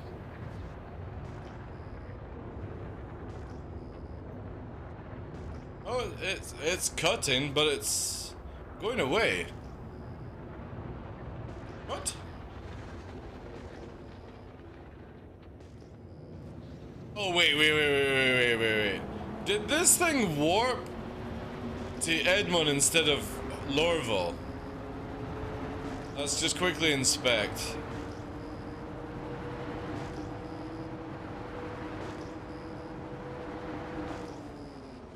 Yeah, it's heading to Lorville. It's warped to the wrong location. And it doesn't realize it can go 2-3 kilometers up and warp in. Oh, it's going up now. Yeah, there we go. It might warp. There we go. And there's the marker now, 54 kilometers. Yeah, so it's warped to Lorville. Or it warped up to, actually, might have gone to Everest, actually. Murder boss? Nah. I'm not gonna kill an Aurora that's warped to the wrong location. If they target me and they fire at me, Winters, then I definitely do, right? But even if salvaging was out, I'm not gonna waste salvaging time over an Aurora. It would just be worthless, right?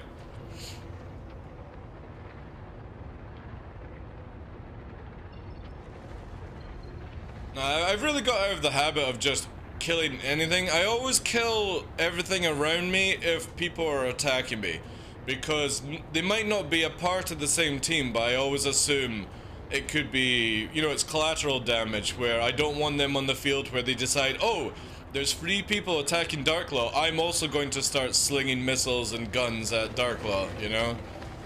Best to just take them out and they become collateral damage. But if an Aurora's warped to the wrong location, it's just not worth my time, you know.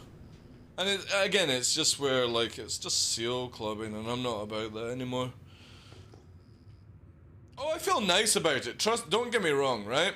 I would happily kill somebody like that, but again, what do I actually achieve out of it? In the future, I'm only ever going to be killing somebody if I've got a salvaging team, or I've got to kill them for whatever reason, or maybe I'm trying to steal something at the time, even though I'm not a pirate. It's just so happens I want to steal something.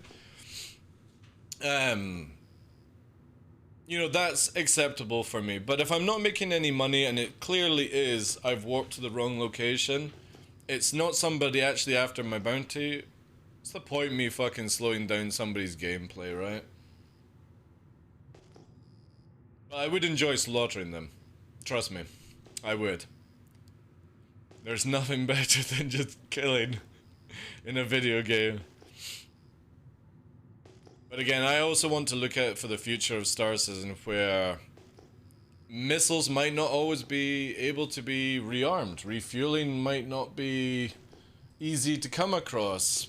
Repairing might not be easy to come across if you have to salvage and stuff. So if that becomes a case, I may have to kill an Aurora to salvage the hull so I can repair my ship, you know? It might get to that situation.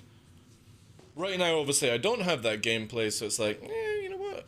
I don't need to do anything. But in the future, it might be where, like on Pyro, where I'm like, oh my god, there's an Aurora pilot. I'm so far away from base, I could siphon off its fuel to get me a warp jump or something like that, and I'd kill them. Because I need the resources. It may happen in the game. I kind of hope it does in the game. Nobody's bounty hunting though today. Like, it's very, very quiet. We're nearly out of 4 hours as well. I'll keep the Quarterlers on for tomorrow. Maybe Fresh wants to play. Maybe it'll be more popping off kind of thing. I gotta get some food as well. I did have breakfast today, but it was just a slim fast shake.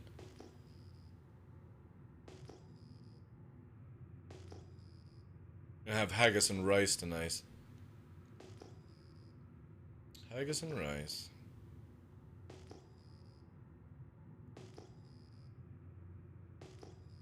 Nova loves haggis. Absolutely adores it. Luna never really was fussed about haggis, but Nova loves haggis. So hopefully it'll cheer him up. Even eats his neeps and tatties, which is such a good boy.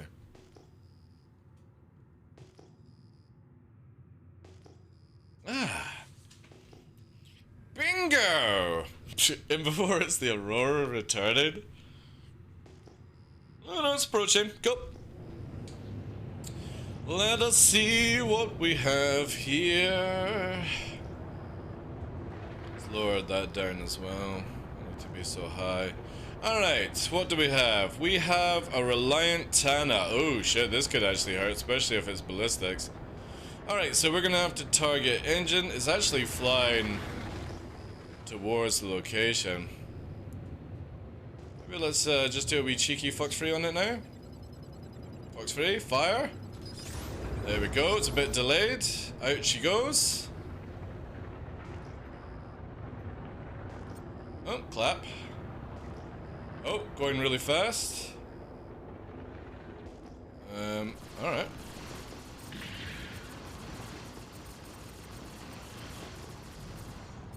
And move it away, because panic is coming. There we go.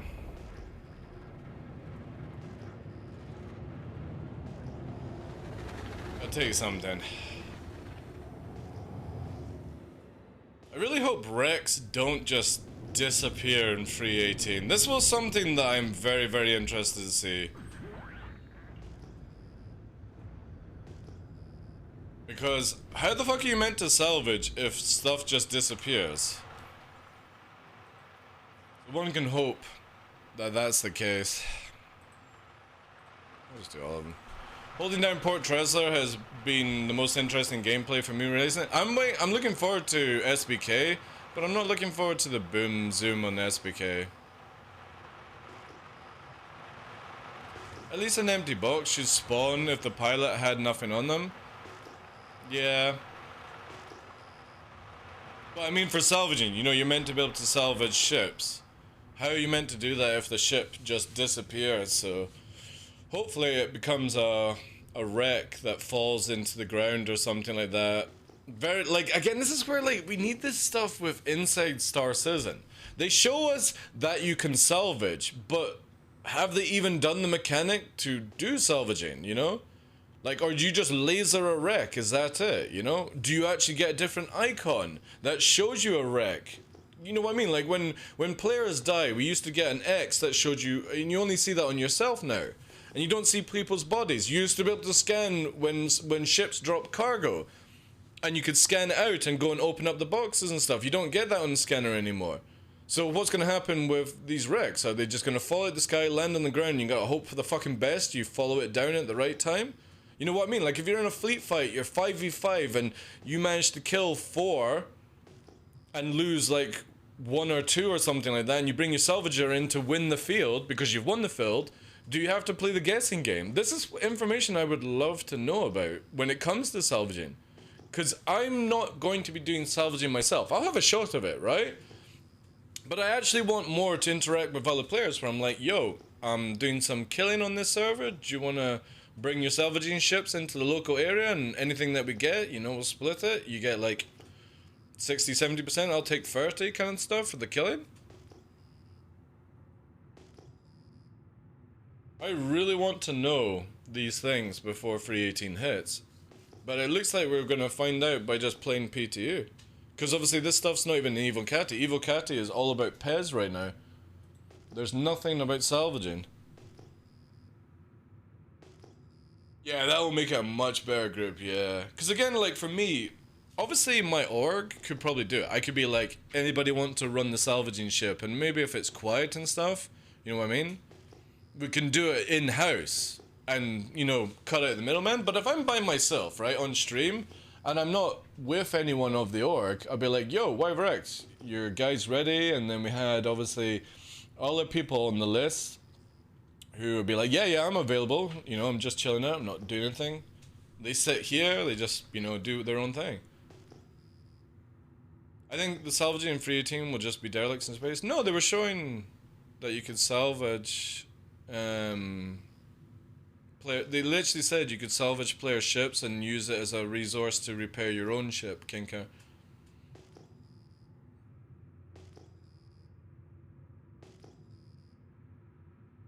Plus we know you can salvage the ship if the power is turned off as well. They're cool, eh, Anu? Are you playing with them? Just now. They're shit in space, dude, though, but... And they're not very good in Daymar. Well, they are actually pretty good in Daymar. But anything lighter than Daymar, they suck, right? But in hard atmosphere like Hurston, these things hurt. They really, really hurt. And this is what's got me excited for 4.0, dude. Ooh, atmosphere combat with cannon gameplay, so it's only like pop, pop, pop. And they're like, shit, my wing just fell off and now I'm destabilizing that. Pop, pop, pop. Ugh. Be so cool. But again, we'll wait and see how CIG. Same with me, dude. All my big PvP videos that I used to have on YouTube, before I took them down to redo my channel kind of setup, All of them were Mass Driver, Gladius, Arrow gameplay. So we have a gameplay mode that we do, Anu, where you take Arrow, right? Fit them with 2 size-free mass drivers. So you take the guns off the top. You're allowed to have a couple of missiles, even if they're the EM ones, right? So you've only got 2 size-free mass drivers. Go into Daymar and turn off your shields and fight each other. Because what it teaches you is to keep your vertical and horizontal speeds up. Because if you try to instantly slow down to do the Arena Commander style, you get fucking clapped by the mass drivers because you got no shields to buffer, right? And it's so much fun because people hold their shots. They don't just fire like you do with shields and stuff like that. You're just like, you need to guarantee that you're firing, because if somebody gets a round on you and they clap you, you're dead in seconds, and it's really, really good fun. The problem is, like, again, this is where like Arena Commander, Daymar would be so good, private lobby kind of stuff. I played Elite Dangerous before Star Citizen. I love the beam laser. Apparently they're bringing beams back. Well, not back, but into Star Citizen.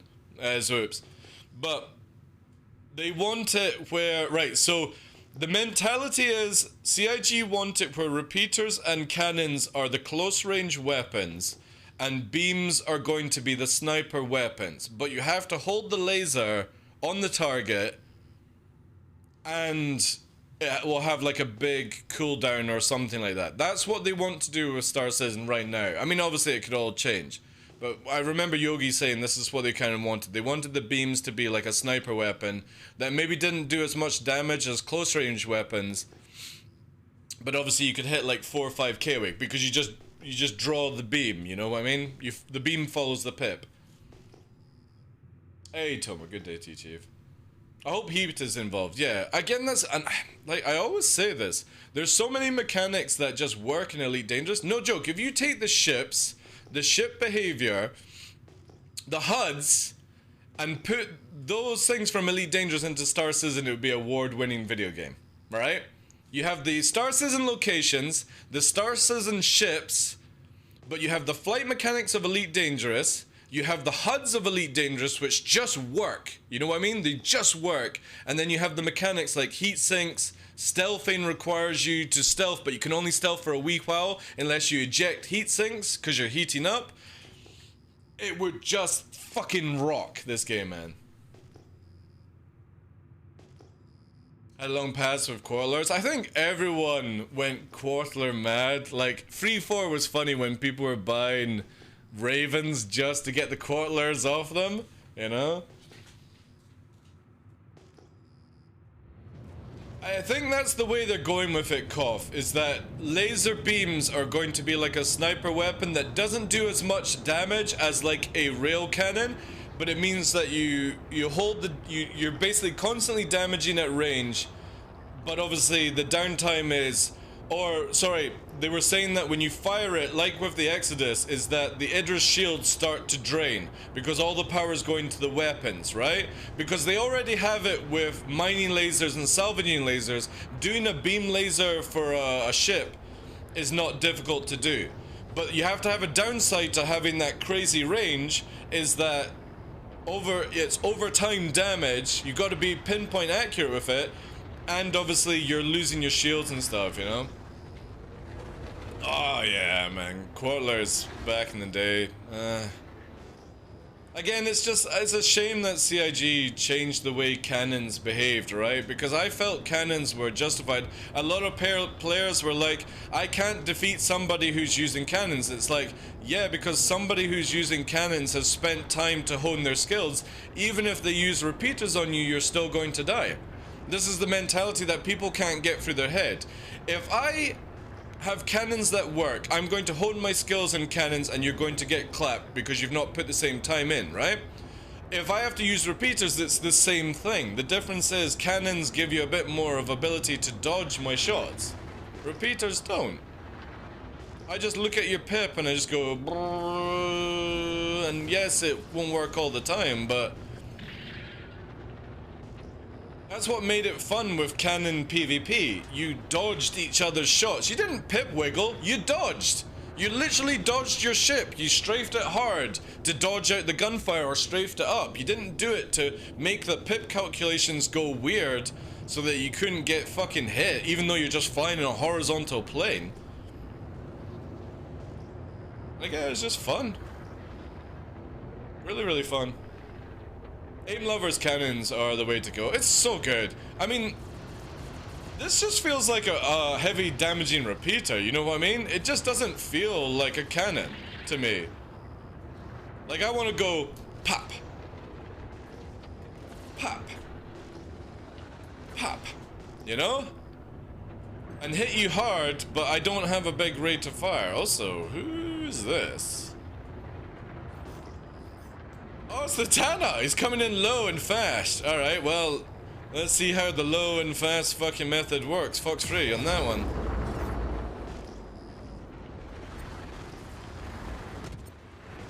Engine gone. Module's gone. Let's move into this.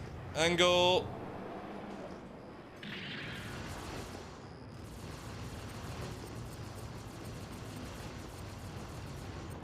Full red. Let's regen. Push forward. Do this way.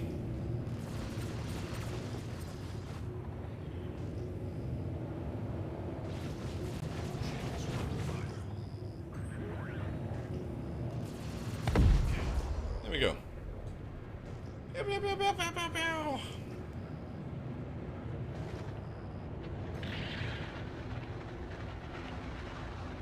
Yeah, that would definitely be cool, right?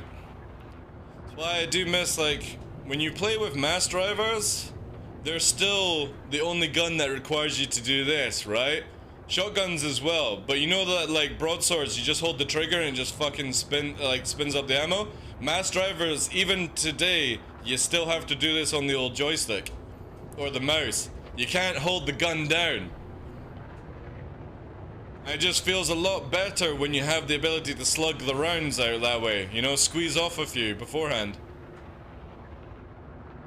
Tana is a tough ship. Look how much he got smacked. Yeah. Yeah. Amazing that it can still turn, even though, you know, you got that damage though. I mean, it's an instant reclaim, which makes me wonder, are they even based at Hurston, you know, or something?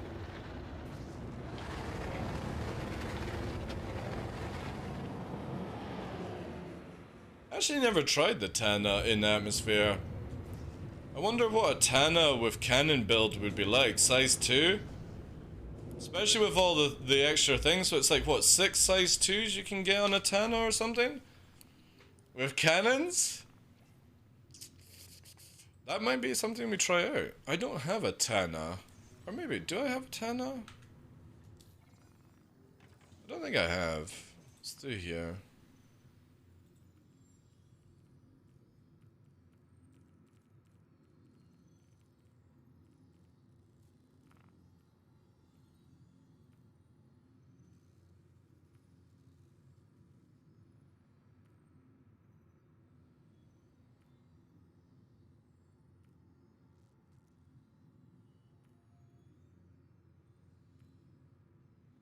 Oh!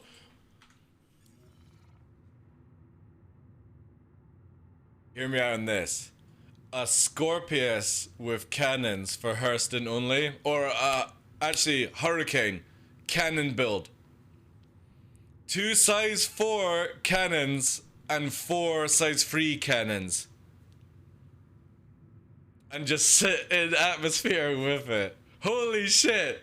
That would actually be pretty fucking mental, man. With repeaters, take more to go down. Cannons are really strong. Can see my joystick? I don't actually give them out. Frizz, I hope I'm saying that as accurate as possible. I give it like, if you do exclamation mark joystick, I'll show you how I have my peripherals set up, but I don't do, like, key binding is a personal thing. You know? How I have my key bindings won't help you. you're better to learn the key bindings yourself and do it that suits your fingers and digits than mine. Is it hard to fly in Hearthstone?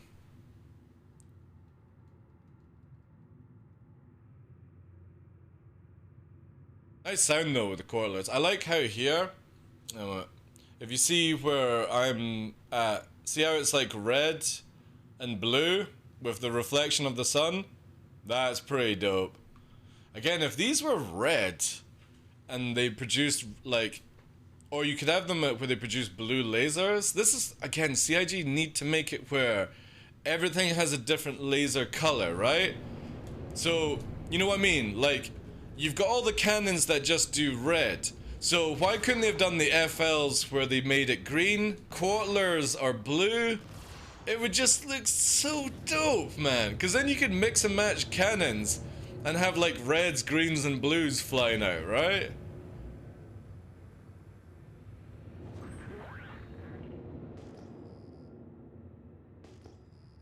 That's that. Right, guys. That's my time. That's my time. And we literally have pretty much had zero action all day. It's crazy. However, I need to, again, thank you so much, guys, for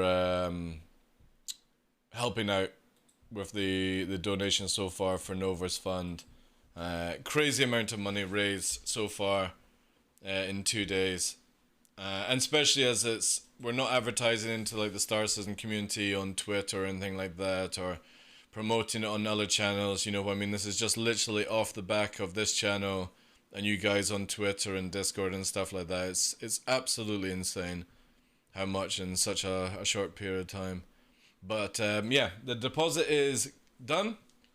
So now we have like what, 8 days, get that final 500 in, and yeah, Nyx will be coming home on Saturday the 22nd, which is absolutely incredible. Let me yeah, let me actually make a tweet on this one.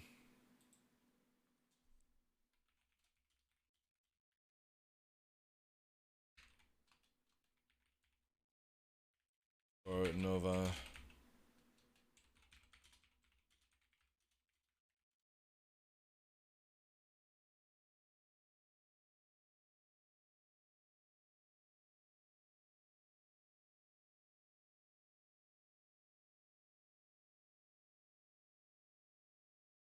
On the 22nd of October.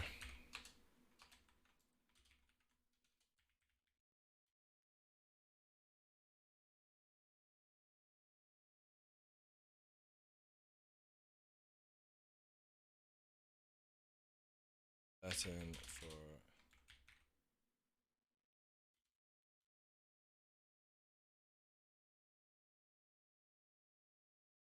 Let me just quickly type this out in announcements that we're going with next.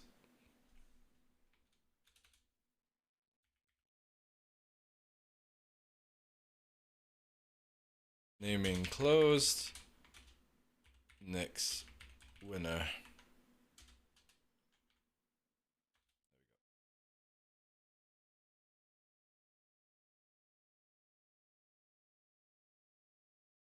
There we go. I need to sort that out actually.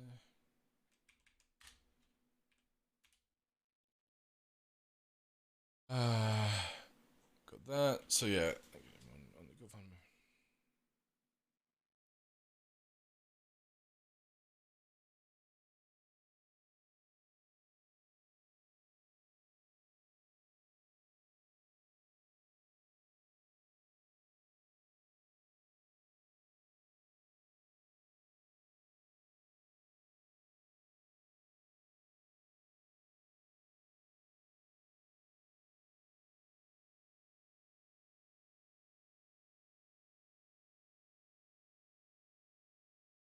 That.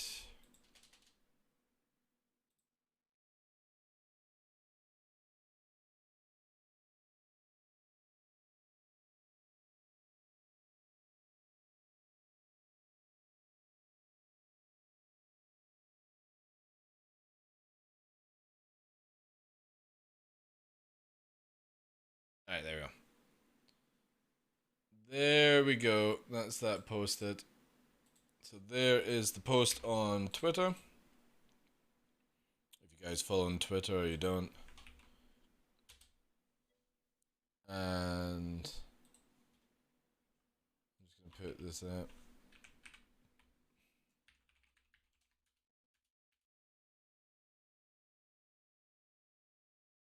That goes through. There we go, on announcements. So yeah, reserve is in. We've got 8 days to try and get that goal 1 completed. If not, we've got other ways of doing it and stuff like that. New chapter, yeah. But again, massively appreciate everyone. Thank you so much for that. Super, super generous of you guys to help me out in this situation. I feel bad of asking for it, but obviously I'm at the stage where for Manova, I'll do anything that I need to do to get him across the road and back into the fields, the hills with his new little friend. Obviously it'll take a wee while to get to that stage, but yeah.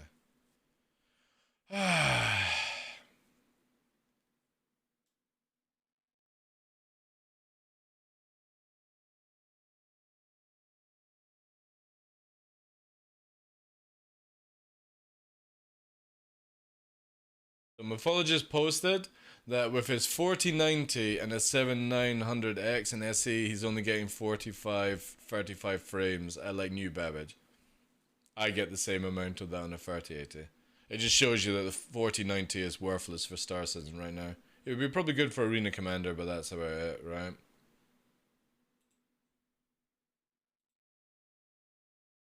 Crazy stuff. It just shows you how poorly optimized Star Citizen is right now, which gives me huge hope for the future. That when they actually optimize it, the frames are going to be insane, man. Imagine if 100 frames without any drop. This game would be insane.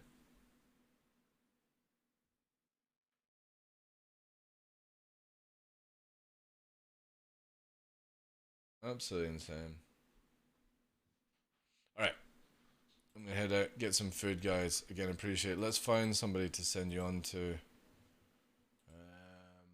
do we have available right now?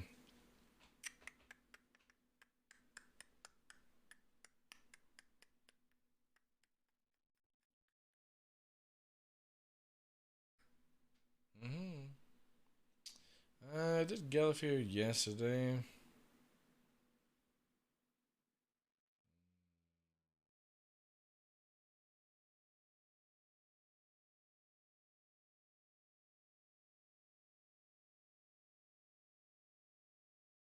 Oh, we're gonna return the raid to Vesmore. He's playing Warhammer right now. I want to see how this game is. So it's the new 40k game out. I'm actually quite a big 40k fan. I don't know if you've ever seen my t-shirt with the Avenge Me Brother one. I'm interested to see how this actually goes. Go join in the raid, guys. Check it out. And yeah. Thank you again, guys, for the donations and stuff. I'll be back on tomorrow, normal time.